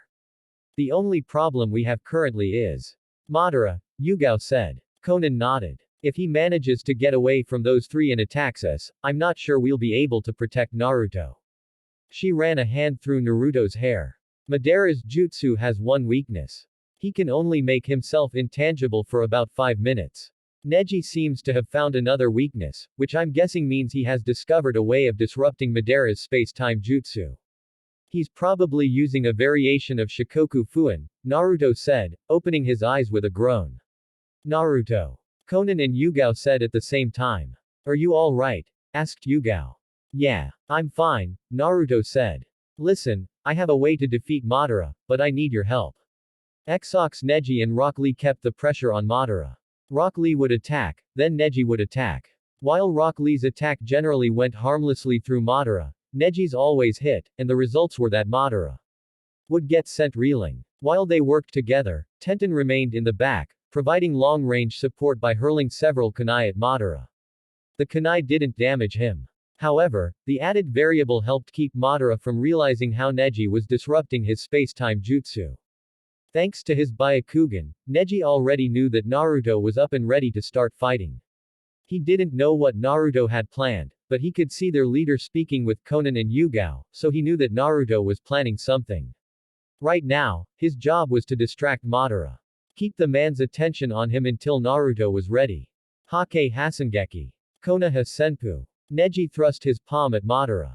A powerful wave of chakra emitted from the palm.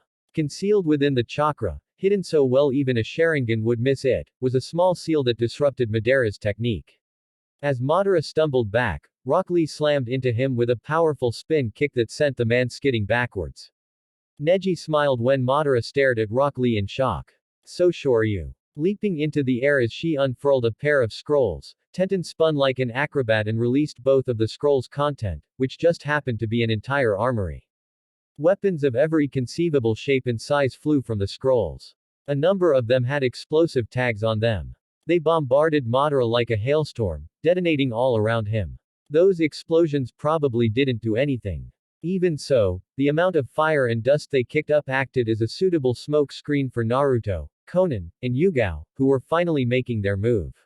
Now he, Tenten, and Rock Lee needed to sit back and let those three deliver what would hopefully be the finishing blow. Exox Naruto ran alongside Yugao while Konan flew into the air. Yugao had drawn her katana and he a pair of kunai, though they weren't the tri-pronged ones that he'd grown used to using. Since his ability to use Hiraishin in this place was sealed, bringing those out would have been pointless. Madara had already turned toward them, his glowing red Sharingan eye visible inside of his mask, along with the rings of his, or rather, Nagato's Rinnegan. Yugao reached him first. Naruto had hung back purposefully. As Yugao reached Madara, she swung her blade, which sung as it sliced the air apart. It phased through Madara, who tried to return Yugao's attack with one of his own. Naruto coated a kunai in wind chakra and threw it. Blood splashed against the ground as the kunai went straight through Madara's arm. Madara can't touch anything so long as he's intangible. Naruto narrowed his eyes as he reached Madara. So to attack, he has to become tangible again. This also means that for a short time while he's attacking, he's vulnerable. It's a small window, though. That sort of attack won't defeat Madara. Naruto's fist phased through Madara again, and again, Madara went to attack but was intercepted by Yugao. His right hand flew off as he tried to punch Naruto's face in, only to be on the receiving end of Yugao's blade. Naruto frowned as more blood splattered against the ground. He's not even reacting to having his limbs cut off. It's like he's impervious to pain. He and Yugao continued to fight, with one attacking and the other waiting until Madara became tangible. Unfortunately, Madara was quick to catch on to how they were operating and switched tactics. He no longer tried to attack. He fell almost entirely into defense, relying heavily on his phasing ability to avoid damage. A stalemate. Naruto and Yugao couldn't hurt him thanks to his intangibility, but he couldn't attack them for that same reason. What's more, he seemed to have learned from their previous fight. He never used his intangibility for 5 minutes. When he was about to reach that limit, he shut the ability off and used the Mogura Tataki no Jutsu to hide underground and appear somewhere else. His cunning combination kept Naruto and Yugao from landing a solid hit. It was definitely a good thing that they were only a distraction. High above them, Konan ran through a gauntlet of hand seals. The jutsu that Naruto had showed her was one that could be used by anyone, but thanks to her paper jutsu, it worked best with her. The only issue would be keeping the enemy still. Fortunately, Naruto had already created several clones who were working on a jutsu that would keep Madara from moving. The only thing left to do was maneuver his tricky foe to that location. Naruto and Yugao kept up the pressure. They forced Madara to move to a place of their choosing by using Sage Mode to sense him and predict where he would move. When he finally reached the spot, a small circle exactly 6 meters wide, the 12 shadow clones finished their preparations and slammed their hands onto the seal they had created. What is this? Demanded Madara as he found himself trapped by a dome of chakra. This is your end, Naruto said seconds before a large swarm of paper covered in seals descended. Madara tried to phase through the paper as it smacked into him, but the seals activated and kept him from doing so. He shouted as his body became covered in seals. Inch by inch, his body disappeared as thousands of paper sheets wrapped around his body. In as little as 5 seconds, Madara Uchiha, or the person who called himself that, became completely immobilized. Fudan. Rasengan. Slamming a Rasengan into the now incapable Madara's chest, Naruto had the distinct satisfaction of returning the favor dealt to him. The shinobi's entire chest was ground away, and because he was immobilized by seals, he could do nothing about it. Madara fell to the ground. Half his chest was missing. Somehow, he was still alive. Naruto stared at the hole in Madara's chest. That should have killed him. Is he immortal? What should we do? Asked Yugao as Conan descended to the ground. We'll take him with us, Naruto decided. If we can't kill him, then we can at least imprison him. Maybe the higher-ups will figure out what to do with him. Turning to face everyone, Naruto grinned. All right, people. Let's grab Kakashi and Sakura and head off. Naruto received a chorus of, "Hi," from his comrades. Exox after reuniting with Kakashi and Sakura, and subsequently breaking Itachi out of Kabuto's control via Naruto regurgitating a crow, the group proceeded to leave Mountain's graveyard with their two prisoners in tow. The first order of business was having Itachi force Kabuto into releasing the impure world resurrection technique. This resulted in Itachi also disappearing. Naruto had the feeling that Itachi didn't want to be in this world anymore anyway, since Sasuke had died. After that, Naruto had their air unit contact the allied shinobi forces and tell them that they had completed their mission. They received orders to head for the main base on the warfront.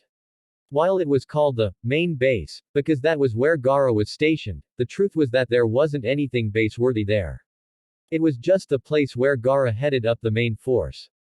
Naruto and the others were greeted by Gaara and his entourage upon arrival, though he received several looks when everyone saw the unconscious Kabuto and the papered-up Madara. Naruto, I'm glad your mission was a success, Gaara said. Naruto grinned. It turned out even better than I expected. Not only did we destroy the base making clones, but we captured both Kabuto and the one calling himself Madara Uchiha. So that's why all of the reincarnated shinobi suddenly disappeared, Gaara said. I hope you'll inform me of what happened. During the debriefing. Of course. There wasn't anything for Naruto or his team to do. After the impure world resurrection was released, the allied shinobi nations had a much easier time defeating the White Zetsu army. Since his aid wasn't needed, Naruto and his team were left to relax in the large tent that had been built at the main base. Naruto was sitting in a chair, arms crossed. Kakashi, Neji, Tenten, and Rock Lee had disappeared. He didn't know where the latter three were, but he assumed Kakashi was reading porn. Conan and Yugao were sitting beside him. Do you think the war will end with this? Asked Conan. We took out their leader, so I don't see why it wouldn't, Naruto said. Will this end every war? Naruto hesitated. I don't know. What do you think will happen now that the war is almost over? Asked Yugao. Reconstruction, most likely. Naruto rubbed his jaw. A lot was lost. Entire villages have been destroyed and people were displaced. We'll need to help them. Plus the elemental nations will need to begin discussions to create policies that will stop this from happening again. Do you think anything will come of those talks? Asked Conan. Of course, Naruto replied. I plan on taking part in them. I won't rest until we've come closer to achieving true peace. There was a moment of silence. Then what should we do? Asked Yugao. Do you mean, we, as in the three of us? Asked Naruto. Yugao nodded. Naruto blinked, then frowned, and then smiled. That's easy. Conan and Yugao stared at Naruto, whose smile widened. Live, he said simply. Epilogue. Naruto sat behind a large desk. Sitting before him was a small computer where all of his paperwork was stored. He was currently typing up several documents detailing new construction plans for Konoha. They were being forced to expand the village due to an influx in trade with a recently discovered nation outside of the elemental nations. The new part of the village was for foreign dignitaries. Knock. Knock. Knock. After looking at the door, which rattled several times as someone knocked on it, Naruto pushed his computer away, rubbed his eyes, yawned, and said, "The door's open, Yugao." There was a moment's pause before the knob turned and the door opened, allowing a purple-haired woman of extraordinary beauty to enter. Yugao hadn't changed much in 15 years. The only difference was that she no longer wore her Anbu gear, which made sense as she was no longer a member of the Anbu. She was carrying a stack of papers. These are the reports from the Shinobi Academy, she said, walking in and setting the pile on his desk. I've already created copies for the filing department. Here. She placed a small USB drive on top of the paper. The documents are also in here as backups. Thank you. Naruto took the USB and inserted it into his computer. As the files began uploading, Naruto asked, "How is the newest batch of ninja?" Yugao paused, her head tilting before answering. They are about the same as usual. There's a 50-50 mix of kids from shinobi and non-shinobi families. It's not unexpected that the kids from shinobi families are better, but thanks to the new library that allows children from civilian families to study the basics, the kids who don't have any ninja background are keeping up well enough. Yugao paused again. Naruto waited on bated breath, watching as the woman smiled. She was doing this on purpose, telling him everything about what he didn't want to know and keeping him from knowing the one thing he did want to know. He wondered if this mischievousness came from spending so much time with Koyuki and Mei. Our daughter, of course, aced all of her entrance exams. Naruto grinned. Of course she did. She's our daughter, after all. It had been 10 years since Naruto became Hokage. Having been inaugurated at 19 years of age, he was the youngest person to ever hold the position. Several changes had taken place after his inauguration. The first was that no children under the age of 13 was allowed to enter the Ninja Academy.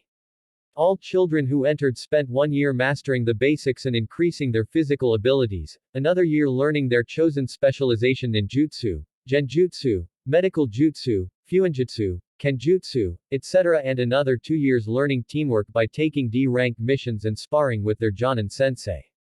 Since there was no need for children to go out into the field anymore, all children graduated at the age of 16. Even geniuses were not allowed to graduate before that.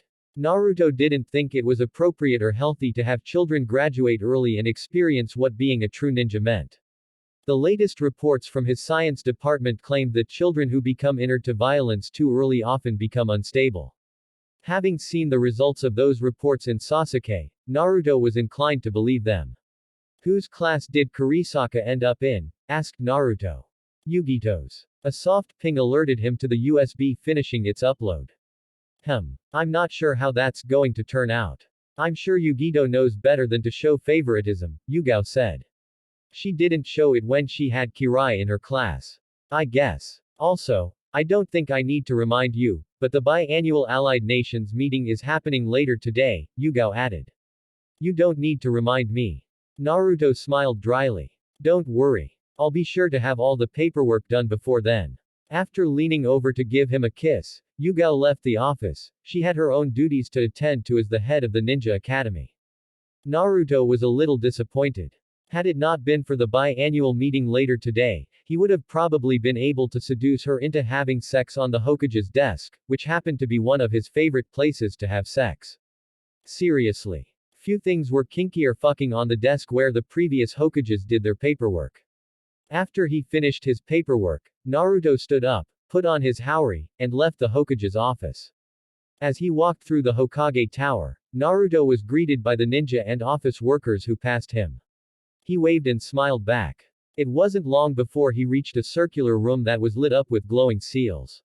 As he stepped into the center, the seals activated and Naruto disappeared. He reappeared in another room that looked identical. Walking out revealed that he was no longer in the Hokage Tower. Several guards stood waiting for him, their uniforms featuring a long black jacket over a tan flak jacket. Their headbands bore the symbol of the Allied Nations. Lord Hokage, one of them greeted. Please allow us to escort you to the meeting room. Thank you. The meeting room was a large, circular room built within a massive tower located in the heart of the elemental nations. Several windows offered a beautiful view of the cityscape. A round table sat in the center of this room. There were a number of people already present.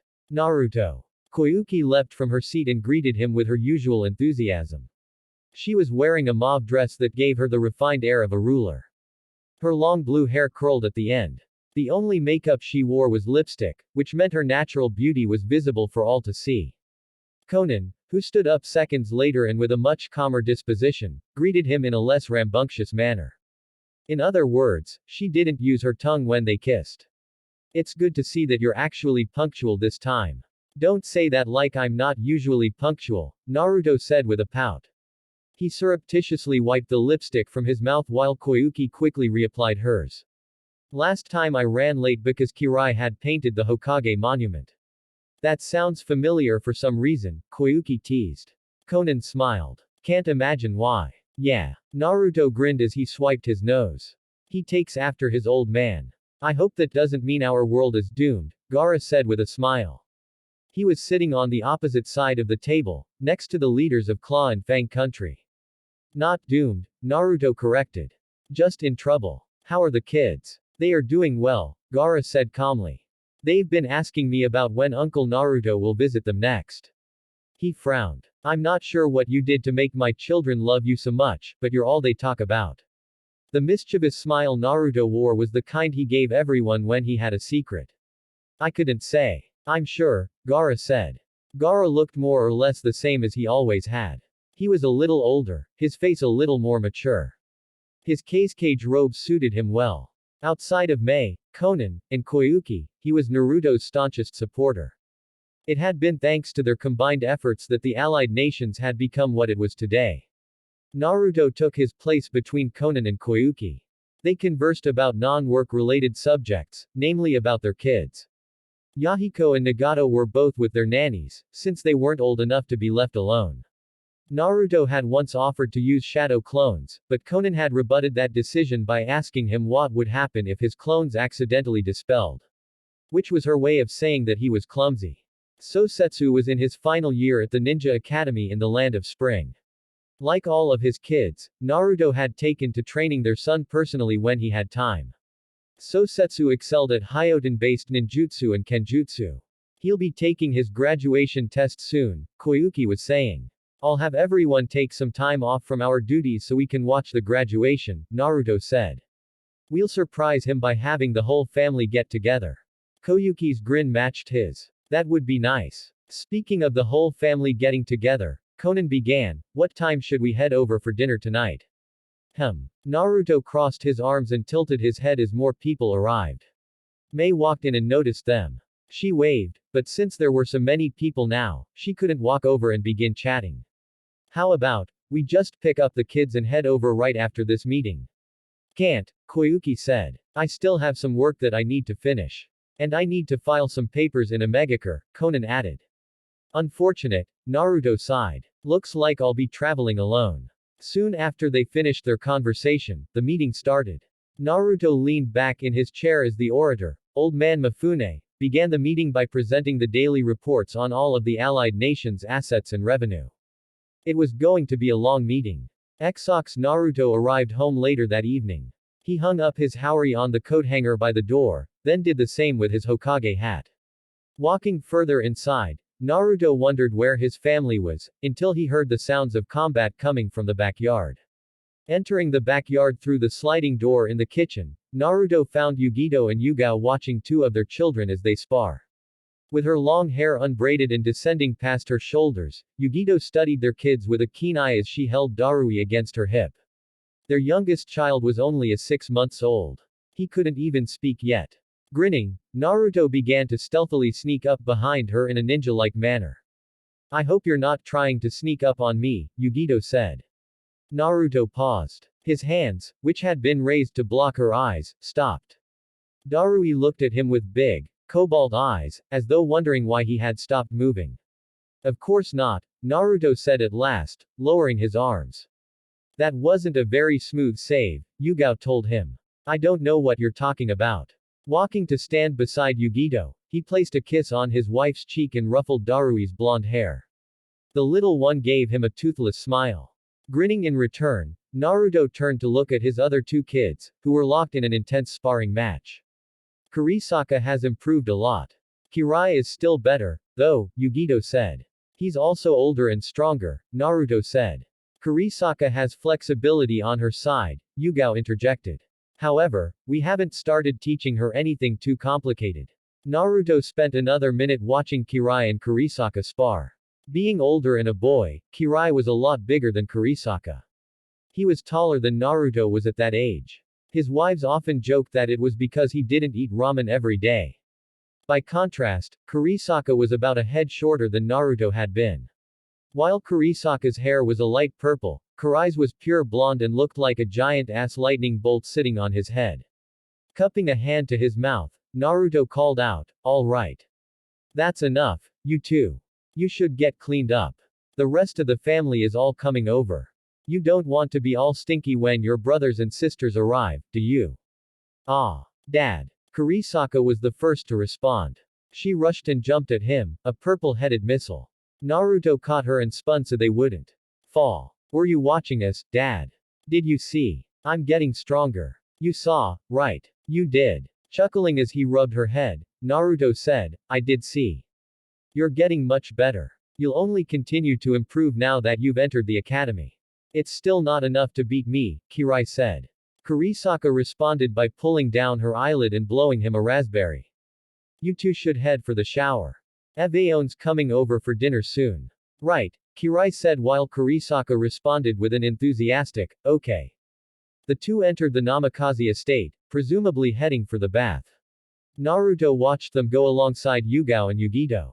Kurisaka totally gets her personality from you, Yugao said.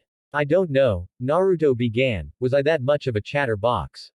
Yes, she said. So harsh. We're also going to get cleaned up, Yugito said as she grabbed Yugao's arm and began pulling her along.